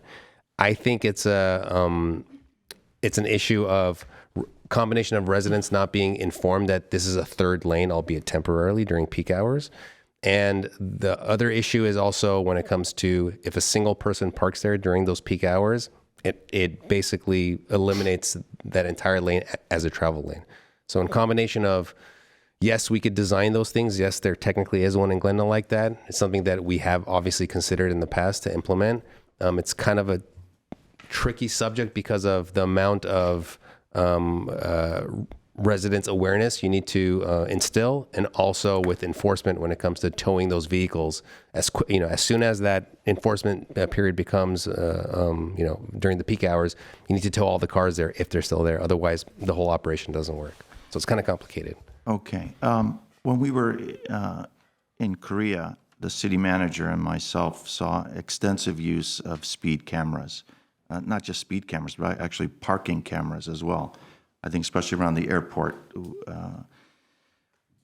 So we are scheduled for implementation of a pilot project on certain roadways in Glendale. Are you anticipating that use of speed cameras would be more widespread and that the traffic will be calmed not as a result of roadway design, but as a result of enforcement technology. Are we thinking about that, or are we just assuming that this is how it's going to, an occasional, I think we have it on Glen Oaks and maybe another roadway where we have the cameras. What are we thinking? And is that idea being considered when we talk about speeds, calming, pedestrian, et cetera? So the speed safety camera pilot program, the interesting and I believe the beautiful part of it is that yes, the intent is to slow vehicles down when they're implemented. However, we do a before and after study. We realize that given a certain number of months, I think it's 18 months, if we don't see a significant reduction in speeds, the revenue from the citations that are being collected would need to then be placed or put into capital improvement projects in those areas to install traffic calming elements and countermeasures. So to your point, the program itself actually approaches it in both ways, not just from an enforcement from the automatic cameras, but also if for some reason we don't see a reduction in speeds, we go back to engineering best standards and implement traffic calming elements there as well. Vehicles on the roadways, both connector streets in Seoul and the surrounding areas, and as well as the highways, were dead on the speed limit because they knew that they would be detected were they to be speeding. And it really had a great impact, from what I can tell, on maintaining the proper speed of those vehicles. Just an observation. Okay, that's all I have. Does anyone One want? last quick thing. Yes, round two. We're going to go 3 minutes on round two, if no one objects. No, I'm not going to take 3 minutes, just a quick thing. Another suggestion on 4-lane, the roads with 4-lane travel lanes, because I kind of studied this very hard to understand how the city functions or vehicles travel around the city. So if you go from Colorado all the way up to, I don't know, Doran, Colorado is a 4-lane street and has a very high volume, 23,000, 30,000, or what have you. And then you go to next 4-lane street is Broadway. When you get to downtown, before downtown it's low, but when you get to downtown, even past Pacific, the volume goes up. And what I think we need to consider is if that is being considered for lane reduction, and I'm not talking about BRT in general, if it's less than 16,000 and it's considered, you need to consider the streets that are parallel to it. The one to the south is Harvard Street, which is one travel lane on each side. Then north of it is Wilson, California, Lexington, Doran. They're all one way, one traffic lane on each side. So it's a two-lane roads. If that is reduced, then they're going to push all this traffic to this neighboring city. So this is just an example. There are others that could be also looked at. I looked at the different parts of the city. This is the only congested area that it came to mind, that all the streets parallel to it, they all have one travel lane on each direction. So when you study that area, it's important to also consider the neighboring streets. Okay. Perfect. And cut through is one of our criteria as well. Yeah. All right, thank you. Mr. Brotman. Yes, I just want to make a brief comment because I don't want staff to walk away and assume that Mr. Najarian's views on the TPC or LADOT or whatever are universal. I mean, I respect his views. Mine are different. I think the TPC did exactly the right thing, and I think it's what we want commissions to do. We put smart people on them because we want them to provide feedback, and that's what they did. It was very strong feedback, and staff heard that and didn't immediately shake and say, okay, we need to make all these changes just because the TPC said we need to. You went and did some more work, and you reached your own conclusion, and you came up with a better product as a result of getting input. I think that's what commissions are there for. So I think they did the right thing. I also think we can learn from every city. Glendale is a great city, but there are cities all around us that have done different things. And so the way LADOT approaches things in some ways is very forward-looking, in other ways maybe not. So I think we should take the best from every city around us and their experiences. Just one example that comes to mind as I'm talking is the whole debate we had about putting a stop sign on Adams, South Adams. And for years and years and years, we were told you can't use stop signs as traffic calming measures. And so you can't have a stop sign on South Adams. On the LA side, kept being pointed out, well, the LA side does it. Why do they do it? Why do they treat stop signs as traffic calming devices? Well, lo and behold, I think it was after our last director of public works left and we got a new director of public works. I believe that's when it happened, that there was a harder look taken and a decision that, yeah, maybe in this case, LA has a point and we can consider stop signs as traffic calming measures. We learned something. Doesn't mean everything they suggest is right, but I think that's what we should be doing as a city. We should be looking all around and adopting the best practices that we can. So I just say that, not out of disrespect, but just so that staff understands there isn't just one point of view, because Mr. Najarian is very forceful and passionate about Obnoxious. Just say the word, obnoxious. I'm not going to say that word. I'll say it, obnoxious. Okay, that's it. Okay, are we ready to take action? Yes, Councilmember Esoteric. Short one. I was actually going to comment on that as well. I don't think that the commissioners are a rubber stamp of what staff recommends. The whole point of the commissions is to get feedback and to figure out how we do things and look at things differently. And that includes really taking the best from whatever city it's coming from. I did just want to note that I really appreciate you and the way that you conducted yourself here today. The level of professionalism, the directness in your answers and your openness, extremely professional. I'm really taken aback, and I just want to say kudos to you and thank you for this incredible report. And thank you for not giving wishy-washy answers. Here, here. You're very welcome. Thank you. Okay, great. So we're on 9B. There is a motion to adopt the roadway design policy. I will make the motion to adopt the 2025 Glendale roadway design policy. A second. Roll call, please. Council members Asadrian, Yes. Brotman, Yes. Karpetian, Yes. Kasakian, Yes. Mayor Najarian. Yes. Okay, it's 10:10. The kids have to have the playgrounds. Yes, they do. The question is, can we go through this quickly? Because we have two Mills Acts at the end of those playgrounds. We'll do our best, Mr. Mayor. We have short presentations. We have representatives for the playground companies as well? Yes, Mr. Mayor, just in case you have questions for them, but the presentations will be made by Mr. Bolanikian. Okay, let's try and get this in before the bell rings. Madam Clerk.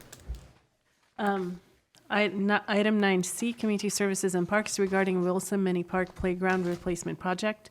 1, motion to approve the final design for the Wilson Mini Park Playground. 2, resolution to dispense with competitive bidding for the purchase of a playground equipment and authorize the Deputy Director of Finance Purchasing or designate to execute a purchase order with Compman California, Inc. for the Wilson Mini Park Playground Replacement Project in the amount of $246,597.68, plus a 10% contingency of $24,659.68, for a total amount not to exceed $271,257.36. Mr. Galanian. Mr. Mayor, Mayor City Council, for the sake of efficiency and streamlining, we'll just turn it over to Mr. Bolanikian for the presentation of this item and the next item. Good evening, Mayor Najarian, members of the council. I'll be really quick. I know you have a couple more items tonight. So the first item is the Wilson Mini Park Playground replacement. Last time the playground was replaced was 17 years ago in 2008. The scope of work will include ADA improvements, integrated shade, and pour-in-place safety surfacing. Funding for this project is from Measure A. Measure A is the LA County measure. It was the Parks Fund that was approved by voters in November of 2016. We receive a direct allocation every year for the north side and the south side. So we will be using some south side funding under Category 2 in the amount of $300,000 in Measure A funds. So we did have staff did work on a community survey. We provided 4 playgrounds as part of the survey. And we had 122 surveys that were filled out. Out of the 122 surveys, 54, so 44% of the respondents wanted the cafe and ice cream store playground. 29 participants wanted the Hideaway Treehouse, 27 wanted the Cloud Chaser, and 12 wanted the Happy Heights. So one thing that we noticed is a lot of the respondents wanted shade, hence the reason why we're including integrated shade. And the direction we've received from council in past playground projects is moving forward with new playground projects, always integrate shade or have some sort of shade structure on all of our playground renovations. So the community design preference is the cafe structure. This is the playground itself, the footprint is 1,354 square feet. It has ground level play, a musical creativity area with a theme play area, as well as seating and sensory experience. We have a lot of ground play, which would be available for all participants that have different abilities of play. And moving forward, the cost breakdown, as mentioned earlier, the product, the playground and 2 shade elements will cost a little over $86,000. The surfacing, $45,000, site work and installation. This also includes a security pole. The security pole will be used for having a security camera there, which will be installed by our Information Services Department, connected to the Real-Time Intelligence Center. Freight tax, $28,000. Our certified playground inspector, $1,500. The payment performance bond, $5,300. Total, $246,000. 10% contingency of $24,000, and we'll be adding some additional site furnishings. That was another request that we received from our respondents, to have furnished seating area for the parents and caregivers to watch their children play. And of course, the regulatory signage. We will have signs along the playground thanking LA County Recreation Park District for funding the project. With that being said, staff is recommending to City Council to approve the preferred community design of the cafe and ice cream store playground with integrated shade and pour-in-play surfacing. Thank you. We have one speaker, Madam Clerk. We have one speaker, Mike Mohill. Mike, can you do it in 2 minutes? I'd appreciate it if you did. We're running late.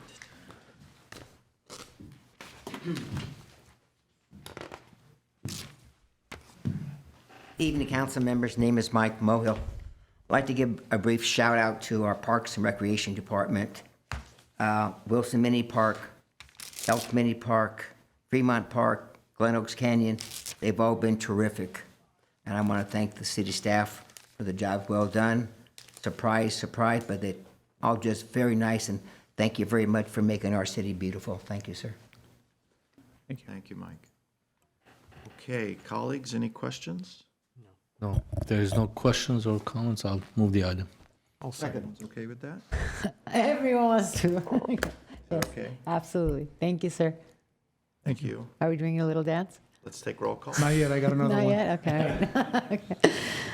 Council members Asadrian, Yes. Brotman, Yes. Karpetian, Yes. Kasakian, Yes. Mayor Najarian. Yes. Next item. Next item is 9D, Community Services and Parks regarding Elk Mini Park Playground Replacement Project. One, motion to approve the final design for the Elk Mini Park Playground. Two, resolution to dispense with competitive bidding for the purchase of playground equipment and authorizing the Deputy Director of Finance Purchasing or a designee to execute a purchase order with Great Western Recreation for the Elk Mini Park Playground Replacement Project in the amount of $369,839 plus a 5% contingency of $18,491.95 for a total amount not to exceed $388,330.95. Yes. Mr. Galanian. There has to be a motion. I'll turn it over to Mr. Bolinikian for a quick, brief presentation. Mr. Bolinikin. Thank you, Mayor and adjoining members of the council. Real quick, this playground was, the last time this playground was renovated was 21 years ago, so it's 21 years old. Similar to Wilson, we will be adding integrated shade, PAP surfacing, and some accessibility improvements. The playground will be funded through CDBG funds, $400,000 in CDBG funds that have already been appropriated this fiscal year.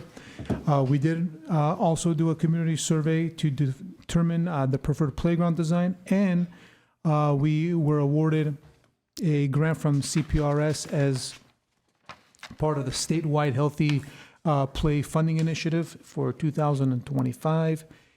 This will be our third playground that we have in Glendale. That's a CPRS demonstration site, which basically adds additional amenities to the playground. So the children using the playground can have different types of exercises and healthy play. The community survey, once again, provided 4 playgrounds. The playground that won the survey was the Mother Tree Grove. We had 74 out of 98 respondents. We had 74 respondents that liked Mother Tree. So we are recommending to go with the Mother Tree design preference. It does have 5 different shade structures, and it is more nature-based, which fits the area since there are a lot of trees at Elk Mini Park. The playground itself, the footprint is 1,444 square feet. Just like Elk Wilson Mini, it has sensory experience, ground level play. It's a themed climbing area, as well as areas for balance and coordination.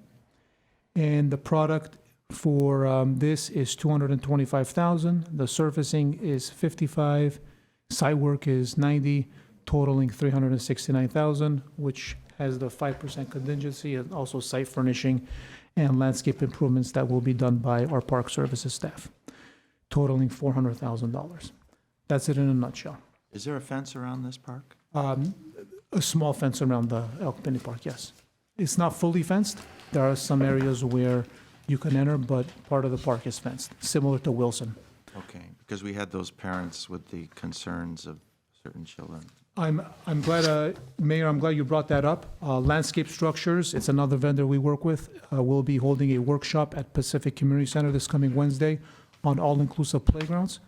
That is going to be headed by Dr. Ariel Mansholt, who is an occupational therapist and an expert in all-inclusive playgrounds. After the workshop, we were going to be meeting with the parents, and we're going to make recommendations and having 2 playgrounds fenced, one in North Glendale, Montrose, and one in South Glendale, Maple Park. Okay, yeah, good, And we'll good come work back- following. Yeah, we'll come back to council to council's appropriate funds.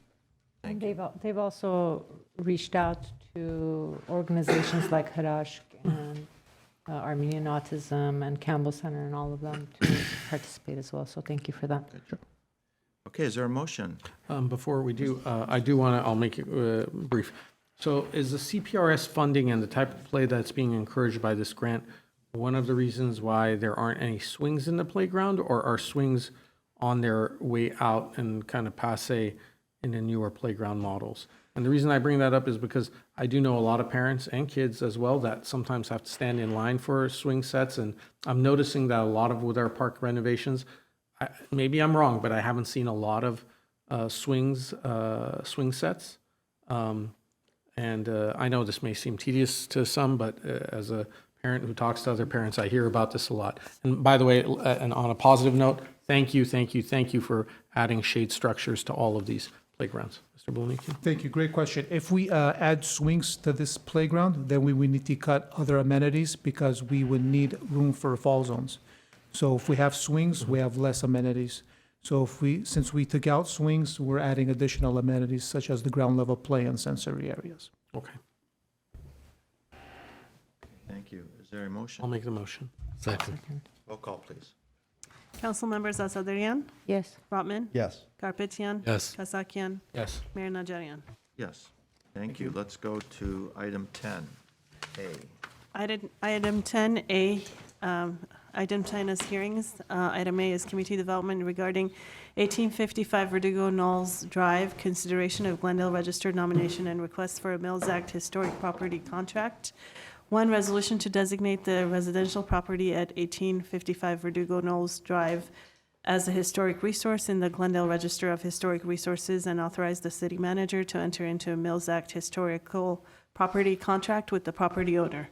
Two, motion to deny the request of the property owner to designate the residential property at 1855 Verdugo Knolls Drive as a historic resource in the Glendale Register of Historic Resources. Mr. Galanian. I'm going to open the hearing. Before I forget, Mr. Galanian. Yes, Mayor Najarian, members of the City Council, Ani Manatakanian, our planner, will take on this presentation.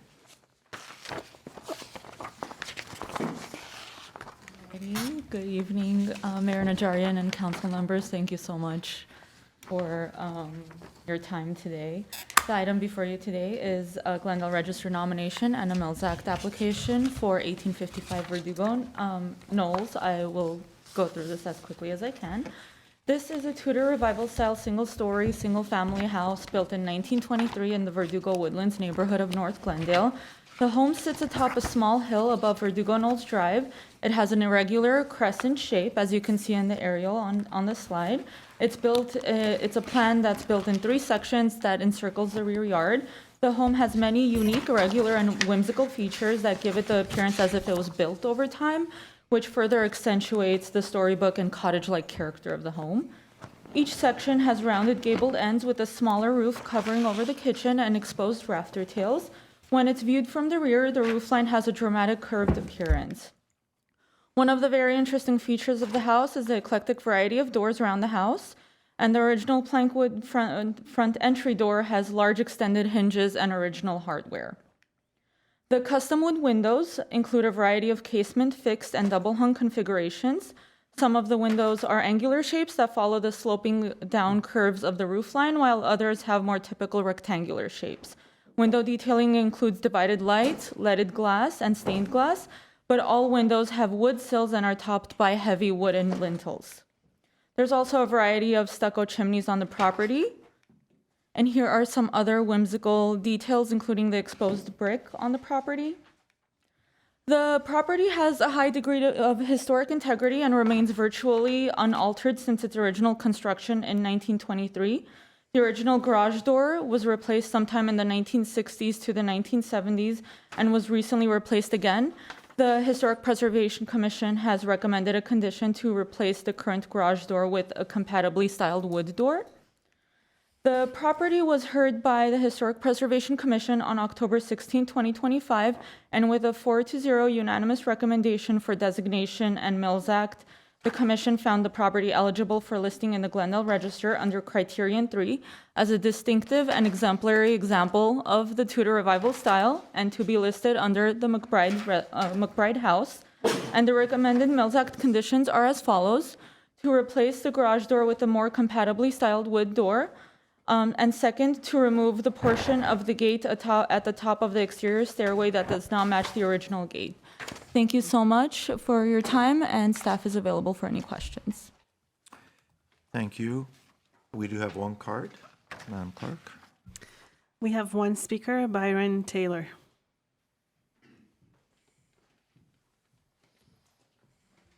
Mayor, City Council, Byron Taylor, representing the Glendale Historical Society.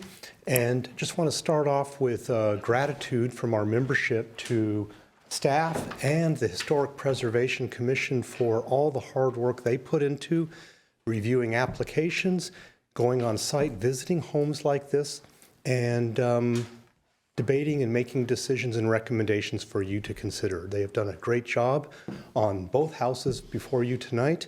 And we just want to say that on behalf of our membership and our members, we fully support this house tonight. Thank you. Thank you. Questions or comments? My only comment is it's a very cool house. I've never seen it in up front, but it is extremely cool, and the owners are lucky to be in it, and I support the designation. I will second that. Council. I have a question.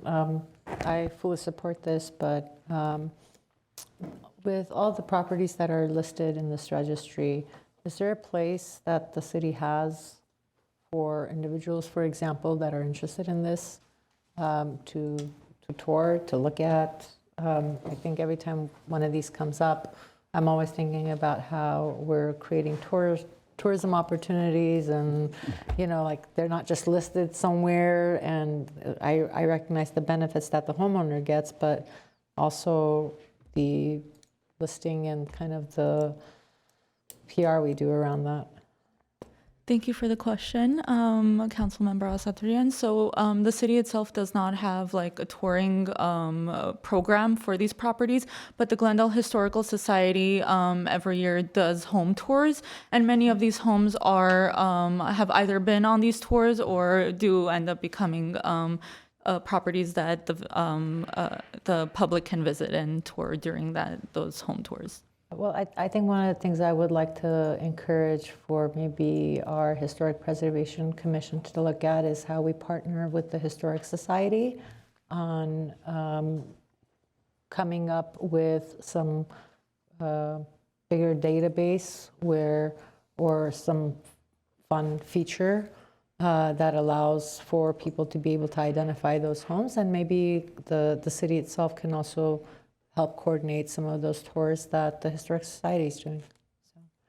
So, thank you. I have a couple questions. What is this style called? Storybook, fairy tale, storybook? It's a Tudor revival style house, but there's subcategories. So this falls more under that storybook Tudor revival style house. Okay. Do you think if this house came today to design review board that it would pass? I have a hunch it wouldn't. I'm not sure it would be too unfamiliar a style that they would feel comfortable with. Right. I mean, Hey, Platt, when I see you chuckling, what do you think? I think it might be a hard sell for some. Yeah, you gotta come up. Come on up, Jay. Let's put you on the record. And It might be a hard sell for some. I would fight for it if I could. do we have other homes like this in Glendale? Only 2 or 3 others that I know of, and one of them we have a nomination for, so you may be seeing that early next year, and a couple of others. This is very distinctive, though. And I do notice that the prior owners were very conscientious in obtaining permits for almost every bit of work that they did. Even the furnace replacement, Mr. They went and got that, and a bathtub, and I mean, most people, you get a bathtub, you don't. Was it a heat pump or just? Okay, let me recognize you, Mr. Garpich. Yeah, thank you. I've seen, sitting on design review board and historical societies commission. I haven't seen a house like this. This is a very unusual but very interesting house. And at the briefing, I was asking if these exposed bricks are kind of the stucco fell out of it, and the bricks, they said, no, it's part of the design of the exterior that has the stucco and the brick combined, and it gives it this special look. And also, when you look at the windows on portion of the house, it follows the windows are tilted, and it follows the slope of the roof. And that is very unusual, but yet very interesting. And there was a nice picture from the inside. You can see that from the inside as well. It's usually have this cut and dry square windows, but this one has a different shape. But and also the chimney tops, the caps on the chimney are very interesting. So I'm in support of it. And also, as far as the tours of the historic homes, the Historical Society has that tour, and they engage, they coordinate with Glendale High Schools, and the high school kids come in and learn about these properties, and they become ushers for this property. So it's a very great combination they have to engage the community and young children from the young age, high school children from the young age, to learn about the history of the city. So with that, I'll support it as well. If there is no comment or question, I'll move the item. I'll second. One last question. Does the house have a name? Was it the McBride? Yes, that's correct. It's the McBride House. Maybe something more whimsical. Anyway, that's an aside. Close the We have hearing. I'll close the hearing. We have a motion and a second to approve. Roll call, please. Council members Asadrian, Yes. Brotman, Yes. Karpetian, Yes. Kasakian, Yes. Mayor Najarian. Yes. Congratulations. Next item, please. Item 10B is community development regarding 1502 Royal Boulevard, consideration of Glendale Register nomination and request for a Mills Act historic property contract. One, resolution to designate the residential property at 1502 Royal Boulevard as a historic resource in the Glendale Register of Historic Resources, and authorize the city manager to enter into a Mills Act historical property contract with the property owner. Two, a motion to deny the request of the property owner to designate the residential property at 1502 Royal Boulevard as a historic resource in the Glendale Register of Historic Resources. Thank you. I will open the hearing. Mr. Galanian. Mr. Mayor Najarian, members of City Council, Jay Platt is ready to take this one on. That's right, and I'll try to go quickly as well. Very different house, kind of one interesting similarity that I'll share. But this is a colonial revival house on Royal Boulevard, and you can see it on the map here on beautiful Royal Boulevard with its eclectic mix of houses. The house was built in 1965. It looks older than that, but it's more recent than most people would imagine, I think. And that's part of the interesting aspect of its story.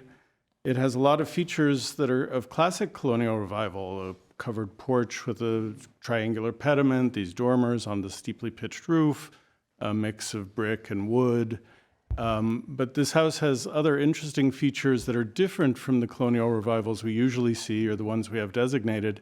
It kind of rambles. It's not like a big block like a lot of colonial houses you see.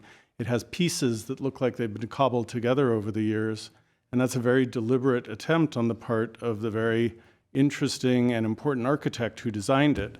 So we just looked at some front facade shots. This is the side facade. And here you see like one of the pieces of the house just kind of sticking out. It looks a little funny in some ways, but it's, before I get to the old pictures, here's the back. We have a couple of unfortunately washed out photos, but this is the back facade, which also keeps this idea of movement and different forms colliding. And then a very lovely yard with this kind of a garden feature that was designed by the architect also. That architect is Gerard Colcord, not a household name, but really an important architect who was focused in Southern California but did work in other parts of the country. He became known as a kind of society architect, and what he did was base a lot of his designs on old colonial examples of houses back east in the Northeast and the Eastern Seaboard. You see here the couple that had the house built for them, the Brown House. So this house is going to have an even less whimsical name than the McRae House. These are houses that are actual old colonial houses from the 1700s, 1800s, and you can see they were pieced together over the years. And this is something that Colcord took and kind of ran with on his designs. He was widely published in the architectural press, and you can see these kind of earlier examples of his houses where you see these pieces all coming together in a way that looks like it's been around for hundreds of years, even though they were all built at the same time to his design.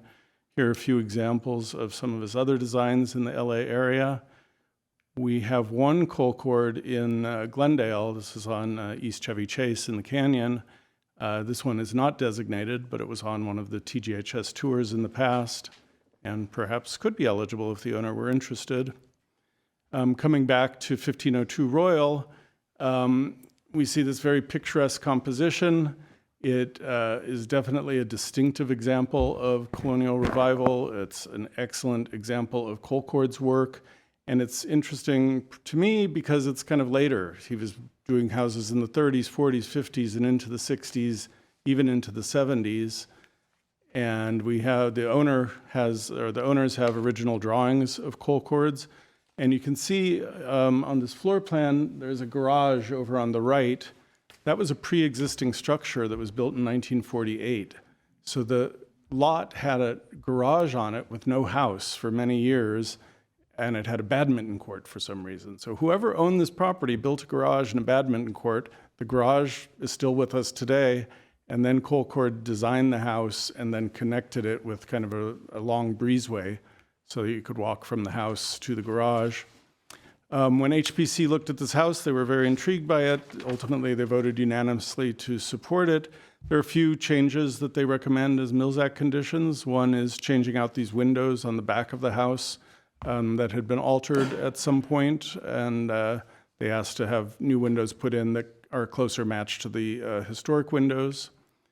And then here's a picture of that garage, which had also been altered by the current owners, but as part of the Mills Act, they've indicated that they will restore the garage back closer to its original appearance, which includes changing out the windows that were altered, several windows on different facades of the garage.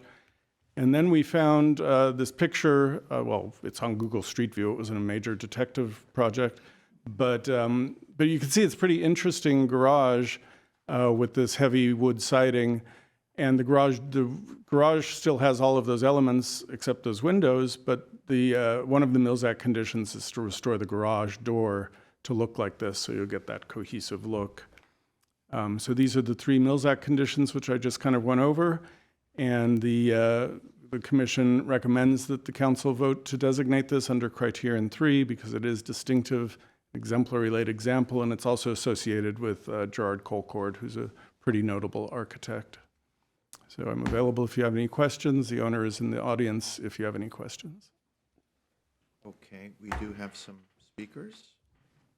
You'll call them. We have two speakers. The first is Byron Taylor.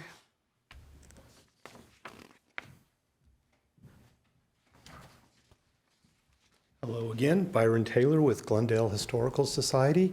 And again, our membership has also looked at this house. And as Mr. Platt said, even though the house was built in 1965, it has an incredible amount of character. In fact, I was born in 1965, and I can state that this house has more character than me. Answering earlier questions, the Glendale Historical Society does have annual home tours. And, excuse me, in 1926, next year, our theme will be homes of this nature, colonial revival homes, and in celebration of our country's 250th anniversary. And you also asked a question where people can find. On the Glendale Historical website, you go under Preservation, Glendale Historical Properties Map. We have an interactive map where you can scroll through and see all the properties. Plus, the City of Glendale has a registry of all properties. I think we're up to over 150, and it just hasn't been updated with the ones that you have passed in the past 30, 40 days. And again, our membership is fully supporting of this particular property, and we hope for your positive vote. Thank you. If you don't mind, hi. Yes. Thanks for being here. When you say your membership's in support of it, like you guys took it to your membership for a vote, or Not the it's general board? membership, no. It's, we gather around our Historic Preservation Commission. We have a commission plus our greater board members. We will all discuss properties, and one of us will come down here to speak. So it's decided by the board of the Glendale Historic Society? For our speaking here, yes. Okay. Yes. All right. Okay. Thank you so much. You're welcome. Thank you. Thank you. Next. Our next and final speaker is Alan Durham. Mayor, council members, I'm Alan Durham. Although I'm an HPC commissioner currently, I'm only speaking tonight as a member of the Glendale Historical Society, and I just wanted to address Councilmember Satrian's question from the prior home hearing. On the last Glendale Historical Society tour, it was a tour of five Tudor homes, and one of them was one of the rare storybook homes that we have in Glendale that's on the register. So there have been opportunities to tour many of these homes on the register over time, but and that's a fantastic storybook house that people got to see. Thank you. Thank Mr. you. Durham, I was aware that there's tours with Glendale Historic Society. My recommendation was that we do something with the Historic Society as a city, and how we also help publicize the tours that you're putting out. And that kind of also reminded me of some of the screenings we were having in Brand Park. I've been hearing from them that, like, after the city also helped disseminate information about the old movie screenings, more people are showing up. So just how we can, be part of that and be partners in that. That's all. Oh, yes. Thank you. I understand your comment. I just, I would love to see more work and more tour opportunities, for these historic resources. Yes. Thank you. Thank you. Mr. Kasakian. I'm fine. I like this house. I like the colonial revival style. Reminds me a lot of a house I grew up in the early part of my life in Parlin, New Jersey. It's in Sayreville borough. Yeah, I'm happy to support it. Comments, Mr. Kirkwood? Yeah, just a quick question. This is based on criterion 3, right? Yes. Okay, I'll support it as well. I have a question. So, criterion 3 is the outstanding example of. Yeah, it's the design. we call it the architecture criterion. Okay. So, what would stop me from building a house exactly like that and in 6 months applying for a Mills Act? Well, I would be. There's something. Well, first, this is designed by an important architect, so that probably wouldn't happen if you were copying it. There's a thing called age value that we talk about in architectural history, and even though this isn't a super old house, at this point it's it's well on its way. New houses can't capture that. You could do Hollywood weathering and kind of set design kind of things to try to do that. But people don't do that for new houses. We don't actually have a rule about how old a property has to be on the Glendale Register. And part of the reason we have that is because number of years ago now, the council voted to designate a house that was built in 1993. At the time you designated it was well under 30 years old, but it's a phenomenal house, a fascinating house by a major architect. It's up on Rimcrest. It's on the front, it's a big concrete brutalist kind of block. But the rest of the house has other aspects that are also modern, but more glassy, more open. It's a really interesting design by a really interesting architect. And I think HPC and council recognize that. And that's just an example of why we wouldn't want to have a rule that said you can't be new, but I can't imagine that HPC or the council would ever designate a house that was built yesterday. Why? Well, personally, I aside from the can't age imagine value. it, yeah. If you were able to do that or interested in doing that, the rules that we have under the current ordinance wouldn't say no to that happening. Would you recommend we adjust those rules? I mean, have a It sort was- of minimum? It was part of my recommendation to not have a not. date, partly because of this 1993 house that would have failed to gain any traction if we had a rule that said you have to be 30 years old or 50 years old or 100 years old. Preservation movement in general is moving away from some of these dates that push things back because things that have been built more recently, it's harder for them to be placed in context, but it's also easier for them to disappear. And when we lose good examples of that, it's very concerning to members of the community, not everyone, of course. Okay then, if there's no other questions, is someone ready to make a motion? Close the hearing. I'll close the hearing. I'll be happy to make the motion. Second. Roll call, please. Council members Azadarian, Yes. Brotman, Yes. Karpetian, Yes. Kasakian, Yes. Mayor Najarian. Yes. Now, do we want to talk mayor selection? Or do we want to, Mr. Mayor, we have two new business items. let's do those then. Yeah. The new business items. What do you guys want to do? Well, We go mine to will the be mayor? very, very fast. Okay, let's read Mr. Brotman's item. Item B, You want to do? 13B is get 'em both. Councilmember Brotman's request to agendize discussion on a stay on code enforcement of parking pads in front of yard setbacks. Okay, so I think we all know what this issue is, and I raised, what was it, last week or 2 weeks ago? A request that we hold off on code enforcement while we look into ways that we can accommodate the needs in that area for additional parking, and try to get creative with our codes. So I don't know what else to say about it. It's pretty straightforward. I supported that, and I'm asking staff, do we need to do anything further? I know, I saw there was a memo that was sent to us. I'm not sure when, was that just today? Correct. Okay. Yeah, 5:45, there we go. But do we need to agendize something and vote on a stay on enforcement? Or is that something that staff can take on its own and make a decision on? Councilmember Brotman, if we get direction today, we can put a stay on enforcement temporarily. And if council would like a report back as it relates to options available, then staff needs to do some research.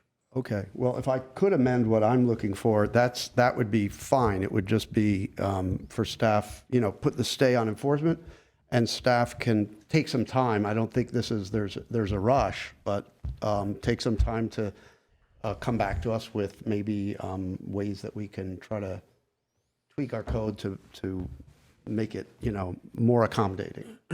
Let me ask again, do we need a majority? We can't take that majority action here because it's not an actual agendized position, right, or proposal. What do we need to do collectively in order for that to happen? You're saying we need to vote on whether to bring back Councilmember Brotman's item. Right. And if that's what it's going to require to have that stay, Right. I'm happy to do that, but I haven't read the memo that has been sent to us. I don't know what's in it. I haven't had a chance to look at it. Yeah, the memo essentially covers the downside disadvantages of modifying the code as it stands without doing some research. It just essentially pertains to the current existing codes we have in place. And I would support us bringing something more formal and staff looking at. So I would support that suggestion. What happens with the stay? So they would continue, the residents would continue, we're going to continue enforcement until that item comes? The state will put a hold on enforcement, so no further yeah. action will be taken based on the citations until such time that we've had an opportunity to present an item to council and get further direction. Well, I mean, is this just a handful of people on that one street? Because I have if we're doing that, I don't like the direction of hearing this. If it's just a few, I know there were one or two homeowners that came and spoke about a parking issue. Mr. Mayor, I believe there are 7 or 8 properties. But are we? I just want to ask, I want to ask if the direction would be to stay at citywide or is just on this street? Because that, no, that's another issue. There are other locations, you're right, Councilmember Garpetian, there are other streets. I know, I'm aware of few properties that this was done, but the question is this: what is our protocol? This is based on our new rules, right? The item was, Councilman Brotman made a motion to have a discussion here today to see if we're going to, if you have 3 votes to bring this item back to have a discussion. Correct. You cannot jump one step and say, okay, go do all your reports. So if we have the 3 votes, we have to bring it back. Correct. Put it on our agenda for next meeting and discuss the issue. And meanwhile, we will have, the chance to read the report that you sent today. Correct. And make a decision as to how do we do it? Is it basically on more congested areas? Because meanwhile, there could be 20 other properties that they put few parking spots in front of their front lawn and say, well, this was there before. But I think we have to just follow the rules and whatever we have and bring it back next week. This is, so I'm not saying that no one doesn't follow the rules. I think the issue is that I when. didn't say you when- said we don't follow the rules. Nor did I, I'm just clarifying something, if I may, that residents, when they receive notices of violation, sometimes will have repeat visits from inspectors that then compound the number of fines.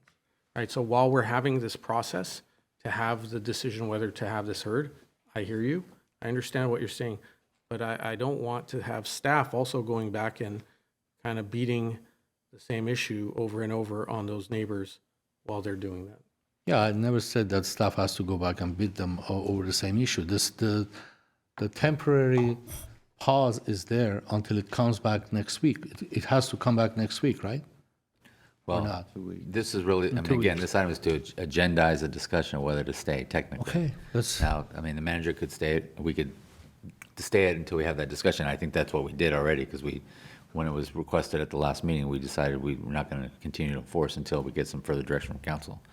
So the vote would be to agendize a discussion about staying and also bringing some options, I guess, or at least the discussion of what the options would be, not necessarily for council to make decisions on options, but. Okay, without getting into it too deeply, Mr. Brotman moved it, Mr.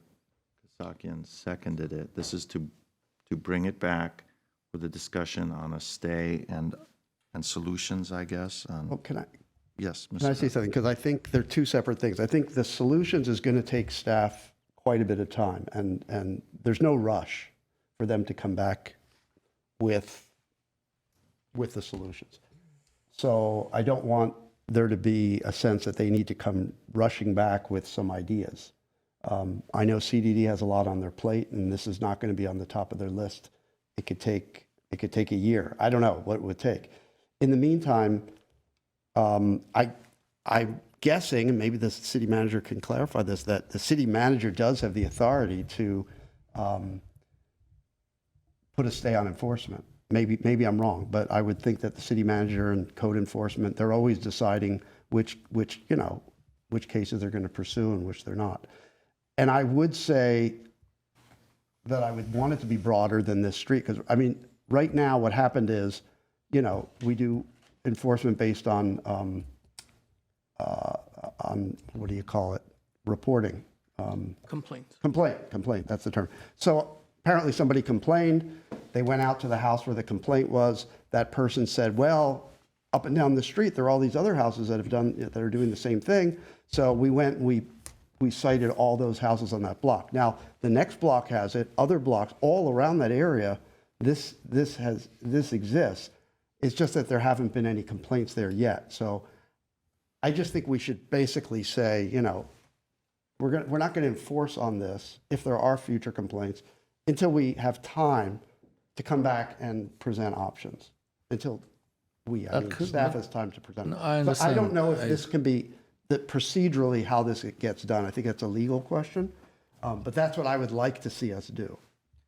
And I would just say to that, Councilmember, I'm, as an attorney, I prefer to get direction from the council on that, but I do agree that the city manager has authority to stay on his own.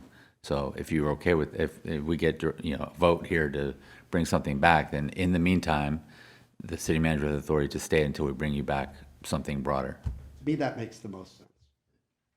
That could be years, though, with our work plan stacked up and all that. I mean, I don't want to. Yeah, Mr. Mayor, I'll have to find out the timeline. It will be less than years, but the exact time frame, it shouldn't take that long because Public Works already started looking at potential It has parking major solutions. implications, I think, that we need Yes, to from consider. the zoning, yeah, Yeah. absolutely. And how many votes would be required for that? Let's say. Change the zoning would be 4, yes. This isn't zoning? No, this is not this decision, the but. stay issue, But but like, the- if you were going to change the code regarding parking pads, or regarding That's parking a in the zoning front. question, or Yeah. is that Yeah. okay, Yeah. okay. Okay, so shall we bring it back next week to discuss a stay? I mean, at our next meeting. December 2nd. Yes. That's the issue. Yeah. Okay. Moved and seconded. Yes. Okay, if that's what's needed. Okay, Council members Asadrian, Yes. Brotman, yes. Arpetian. Yes. Kasakian. Yes. Mayor Najarian. No. Next. Next is the second period of oral communications. However, do we you wanna have do no 13B? cards. No, it's okay. I mean, it's a heavy item. I have discussion, so I'd rather just, I'll hold it to the Agenda is December the 2nd. formation of an ethics commission. Okay. Okay, thank you. We will defer that to the next meeting, whenever that occurs in 2 weeks. And Madam Clerk. The next item is the second period of oral communications. We do not have any cards on this item. Then that concludes our business for the We day. got 2 minutes if you want to discuss. We had the 9A, but I assume you want to put that over till the next meeting, Mr. Mayor? Which one? The Mayor selection, yeah. Yes, we will. Okay. It's going to be a long discussion. Not long, it'll be a significant discussion that we want everyone in the city to be involved with. So therefore, is there a motion to adjourn? I'll move to adjourn. Second. We are adjourned. Thank you.